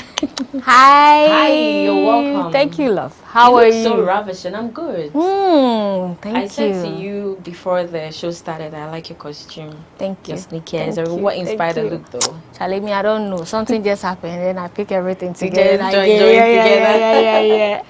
Okay, Abiana, what have you been up to? Lately, we don't see much of you like that. Someone say, you are not monitoring. VGM You must be. Hey, you are not a monitoring spirit. You are not a proper monitoring spirit. Oh, bye. Maybe. Hey. Yeah, Cho. I was like rated 5th. Like my costume. You go to my page, you see it. Yeah. Then I wasn't looking. You see, your mind is somewhere else. I know, right? The people that you were expecting. The red carpet, or you dodged it? Oh, I did, but unfortunately, not the red carpet you were expecting, so I wasn't there. What do you mean the red carpet? I wasn't Okay, so there was a TV3 red carpet. You get that, but I think I was late. So I passed that. Oh, bye. No maybe. Okay, moving on. Earlier, I think in a conversation with Ephraim here on GhanaWeb TV, you made some statements that is either you Ephraim or United Showbiz. You said the reason why you think you haven't blown is because there are lots of debt around your name, and now that there's no debt around, you've been involved in quite a number of controversies here and there. Do you think now you have blown? Oh, still crowd, but we just dropped. The funny thing is we just dropped something, so we are yet to test the whole thing. The debt on which debt? No, this which one debt? is not debt. This one is small controversy. So, but there's nothing. There's nothing. It was something. No, you really? were trending. You can't tell me you know you were trending. Oh, we know we're trending, but for what? Back to back. For what? Do you know what people do for that? Oh, it's like we are grateful in all things. We are grateful. The fact is, people that never knew me googled my name up. I was in the market doing my promo. As you mentioned, what have I been up to lately? I think in February I went to activate my Shika song at the market with the Mokala women.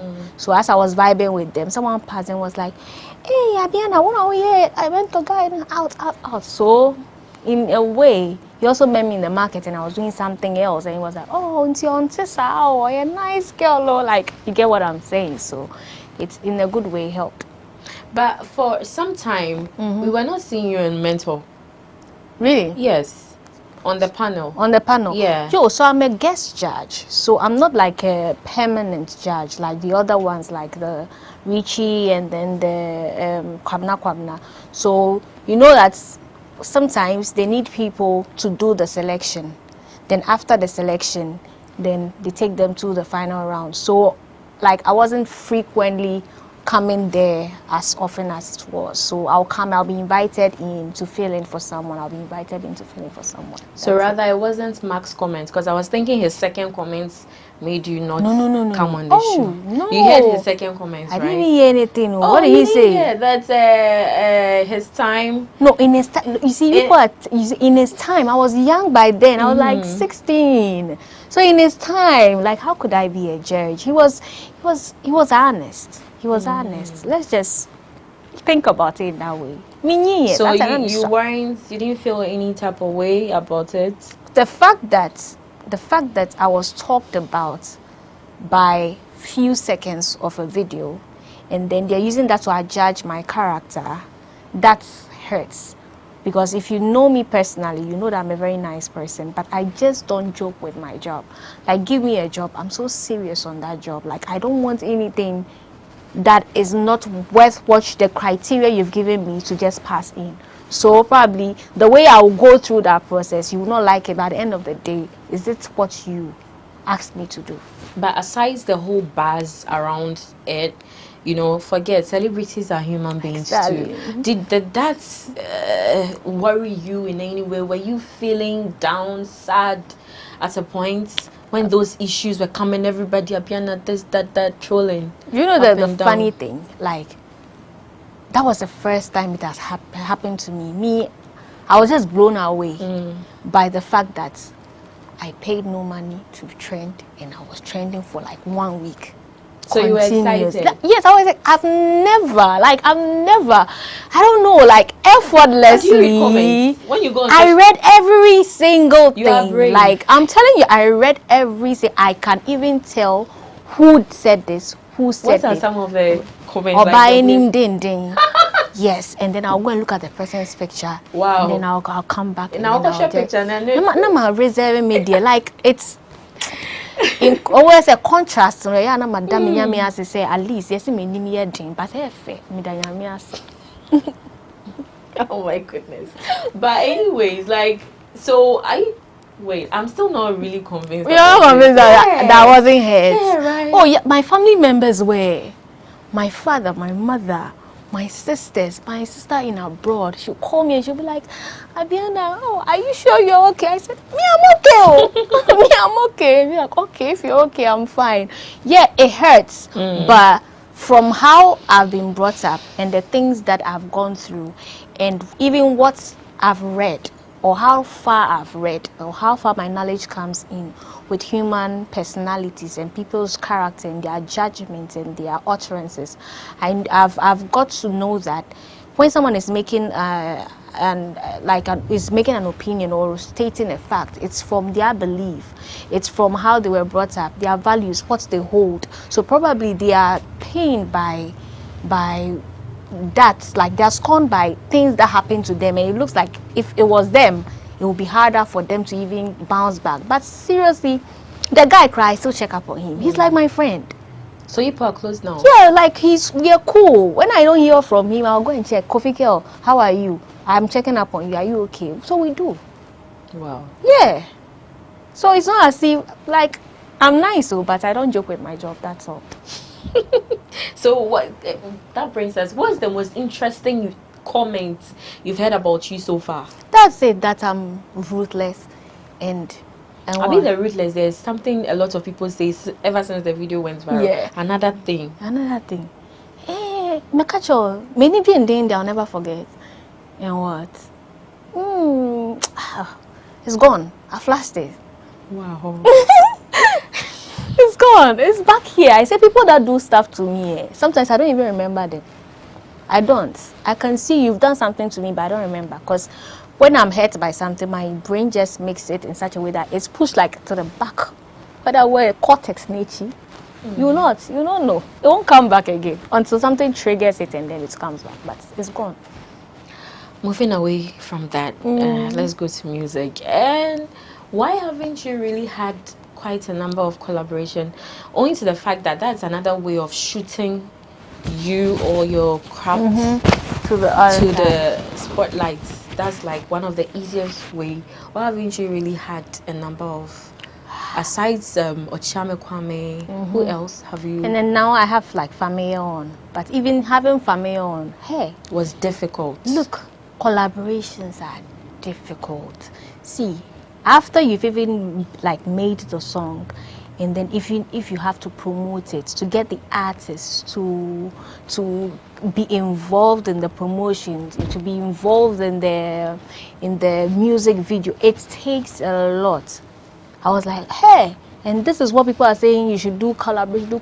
It's not easy like that. It's not easy like that to have someone who is willing to say, okay, come, I want to share my light with you. I want to share my energy with you. It's not difficult. A lot of people do it because someone like Famille, he shared his light and his energy, and everything that he did was just on point. His vibe was clean. But there are some people, they are scared that even if when they share something with you, how would you manage that thing?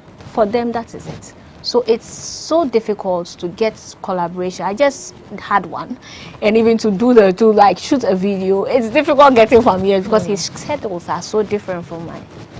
So you mean it's not like you've not reached out? Yeah, you have. Yeah, there are some people, they will tell you, okay, with time, oh yeah, but yeah, we'll do it. Like they give you that optimism that it will happen. But there are some people too, they are really ready for collaborations. So I've reached out to a couple of them, a lot. Would you accept that Ochame Kwame, you and Ochame Kwame's Bolgatanga Girl, did you own the song or he did? No, he did. It's his. Would you accept that it was your break, sort of? No. It propelled me into the industry. It shocked me. Like people that never knew of Abiana for the first time, they heard, but they didn't even know the face until I dropped my Adunle. So they've heard the name Abiana, but there was no face behind it. They knew that there was a girl on the record on the Bolgatanga Girl. Until I brought Adunle, then they started seeing the face behind all these records. So it did like propel me in some way, but like it's not something that shot me to fame. No. Your kind of music, it has a unique touch. It reminds me of anytime I hear your music, it reminds me of not to make your head swell. Oh, Cho. Mariam Makiba, those kind of different sounds. You know, Wiyala. Would you say that's like the tangent you are going, either than the following the regular Afrobeat genre? The thing is, each individual have their unique fingerprints, but sometimes because we want to follow something, so we tend to bend and try and do things that other people are doing. But if you know yourself that well and you look deep within, you know that this is what makes me unique, and then you try to apply it. Not everyone has the confidence to apply their passion or use their fingerprint like solely. Do you get what I'm saying? So not everyone can do that because people are in a hurry. And you don't know whatever. Everyone has their unique print.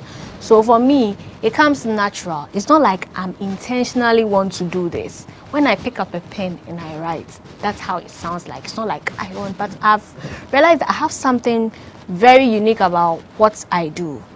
If you have your characteristics, so you can put those characteristics on the track, and then when they hear it, they're like, this is an Abiana sound. But people don't know that one too. So you have to know yourself. So what's your category? Are you neo soul, Afrofusion? Where do you fall? They always ask, but my base is high life. Like core is high life. But as much as it's high life, I have soul. I know how to tap into it and then bring all the lyrics out or emote a feeling on a sound. So because I know how to do that very well, I can be able to blend this high life and bring out that soul from the high life. So I also say that I like to call my sound the soul life. Soul life. Yes. So that brings me to a question relating to that again. Are you towing the Wayala direction, that where people know the artists but they don't really know their songs? Oh, no. Because that's how it's looking. That's how it's looking like. You So are they don't more popular than your songs. Hey, so my face is there, but the songs are not there. More popular than your So songs. right now, what you've said is a critique for me. So now I have to find a way to let the songs go. So now I've learned something. So I'm willing to learn. So it's not as if I want to go the Wiyala. I don't know if that is how it's going. Then I have to now focus on. So it's something that I have to work on. Okay. Yeah. All right. I've heard you. And let's go back to all the way back to mentor. If you have the chance to actually be on the panel again, would you do what you did? Would you tour that same trajectory? What you did, the critique, the comments that landed you in the media, whatever. Would you do that again? See, if anybody comes and sings trash, would you still give that same comment again? See, I have a little sister. She says she wants to teach me how I can be able to be nice and pretend. I'm a ruthless, honest person. I don't know how to hide something which is bad, but I've realized that in the public space and where we are as Ghanaians, people don't like it when you're like honest, bluntly honest. They don't like it. So I'm finding a way Seriously, if I'm to go again, I have to like reconstruct my composure again. Yes, maybe I have to find a way. But it's not everyone that will get it. But sometimes people should pardon me. Like, this is who I am. I can't, but I'll try to be able to be nicer when I'm addressing those things. Yeah. But did you ever regret it? Your comments? No, that is me. I can't regret who I am. Do you understand? It is me. I can only try to alter some parts, but I cannot fully say I regret. If I regret, that means God is so angry with that. That's who I am. All right, it's interesting. I know the conversation is getting interesting, but let's take a breather. When we come back, we'll delve into her project and other things you might want to know about Biana when she's not on stage doing her thing or being on the panel and all that. We'll be right back.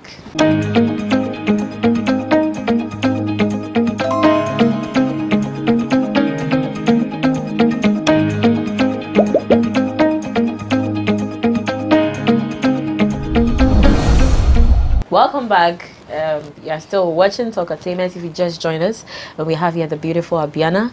We are still chit-chatting about her and everything about her, actually. So, Abiana, how was your upbringing like? Were you living with strict parents? How was it like for you growing up? You people. You people. Yeah, it was. I grew up in Kotobabi. Yes, Kotobabi down. And I live with my stepmom and then my dad. So my upbringing, I wouldn't say it was like a joyful word or anything, but it was what it was supposed to be. Because if now I'm here, it's because of that upbringing. Yes, so it was just what it was supposed to be. It was what it's supposed to be. That Black Sherry made that comment earlier.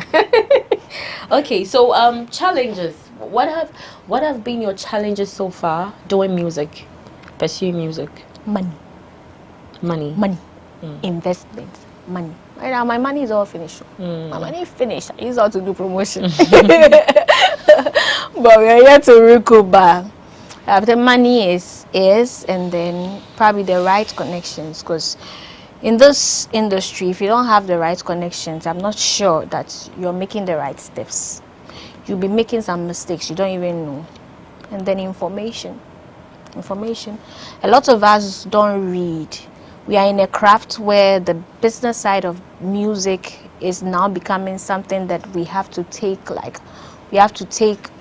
concentrate on, the business side of music. So if you don't read music business and you don't even know how to promote your songs, or you don't even know how much money you're making on a platform, you're losing out. So that information side, artists are so drawn into their work. I want to record this, I want to shoot a video, but like at the end, what are like the business side? How are you looking at that? I think that's where information is important. So we don't have like much information, even though it's in the internet. How are you searching for that information? So like I just entered, like I went to, I think VGMA did a royalty something. So they invited Share Publishing to come in, and I went to sit in because I was having a problem with one publisher and stuff. So I realized that we don't have it. If you really want to read the honest as a matter, then later you go and make the investigations before you see, I had to do this. But so I think the information on that, if like. Sure. You've been at events, you've mounted stages, you've been backstage, you've been a number of places. I can't mention all. Through all that, have you had any interesting encounter? It could be with your colleague, it could be with an organizer, it could be anything that has actually caused you to feel some type of way. Maybe you've been I'm trying to look for the right word. Maybe something that has got you offended. Or maybe it could be any interesting encounter whilst at those events. It could be backstage, it could be anywhere. Have you had anything like that? maybe I'm too young in the game for me to be like something that's interesting to happen to me. But for as I've started, the fact that I hated that I was always put like I'm always the first person to grace the stage. That was what I was like, why is it that every time I come first, I have to grace the stage first before other people come? But I accept that I was now coming. So it's like, oh, yeah, they'll be papa, we get our whole thing. But it was something that I understood, and then I gelled to, and then I understood. So I've not had any interesting thing that like perked my imagination to be like, I was treated bad or maybe good, nothing like that. Ever been depressed? Yo, depression, dear me, that word, it's not that I'm hearing it plain to you. When we were young, we never heard depression. Though. It's now that we are hearing that word plenty. But I can say that I've been down before because I'm a human being. I cry lots of times. I do cry a lot. But when I cry, the next moment I'm up, I'm doing what I have to do. No. It's sometimes me see me Suriana song. I've forgotten. Yeah, me Suriana song. Mostly it's about work. Maybe I'm not doing the right thing. Something just be back at me, like I was supposed to do this, and if I thought if I had this, I could have done this. You get that whole thing. If I had the money, I would have done this. If I don't have the money, I would, that kind of thing. Then you cry. So more like anxiety. Yeah, that kind of thing. What's your inspiration for writing music? It comes from plenty places. So can be sitting here and something will just strike me, just strike my imagination, and then I'll look at the thing, and then I'll start writing something. I remember Ibahi on my album, Alemle Lala. I was just lying down and I heard noise from outside. But mostly, I'll be in the writing mood and then something will happen. So Ibahi like this, I was practicing on my guitar. So I heard the noise. And then when I heard the noise, I went. There was a little child in a kiosk. And then the police were trying to like dismantle it. It was in front of someone's house, and the person didn't want those squatters around the house, so they were breaking it, and the baby was crying. So the mother was just running, hey, me bad that demo. So as she entered and she took the child was crying. So it evoked the feeling in me, and then I started writing Ibahi. Then Ibahi is a social commentary song which says that like it will be well. So I talked about a child crying, the mother didn't have money because the government promised them school and they didn't deliver the school, that kind of thing. So there are things that interest me when I see things around me, my stories, my stories, other people's stories. So it comes from all around. Yeah. So have you finally landed your deep thinker, intelligence kind of man? Or you're still married to your music? Oh, no. So they're married to their music, dear. You know that there's a pattern with musicians. Some of them like they will not settle down till like latter part. That's what you are looking at. I'm not looking at it, but see, if I find that intelligent man who will be able to take me on, that kind of thing. Sweep you off your feet. You sweep me off my feet too. I'm a handful. I'm very stubborn. Oh, okay. I'm stubborn. I know I'm stubborn. Every time some people say I'm stubborn, then I say I'm not stubborn, but I know I'm stubborn. That kind of someone who can be able to lead and that kind of thing. Because if you don't lead, you see, not me, I'm leading. You won't respect him. It's not respect. I'll take on some decisions or on my life that I know that I have to really collaborate and then consider that kind of thing. I'm that kind of person. I'm the first one, so you know, first ones always we are thinking straight ahead. Yeah, it's me. I have to do this. I have to do it. But when you're with a partner, you know that it's a collaborative effort. Would you say you are strong-willed? Very. If I say this is my target, nothing stops me. Very. So how has that been in terms of working relationship with colleagues and even family? Yeah. My family, they don't come into my music business like that. So. They never stopped you? No. My father never, like, they knew I would. Because, like, from infancy, they knew I would. But they never saw that maybe I'll be the person in the family to do that. Because there are a lot of singers in the family. But they knew that at least one day one of us would do something. So my family don't intrude in my life like that. They don't talk about my music. They know I'm doing well and they understand, they love it. And then apart from that, nah. Were you that wild kind of senior when you were in school? Because you look it. No. I'm cool, oh. I'm cool. I was in Tapi. The only thing about me. Which school though? St. John's Grammar. Oh, okay. So I was in Tapi. And during their time, they really had fun. I'm not strict. I just go with the flow. I'm not difficult. But if I have to get something done, I make it happen. Whether you support me or not, I'll make it happen. Let's move on to your projects. What are you currently working on for your fans after your little break? So now I've released a song called Far Away by me and Famiye. So it's Abiana featuring Famiye, Far Away. And it's available everywhere. Just go and then search Abiana Far Away and then you get it.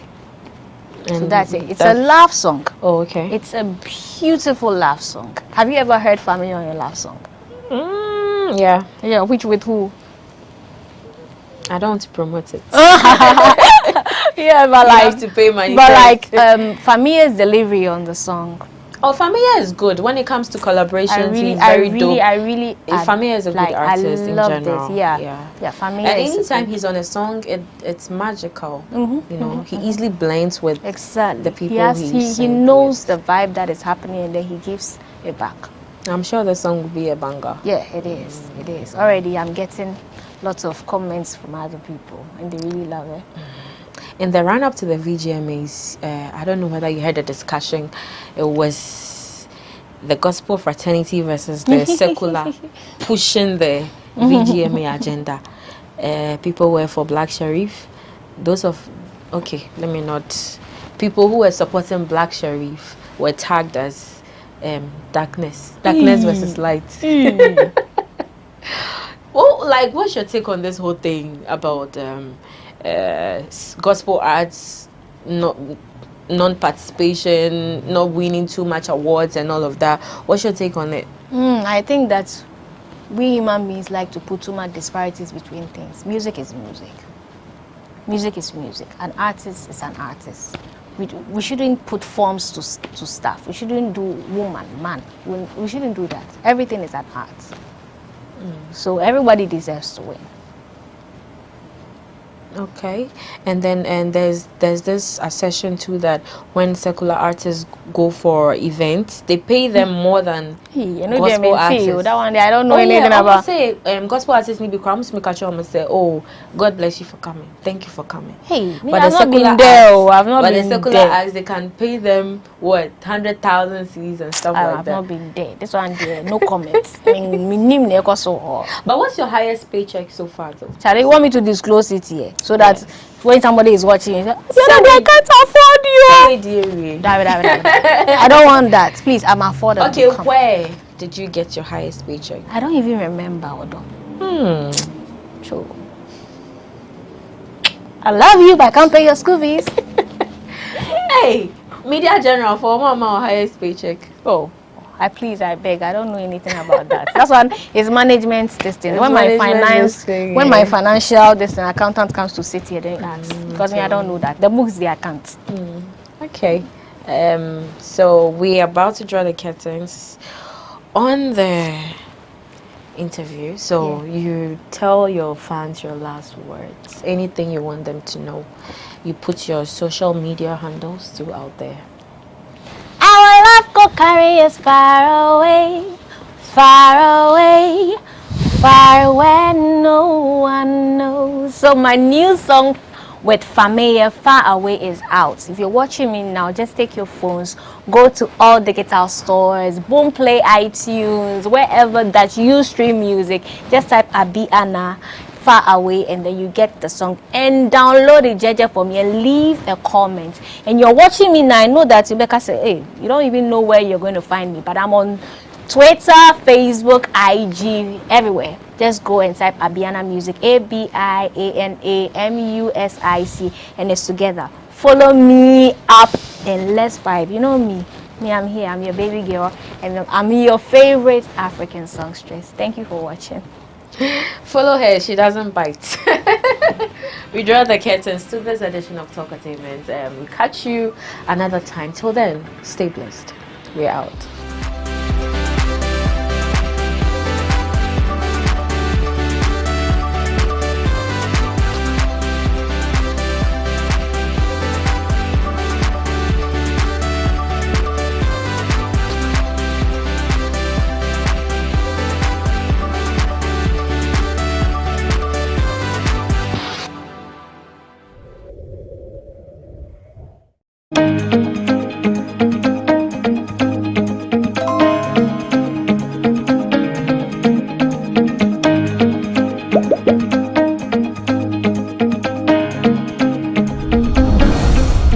Welcome to the Ghana ICT Hub, a partnership between MTN Ghana and the Government of Ghana through the Ministry of Communications and Digitization. MTN pledged to support Ghana's digitization agenda in line with its ambition to lead the delivery of digital solutions for Africa's progress. In fulfillment of this pledge, MTN Ghana has committed $25 million toward the realization of the Ghana ICT Hub project. The objectives of the Ghana ICT Hub project is anchored on the following: to create an ICT-enabled environment for human capital and ICT skills development, to develop an ICT ecosystem through remote access delivery to facilitate job creation for national development, to provide a modern, state-of-the-art physical infrastructure to serve as a pillar for the digital Ghana agenda. The physical infrastructure, when completed, will provide 4,000 square meters of space with the following facilities: laboratories for technology training and research, innovation hub,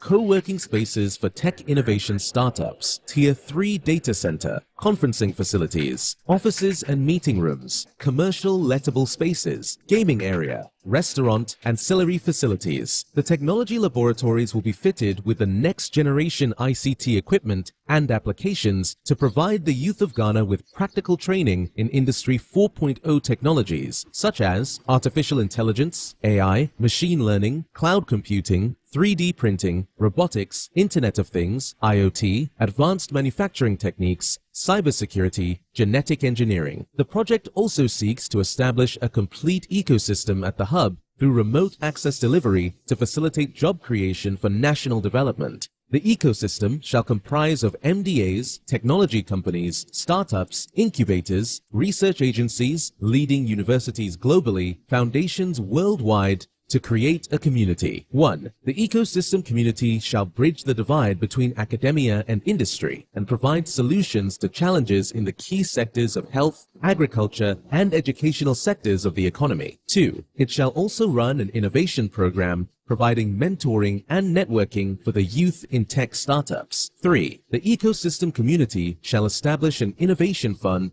to support startups, research agencies, and other entities in the ecosystem. MTN Ghana and the Ministry of Communications and Digitization are championing the Ghana digital agenda for Ghana's development. Welcome to the digital age.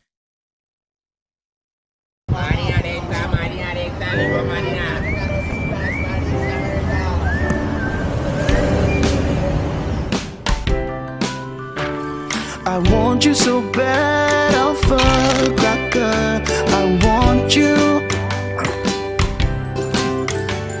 I wanna say yes, I can't resist. I want you.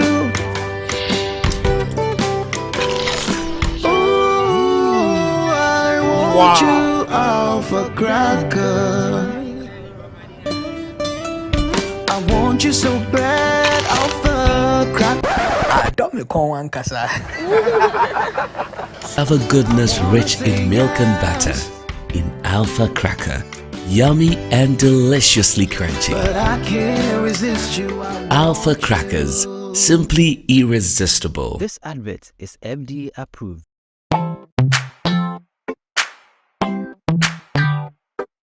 Sweetheart, be mindful of your health. Dear products, Nadia Makeup, I welcome you to Sigma Health and Beauty. You can call us the Beauty Embassy. Who pursue beauty more revealed with quality makeup products. There is only one place. The Sigma Health and Beauty 2022 Ghana Makeup Awards Beauty Retail Business of the Year. Of course, we are the defending champions. World-class makeup brands and Quanetong, you name it. Maybelline, Dark and Lovely, House of Tara, and many more. Your professionalism in the beauty industry is unmatchable. Brahmin the proper way of applying our products. Sigma Health and Beauty, Yewa Accra, Makola, Georgina Stores, and Rollins Park, Gate 4. Fryer in 0248 138 596 and 0201 408 186. Or visit our online shop at www.beautyavenuegh.com. Sigma, your beauty, our joy. Go Ghana! Are you struggling to pay your huge rent advance? Do you wish to pay your rent on monthly basis? Then good news is here. The government of Ghana has introduced the National Rental Assistance Scheme to help Ghanaians, especially the youth, pay for their rent on a monthly basis. To qualify, an applicant must show proof of the following minimum requirements. Be a Ghanaian, possess a valid Ghana card. You must be an adult of 18 years and above, have a verifiable employment or earned income. To apply, visit www.nras.gov.gh. The scheme is currently operational in the following regions: Greater Accra Region, Ashanti Region, Eastern Region, Western Region, Bono East Region, and the Northern Region. For further inquiries, contact 0551 341 515 or 0550 408 879. National Rental Assistance Scheme, making renting accessible for all. Everyone needs the perfect snack to munch on during a fun moment. Wow. Enjoy the tasty McBerry Twist cupcakes, deliciously baked and packaged for a sweet treat. Premium quality cakes baked with love for all, enriched in butter and milk. Yummy.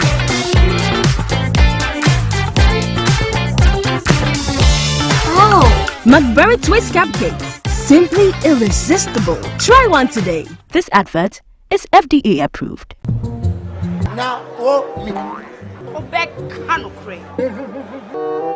Susu sang kwai bi a wan to nam bia e man kwai bebre. Mommy, you fish can see about Kotoso. Pepoga, send me sika from Lemonade Finance. While Brian did the shit and let me £2. Lemonade Finance. Say they're sending money back home from UK, Canada, and now US. I accepted a instant charges. Extinguishing in so ye unbeatable. We should be promo code Dr. Like Nenya £10, $10 and $10 Canadian dollars for the first transaction. What is send this guy Akofino? Download to Lemonade Finance. This week on E-Forum. Yeah, na makoku anya ta ta ta. Sikala shit no ta ta ta. Mo ya nyum no da be. No, that was last year. Yeah, last year. You really see it. You really see him. Hey. So this is my first time meeting him by one. Yeah. And from the Amete Waharo, Charlie, they are super talented.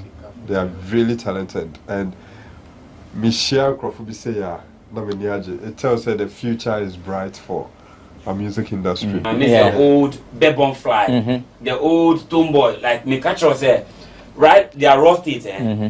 Meaning say won't say a come and a hustle, a manipa dream beyond the limit. Yeah, where do you know Dinko? Yeah, can full protection. She or Brana is school co. Tin social bar, learn your lesson. Pass. E-Forum airs this and every Friday on GhanaWeb TV.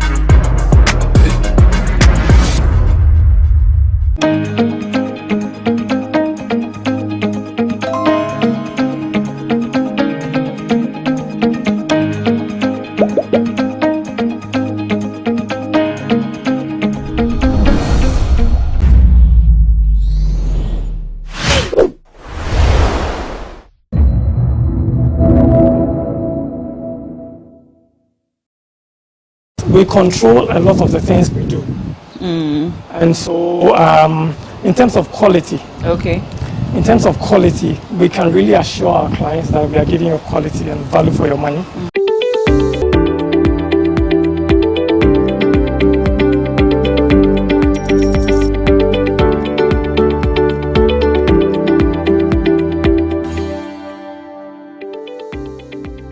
Hello and welcome to Business Moment on GhanaWeb TV. My name is Na Oyokote. Today we'll be talking about the real estate business here in Ghana. Don't go away, I'll be right back.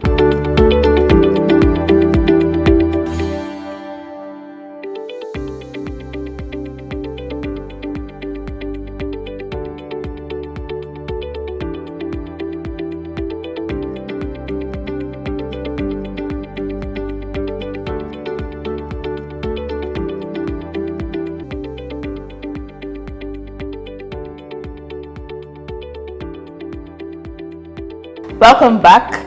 I am at the Greens Estate here in Tema Community 25, and I'll be speaking to the Chief Executive Officer of this beautiful estate. Her name is Kiran Daswani. I hope I got the name right. Yes, you did. Hello, Kiran. Welcome to Business Moments. Hello, how are you? Thank you for coming to visit us and join us here at the Greens today. Thank you for having us as well. How long have you been in Ghana? So I moved to Ghana in 2014. Okay. And I started a company called Alubond West Africa, where we used to cater to the construction industry. We used to do facades, so glazing, curtain wall, cladding. Company from Dubai called Mulk Holdings. So that's how I came to Ghana in 2014. Oh, okay. Yes. So I think you've been in Ghana for, like, should I say, almost 10 years now. So I'm sure you might have had some favorite food of yours. What was your favorite Ghanaian food? Jollof, wache, kenke, which is which? Which one? I love wache. Okay. I like jollof, and my favorite is light soup. Oh, wow. I don't know That's if that's a typical favorite, but my favorite is yes. Oh, I like that's nice. good light soup. Oh, wow. Yes. That's nice. That's really nice. Spicy and all. Little spicy. Okay. All right. So then we are delving straight to business. We want to talk about the Greens Estate. What is the Greens Estate and what do you do? So we actually founded the company in 2017. We came across a parcel of land that we acquired, and luckily we had no issues with the registration, the title, which sometimes happens to be a problem here in Ghana. Then an architect, when I actually first bought the land, we didn't really know what to do. So it was getting the architect, and he actually had a vision. So we had that as an option. We had reselling the land as an option, and we also had doing service plots as an option. Okay. Right? Because we were like, okay, this is not our trade. So we had three options, and we were very convinced with actually the architect's overview of what the estate could look like. Okay. Which was what you have visited today. Oh, wow. So the plan was not to essentially start on the estate. No. Just wanted to acquire property in Ghana. Yes. Okay. We just thought, okay, real estate, whether it's land or finished product, it's always a great investment, because I do believe that real estate is tangible. So it's a real asset that you can actually see. So we just bought the land, and then from there we have come quite far actually. Oh, okay. That's nice. So prior to starting, I mean, after getting the advice from the architect about starting a real estate, do you dream of having such a big space or over 100 homes or units? Not at all. Okay. And I remember an architect in Dubai actually said to me, once you start being a developer, you will never stop. Okay. So it's like you will never look back. And I was like, okay, that stuck here. And where we are right now, we've acquired another parcel of land right next to here, another almost 6 acres, where we'll be building another 75 homes. And we are also doing a joint venture with ANC Mall. They are developing ANC Village in OEB. So there we're also going to be building residential complex within the ANC Village. Okay. Yeah, so from my research, I realized you guys have a good taste when it comes to housing. I mean, the features are quite unique and all. What went into that thinking, or that the building, you know? So definitely design, the architect has had the eye, and of course I think we also appreciate aesthetics, and we do believe that you don't necessarily have to spend extremes amount of money to have something looking good. So we do consider ourselves in the middle income bracket. So people mainly from the diaspora are our preferential buyers, and then professionals, doctors, people in the oil business, like people working for these companies. Oh, okay. Did you face any challenges while starting up? A lot of people asked me, like, how have you actually succeeded being in such a male-dominating industry? But I have been very lucky that I've been treated very well by, you know, the greater organization, the Ghana Real Estate, banks, clients. It's been quite smooth. Okay. And I've had a great team also. I mean, it's not just...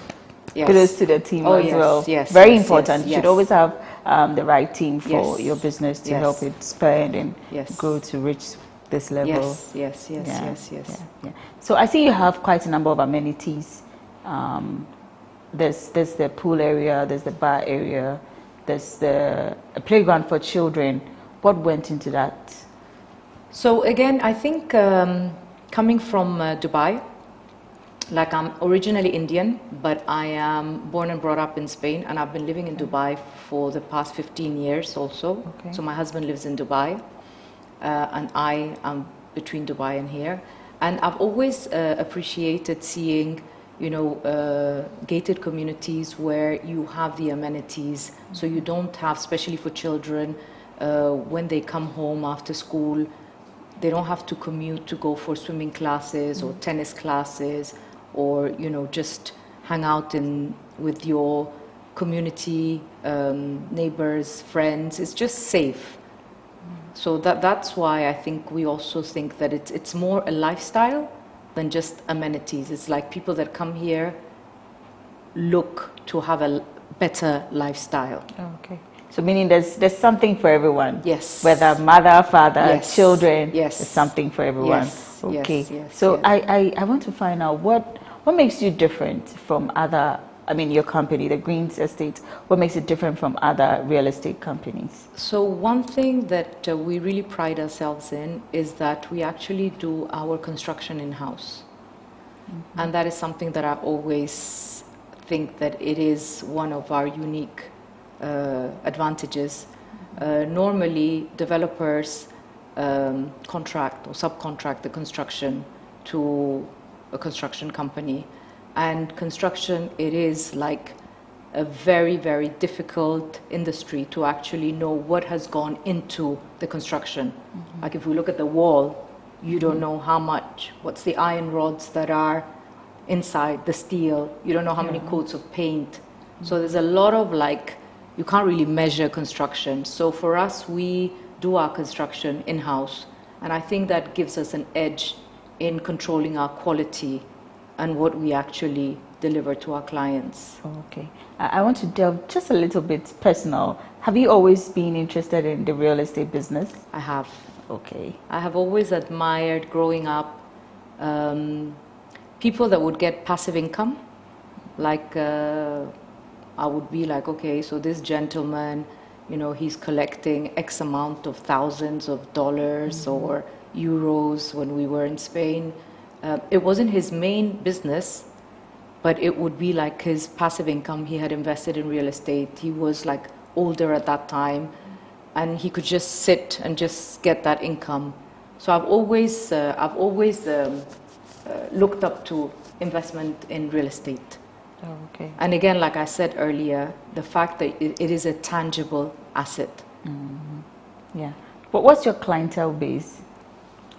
Mainly diaspora. Targets? Okay. From the USA, from the UK. We've got some clients that have come from actually even Ghanaians from Japan, from Israel, Canada. Okay. Mainly, I would say 80% of our clientele is from the diaspora. Oh, okay. Yeah. So still on clientele base, you already have already made units, and you spoke about acquiring another land. So what if I'm your client and I do not want the house, but I want a land? Is there an option like that? No, Okay. because as a gated community also, we believe that, you know, we do want to protect your investment. And I think having the, let's say like units that will be easy for you to resell in case of wanting to resell, it would be easier when it's all properties that are standard, not different colors, different styles, different designs. So that's why we don't sell land. Okay. No. Okay. All right. You spoke about style. I see the houses are almost in the same style. What inspired that? Colors, style. Yes. So the architect. Okay. The architect. So an advice based on the architect. Yes. So okay. he's the let's say the master behind the designs that you see, the colors, you know. Oh, all right. Okay, so it's been nice having you, Kiran Daswani. Thank you so much for joining us on Business Moments on GhanaWeb. Thank you for sharing your business with us, telling us what you put into it and everything that's got to do with your business. Thank you so much for coming. Thank you. When we return, we take a tour of the Greens Estate. Stay tuned.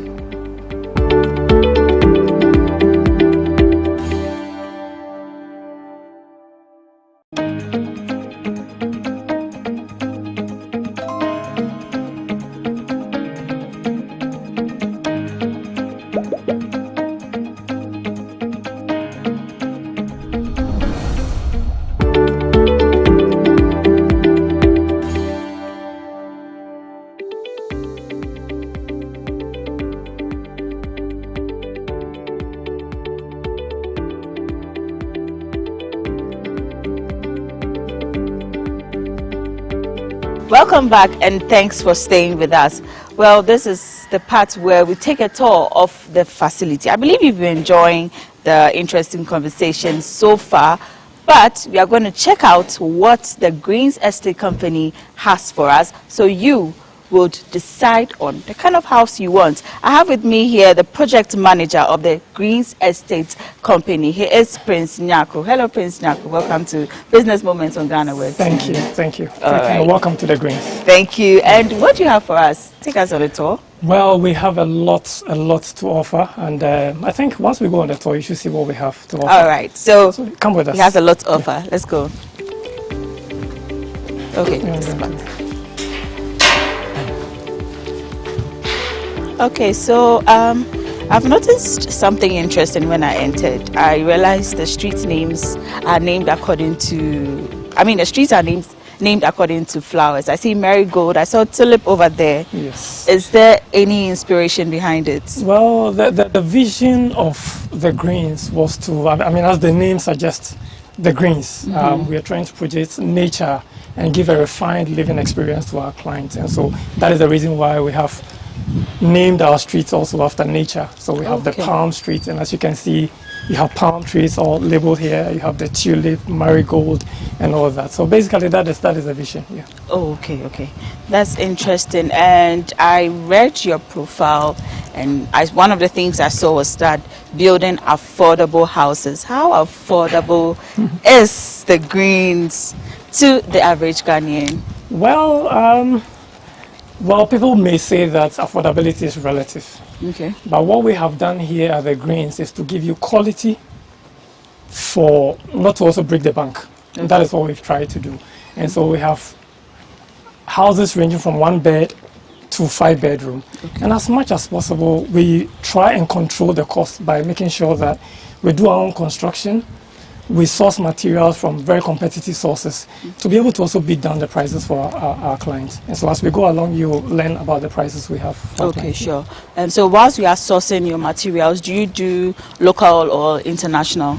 Basically, we do local. I mean, the vision of our CEO is also that we want to get the community involved. And so we have a lot of workers here who are Ghanaians, indigenous people, and then as much as possible we source all materials also from here in Ghana. Yes. Okay. I think that's beautiful. At least there's some sort of employment for our local people here in Ghana. And I've also noticed one thing. There's you are using particular colors. I see ash, I see white, and that color, is it light burgundy? Terracotta. Okay. Okay. Is there a reason?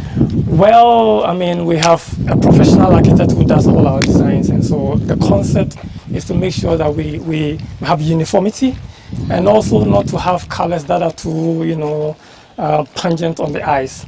Exactly. So we have white, which gives you a brighter of the environment. I mean, we have gray, which is also like a bit of a shade of not too deep a gray.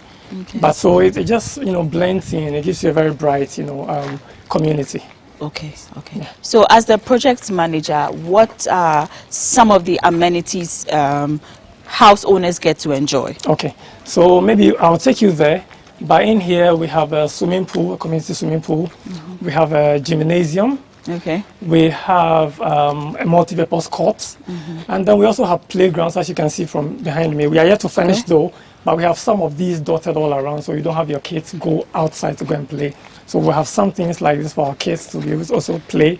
And then for the adult, we have a rooftop bar. We'll go and see that. Oh, nice. Yeah, it's really beautiful. How much went into all these? What plans went into putting these edifices? Okay, so where we started from is where we actually started in 2017. So that was our first phase. So we have some 2 beds, 3 beds, and then 2-bed terraces. Okay, so that's ended the first phase. And then we have the second phase, which started from just opposite the first phase, all the way to house 57, just ahead of us. So that also comprises some 2 beds, 3 beds, basically. Yes, and so we have a mix of everything, 2 beds, 3 beds for our phases 1 to phase 3. And then ongoing, we have some 1 bed as well. I'll show you that as well. It's very beautiful. Okay. In terms of space, you know, some of us like our spaces. We like big spaces. I've noticed some of these real estate companies have quite smaller spaces. How big is your space? Well, it's quite sizable. We have actually optimized the spaces we have. And so as you can see on my left, this is a typical 4-bedroom, which is part of our, you know, phase 3. You have your parking to your left here. You have the building there. You can go all around the building. You have also some greenery to your left as well. And so, I mean, we have really optimized the space, and definitely it is really a design for a family. I mean, yes. Yeah, and for this particular house, I could see your client understood the concept, because I can see more greens actually in the house, and it makes it more beautiful. Exactly. So as you can see, I mean, he's done a lot of, you know, additions to it. We have spaces for families to sit around for families. We have a lot of greenery around there. So there's a lot of space for families to be able to sit around and enjoy the facility. Okay. I see quite a number of units around me. How many in total do we have? Okay. So in total, we're doing a community of about 108 houses. 108 houses. As we speak, we are on the last phase of it. We just have about 6 buildings to go. So those of you who want to be part of this community, you better run. Rush while the deal is still hot. Exactly. Okay, that's nice.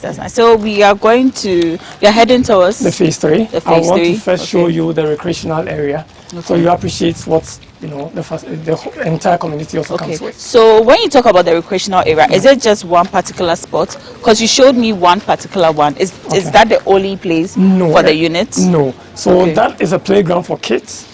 Yes, and then we have an additional space where you have an open top bar. You have the gym. And then you have also a multi-purpose hall and a swimming pool. Okay. So that is where I'm taking you to now.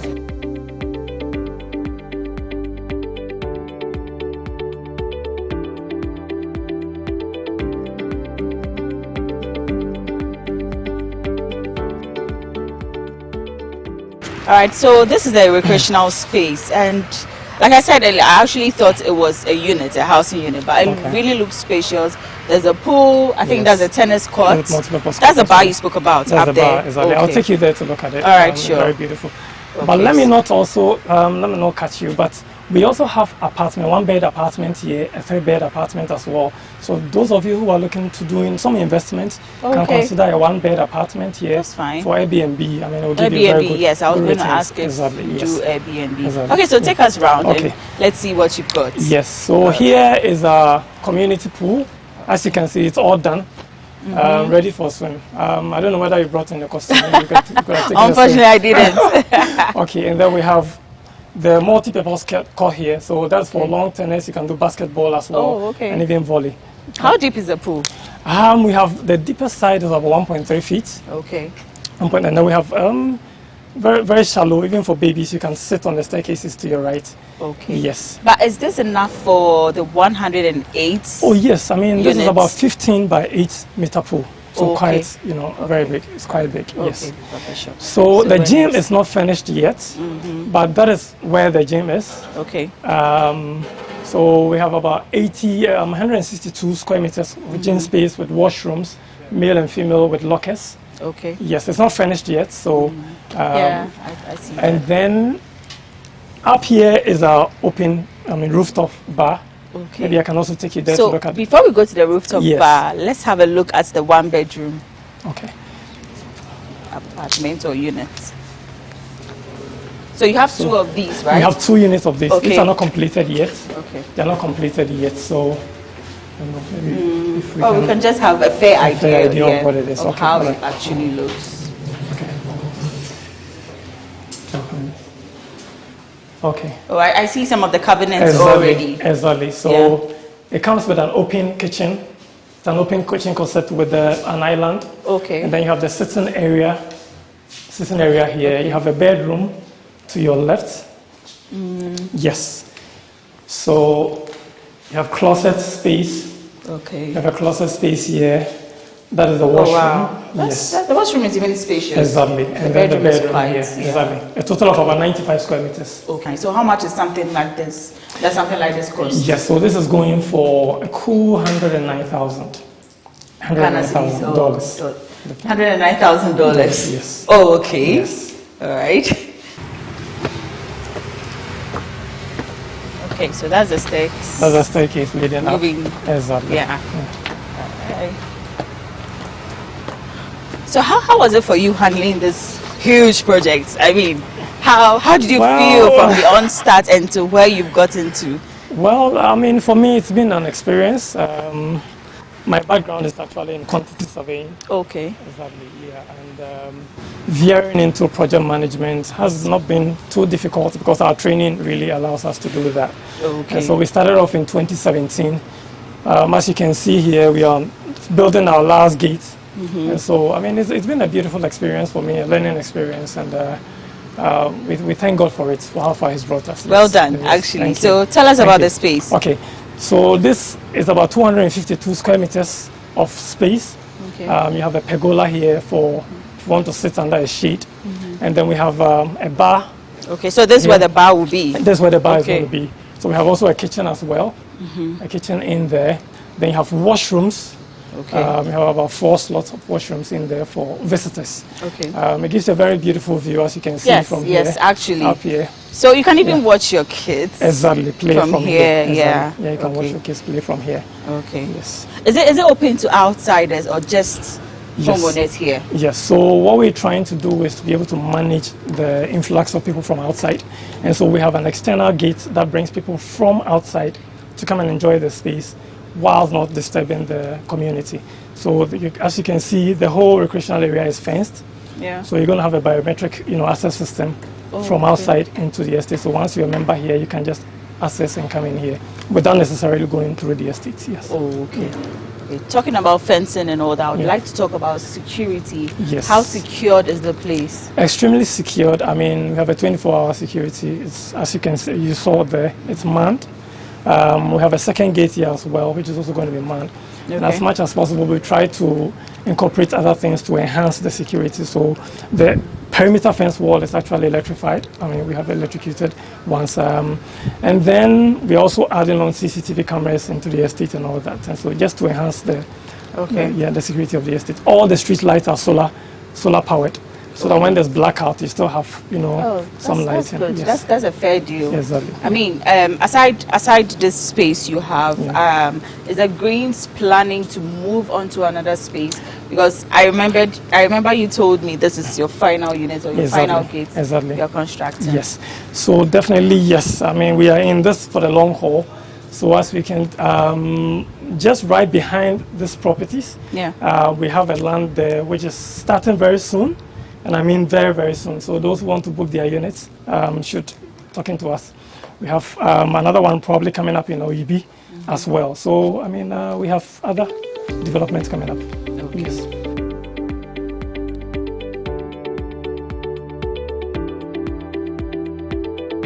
Let's go back to the final phase of the whole project. Yes. How long is it going to take to complete the final phase? So we're actually looking at by June of this year we should be out of here.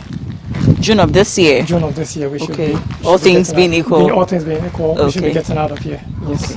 Okay. So we were talking about drainage. I don't see the pipes. I don't see things I'm not supposed to see. Open drainages and all that. Yes. How was that? How did you So as do our that? tagline goes, refined living. What we've tried to do is to keep a very safe environment for kids and also give a very hygienic, environment for our inhabitants. So what we've done here is that we have an underground drainage system, as you can see here. It also serves as a walkway. So all our drainages are underground. And then as I indicated to you last, all our street lights are also solar powered. Exactly. So when there's blackouts, the homes can have lights because they all have 1.5 kV solar panel, solar inverters.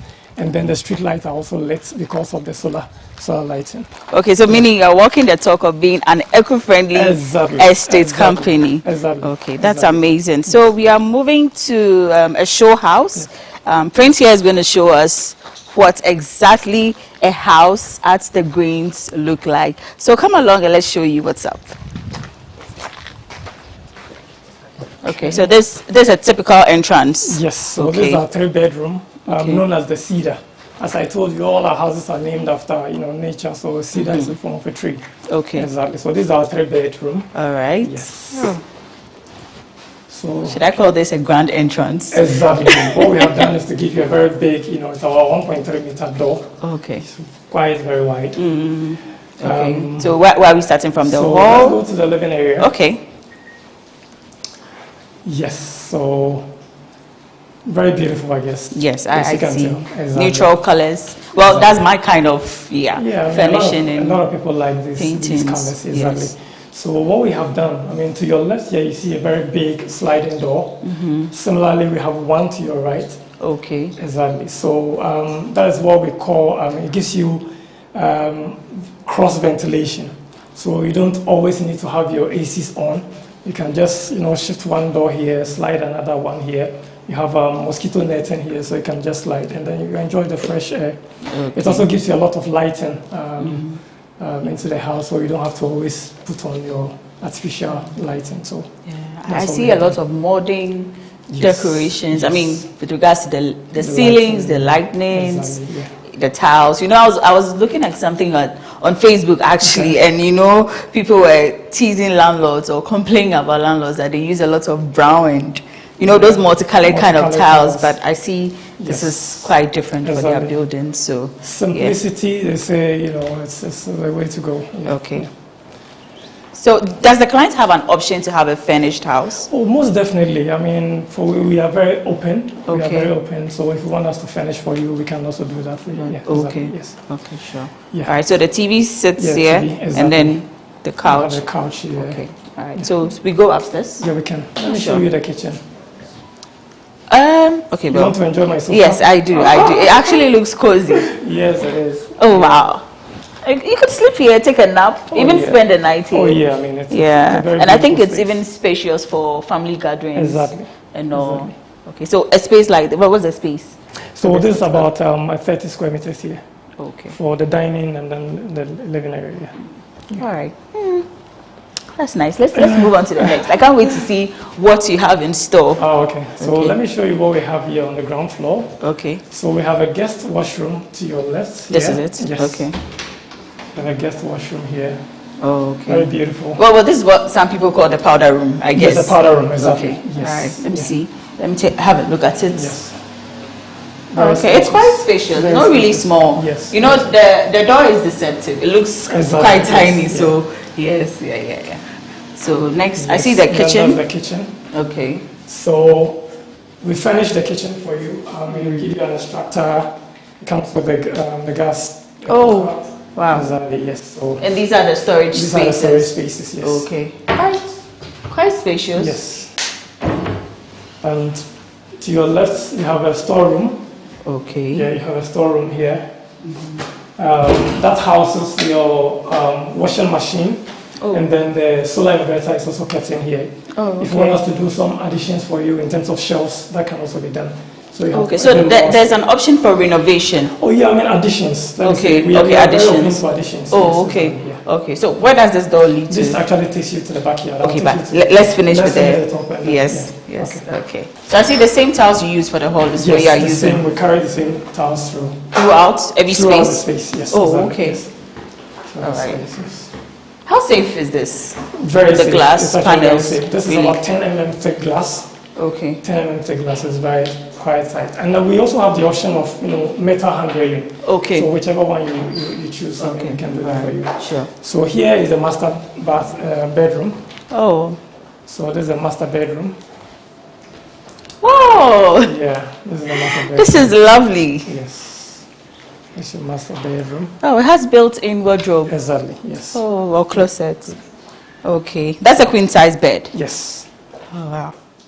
And then you have the washroom to your right. Okay. Also quite spacious. Mm. And then we give you a balcony here. Okay. Oh. So you can enjoy. This one there, face me, I face you. You can that's enjoy nice. the It's quite community. airy here. Very. Yeah. Very airy. Yeah. It's quite airy. Very airy. Yeah. Okay.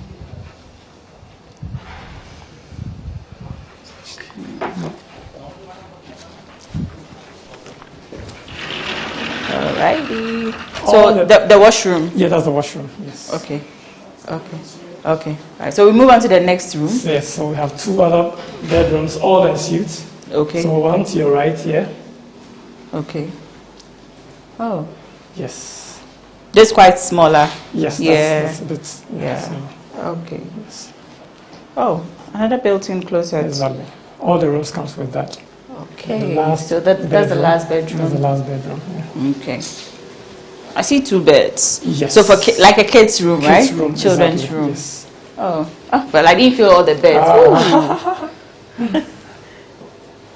Yes. That's a clean space. Yeah. Oh, okay.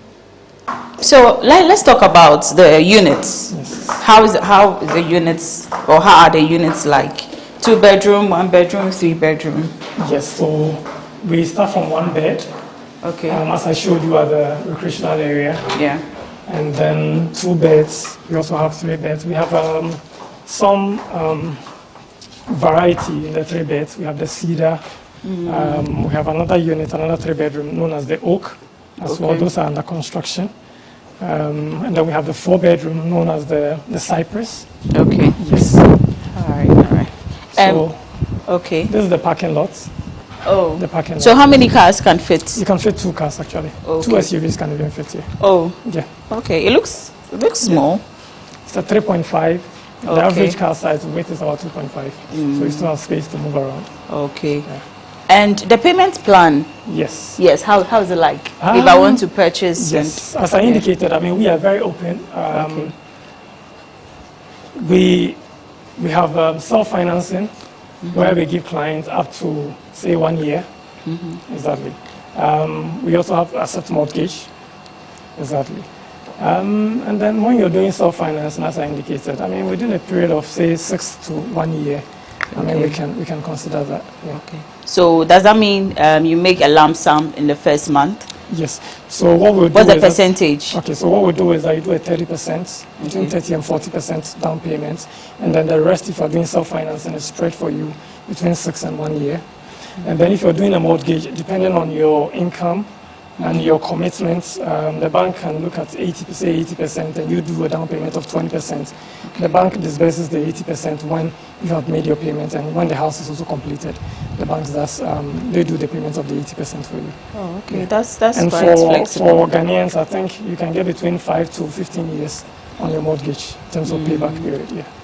So for how many homeowners do you have out of the 108? Living here? Yes, living here. In and out, we have almost about, say, 30. And we have clients who live abroad, so they come in and go. And then we still have some residents also in there. Yeah. Okay, and finally, what sets you apart? So we are going. This is still the backyard. This is the backyard. Okay, yes. I think we should give a full tour of the house. So one thing I need to mention is the cedar. Okay. It also comes with an out room. Yeah.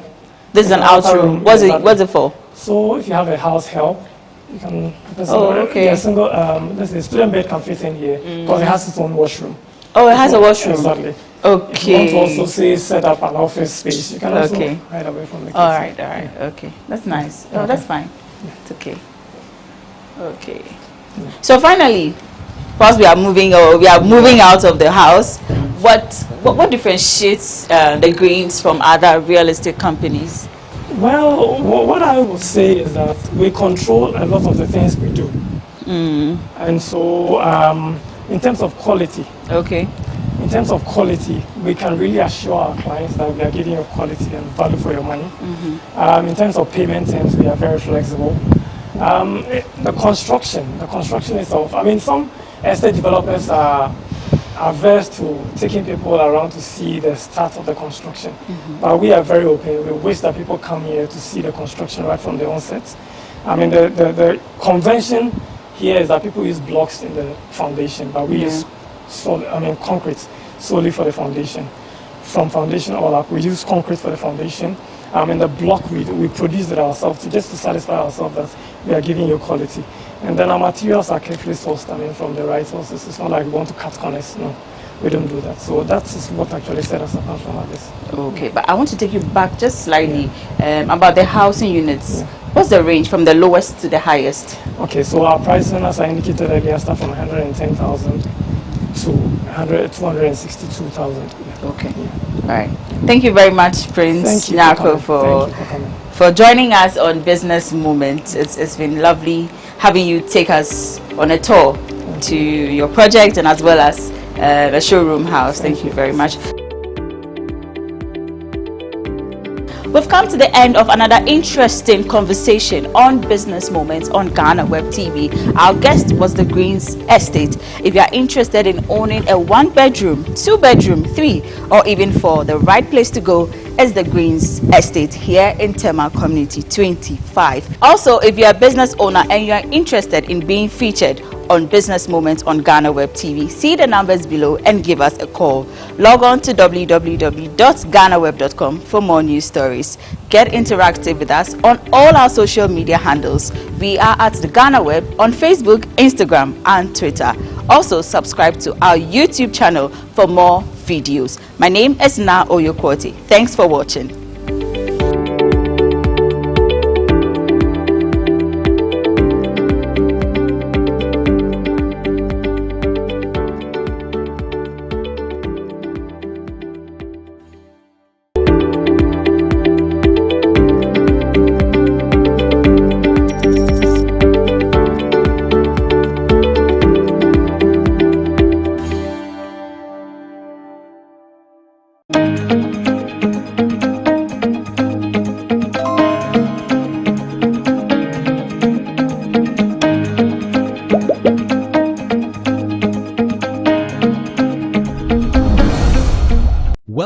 to the Ghana ICT Hub, a partnership between MTN Ghana and the Government of Ghana through the Ministry of Communications and Digitization. MTN pledged to support Ghana's digitization agenda in line with its ambition to lead the delivery of digital solutions for Africa's progress. In fulfillment of this pledge, MTN Ghana has committed $25 million toward the realization of the Ghana ICT Hub project. The objectives of the Ghana ICT Hub project is anchored on the following: to create an ICT-enabled environment for human capital and ICT skills development, to develop an ICT ecosystem through remote access delivery to facilitate job creation for national development, to provide a modern, state-of-the-art physical infrastructure to serve as a pillar for the digital Ghana agenda. The physical infrastructure, when completed, will provide 4,000 square meters of space with the following facilities: laboratories for technology training and research, innovation hub, co-working spaces for tech innovation startups, Tier 3 data center, conferencing facilities, offices and meeting rooms, commercial lettable spaces, gaming area, restaurant, ancillary facilities. The technology laboratories will be fitted with the next generation ICT equipment and applications to provide the youth of Ghana with practical training in Industry 4.0 technologies such as artificial intelligence, AI, machine learning, cloud computing, 3D printing, robotics, Internet of Things, IoT, advanced manufacturing techniques, cybersecurity, genetic engineering. The project also seeks to establish a complete ecosystem at the hub through remote access delivery to facilitate job creation for national development. The ecosystem shall comprise of MDAs, technology companies, startups, incubators, research agencies, leading universities globally, foundations worldwide, to create a community. 1. The ecosystem community shall bridge the divide between academia and industry and provide solutions to challenges in the key sectors of health, agriculture, and educational sectors of the economy. 2. It shall also run an innovation program providing mentoring and networking for the youth in tech startups. 3. The ecosystem community shall establish an innovation fund to support startups, research agencies, and other entities in the ecosystem. MTN Ghana and the Ministry of Communications and Digitization are championing the Ghana digital agenda for Ghana's development. Welcome to the digital age.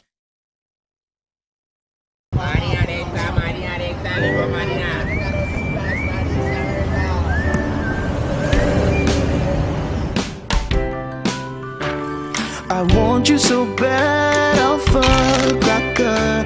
I want you. I wanna say yes, I can't resist. I want you. Ooh, I want you, Alpha Cracker. I want you so bad, Alpha Cracker. Don't me call one casa. Alpha goodness rich in milk and butter, in Alpha Cracker, yummy and deliciously crunchy. But I can't resist you. Alpha Crackers, simply irresistible. This advert is FDA approved.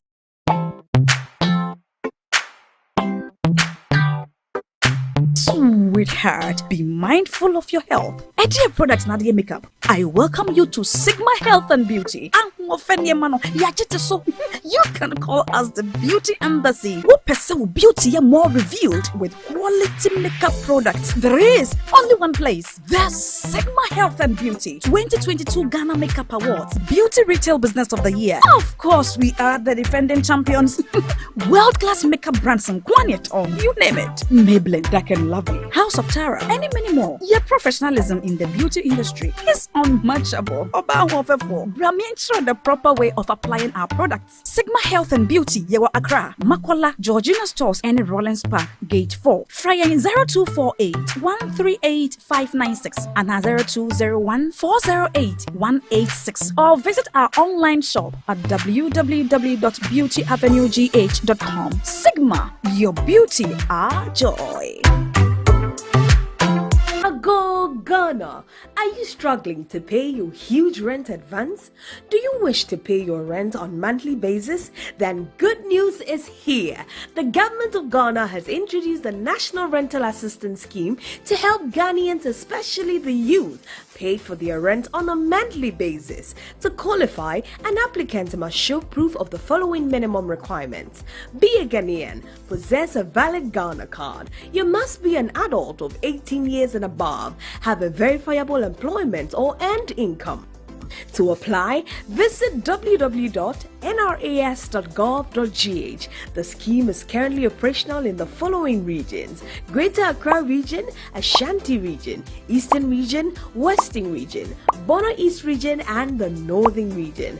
For further inquiries, contact 0551 341 515 or 0550 408 879. National Rental Assistance Scheme, making renting accessible for all. Everyone needs the perfect snack to munch on during a fun moment. Wow. Enjoy the tasty McBerry Twist cupcakes, deliciously baked and packaged for a sweet treat. Premium quality cakes baked with love for all, enriched in butter and milk. Yummy.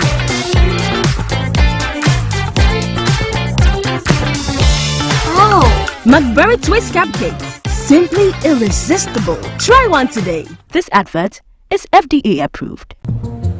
Now, Obek Kanokre. Susu sang pine, be a want to Nambia, a man in quite bebre. Mommy, you first can see about Kotoso. People got sending me sick from Lemonade Finance. While Brian did the shit and let me £2. Lemonade Finance. Say they're sending money back home from UK, Canada, and now US. I accepted a instant charges. Extinguishing in so ye unbeatable. We should be promo code Dr. Like £10, $10 and $10 Canadian for the first transaction. What is send this guy download to Lemonade Finance. This week on E-Forum. Yeah, na makoku anya ta. Sikala shit no ta. Mo ya nyum no da be. No, that was last year. Yeah, last year. You really see. Hey. So this is my first time meeting by one. Yeah. And from the Advertisements Waharo, Charlie, they are super talented. They are really talented. And Michelle Crawford say it tells her the future is bright for our music industry. And it's the old bebon fly, the old tomboy, like me catch us right? They are rusted. Meaning say won't say a come and a hustle, a manipa dream beyond the limit. Young wedding winding co. You can full protection. She or Brana is school co. Tin social bar, learn your lesson. Pass. E-Forum airs this and every Friday on GhanaWeb TV.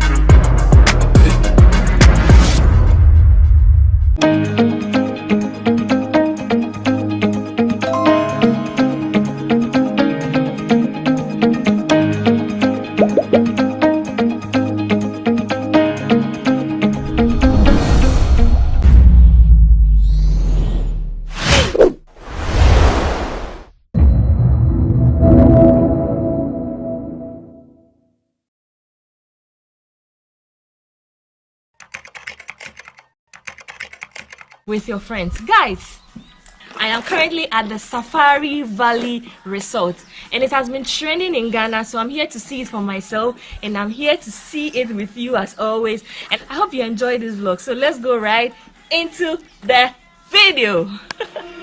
You got to let it go.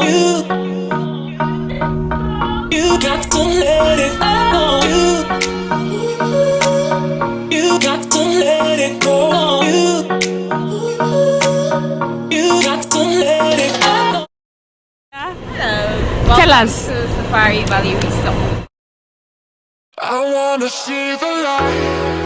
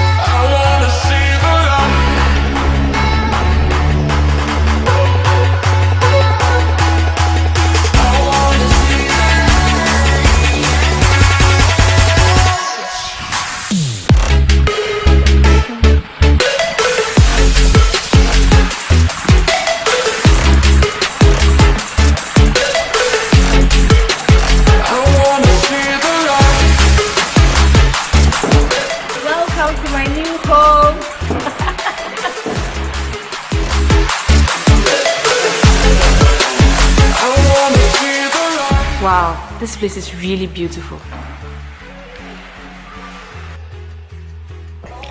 The cost of rooms and homes ranges from $800 to $3,000, which includes breakfast, lunch, and dinner.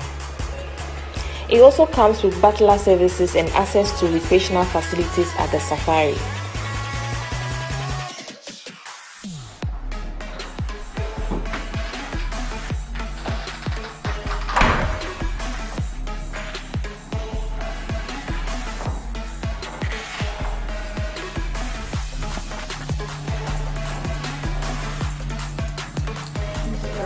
And this is the washroom. Wow. Just look at the towels. It's stone actually. I wanna see the light.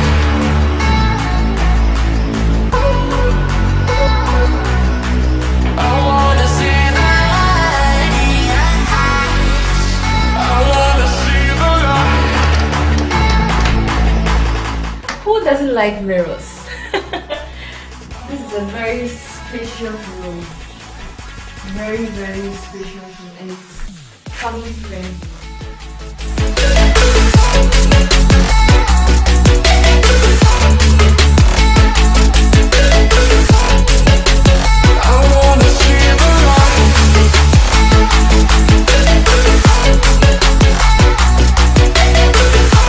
The good part is all the rooms have beautiful views. And this is the pool. The pool has no water yet because it's still undergoing construction. So yeah, let's go to the master bedroom. I wanna see the light. And this is the hall, which you already saw earlier. Also with a beautiful view. Visitors washroom.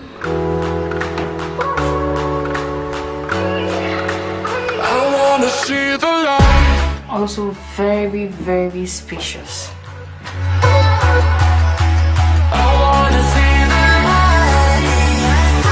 I like the fact that everything here is made of wood.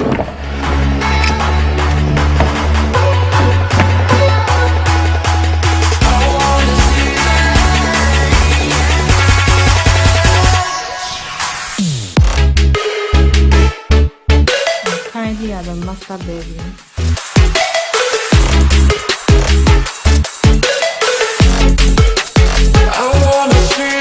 This is a very beautiful piece and it's made of wood.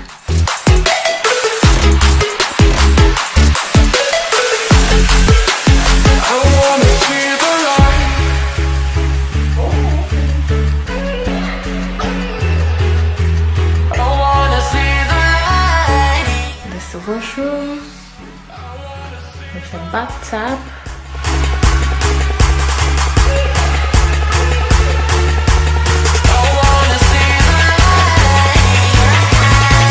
With another bathroom outside. How beautiful is this?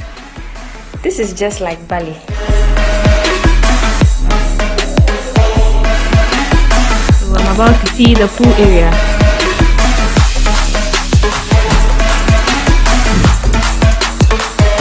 This is going to be a private pool for this entire unit, but it's currently under construction, so there's no water in it.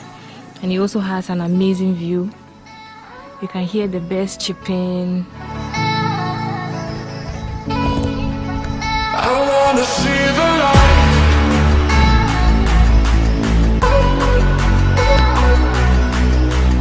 light. He's our tour guide, but he doesn't want his face to be shown, so yeah. Nana, give us a wave. That's a back wave. So we are going to see one of the pools that is currently available, and so I can see a gentleman cleaning the pool.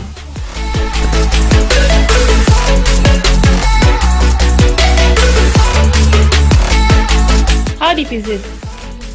How deep is it? 3 feet. Hello. 5 feet. Oh, okay. 5 feet. There is also like a stream which extends to the other side, so it cut across almost every home.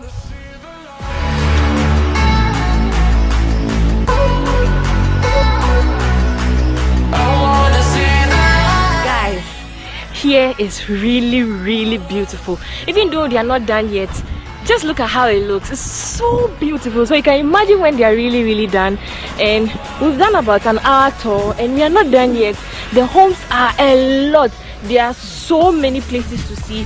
Here is as big as 500 acres of land. So you can imagine, we are here to see the wildlife. Some of the wildlife are not here. The giraffe, the elephants, the zebras are not here. But the few that are here, we are also going to see it. But for now, this is what it looks like. It's so beautiful. Very beautiful. I am currently at their restaurant in a cigar lounge. And so, before entering the cigar lounge, you'll be given a max.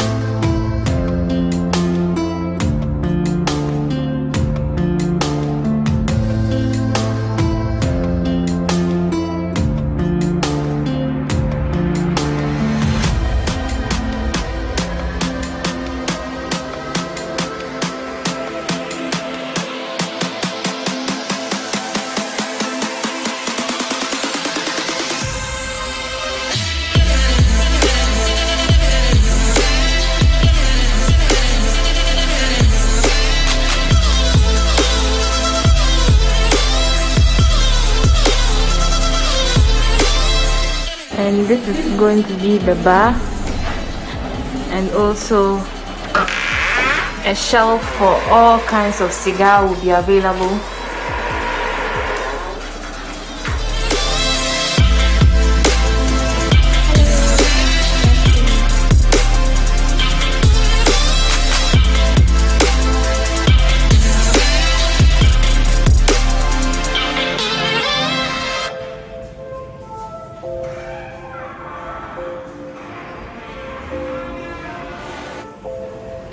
Their meals are 80% local and 20% foreign, and all food stuff are from the safari farm, so it's fresh from farm to plate.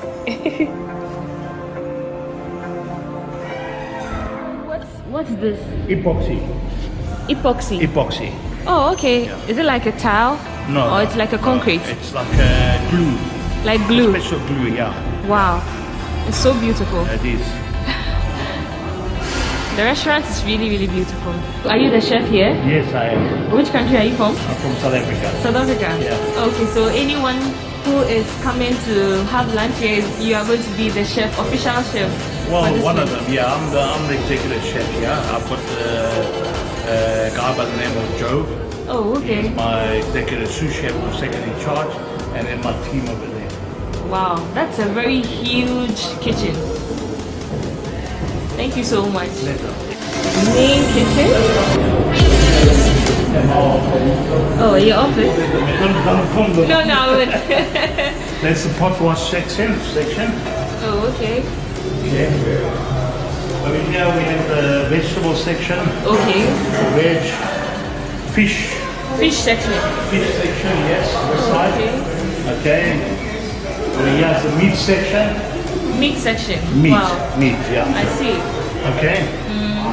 Over here we have obviously the cleaning area. This is the outside cooking facility. Okay. Look. This is the outside kitchen facility. Outside kitchen. And this is the butchery. Yeah. Hello. Good afternoon. How are you doing? How is work? It's all good. Okay. So yeah. Oh, nice.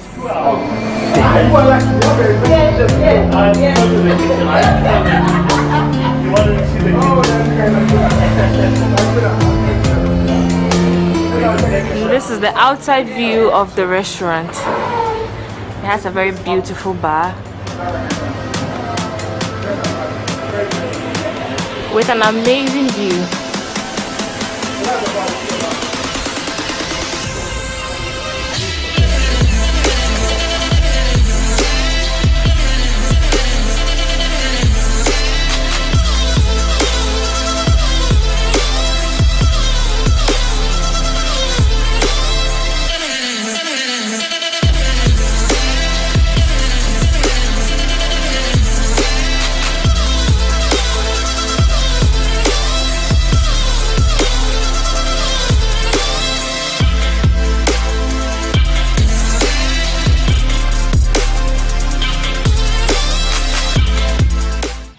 When I saw the video of the place, I thought the place was overhyped or it was too exaggerated. But guys, the place is too big.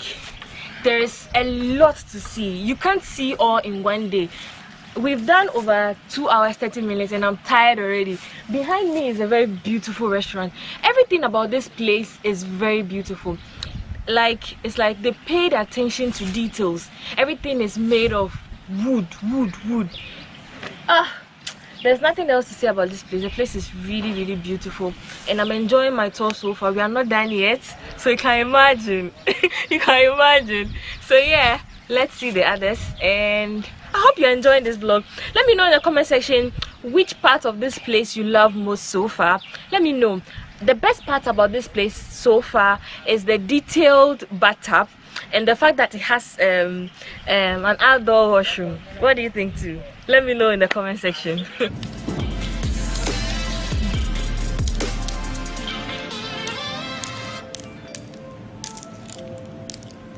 So Abigail and I are playing Owari. And Abigail, are you going to win? Yeah, I'm going to win, definitely. Okay, so yeah, your turn.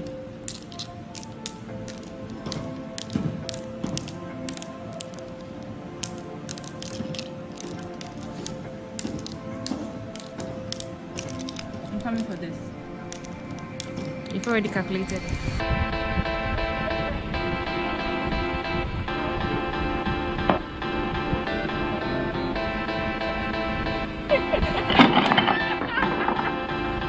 Okay. As it stands now, most of the animals are not here yet. The zebra, because the borders are now open. Hopefully by October, November, the zebra, the what's it called?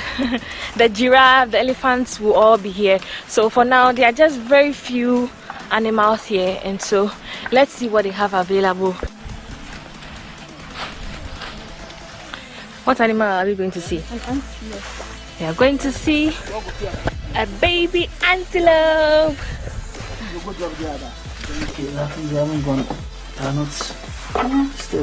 Oh, that's a baby antelope. Oh, he's so scared. Don't stress it too much. Oh, he's so scared. Be careful. No problem. No problem.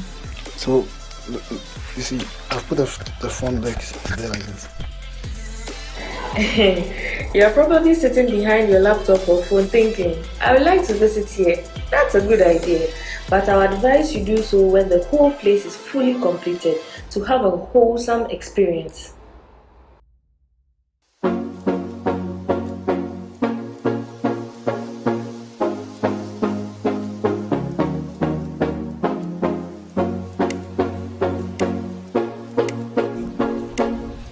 They also have a football field.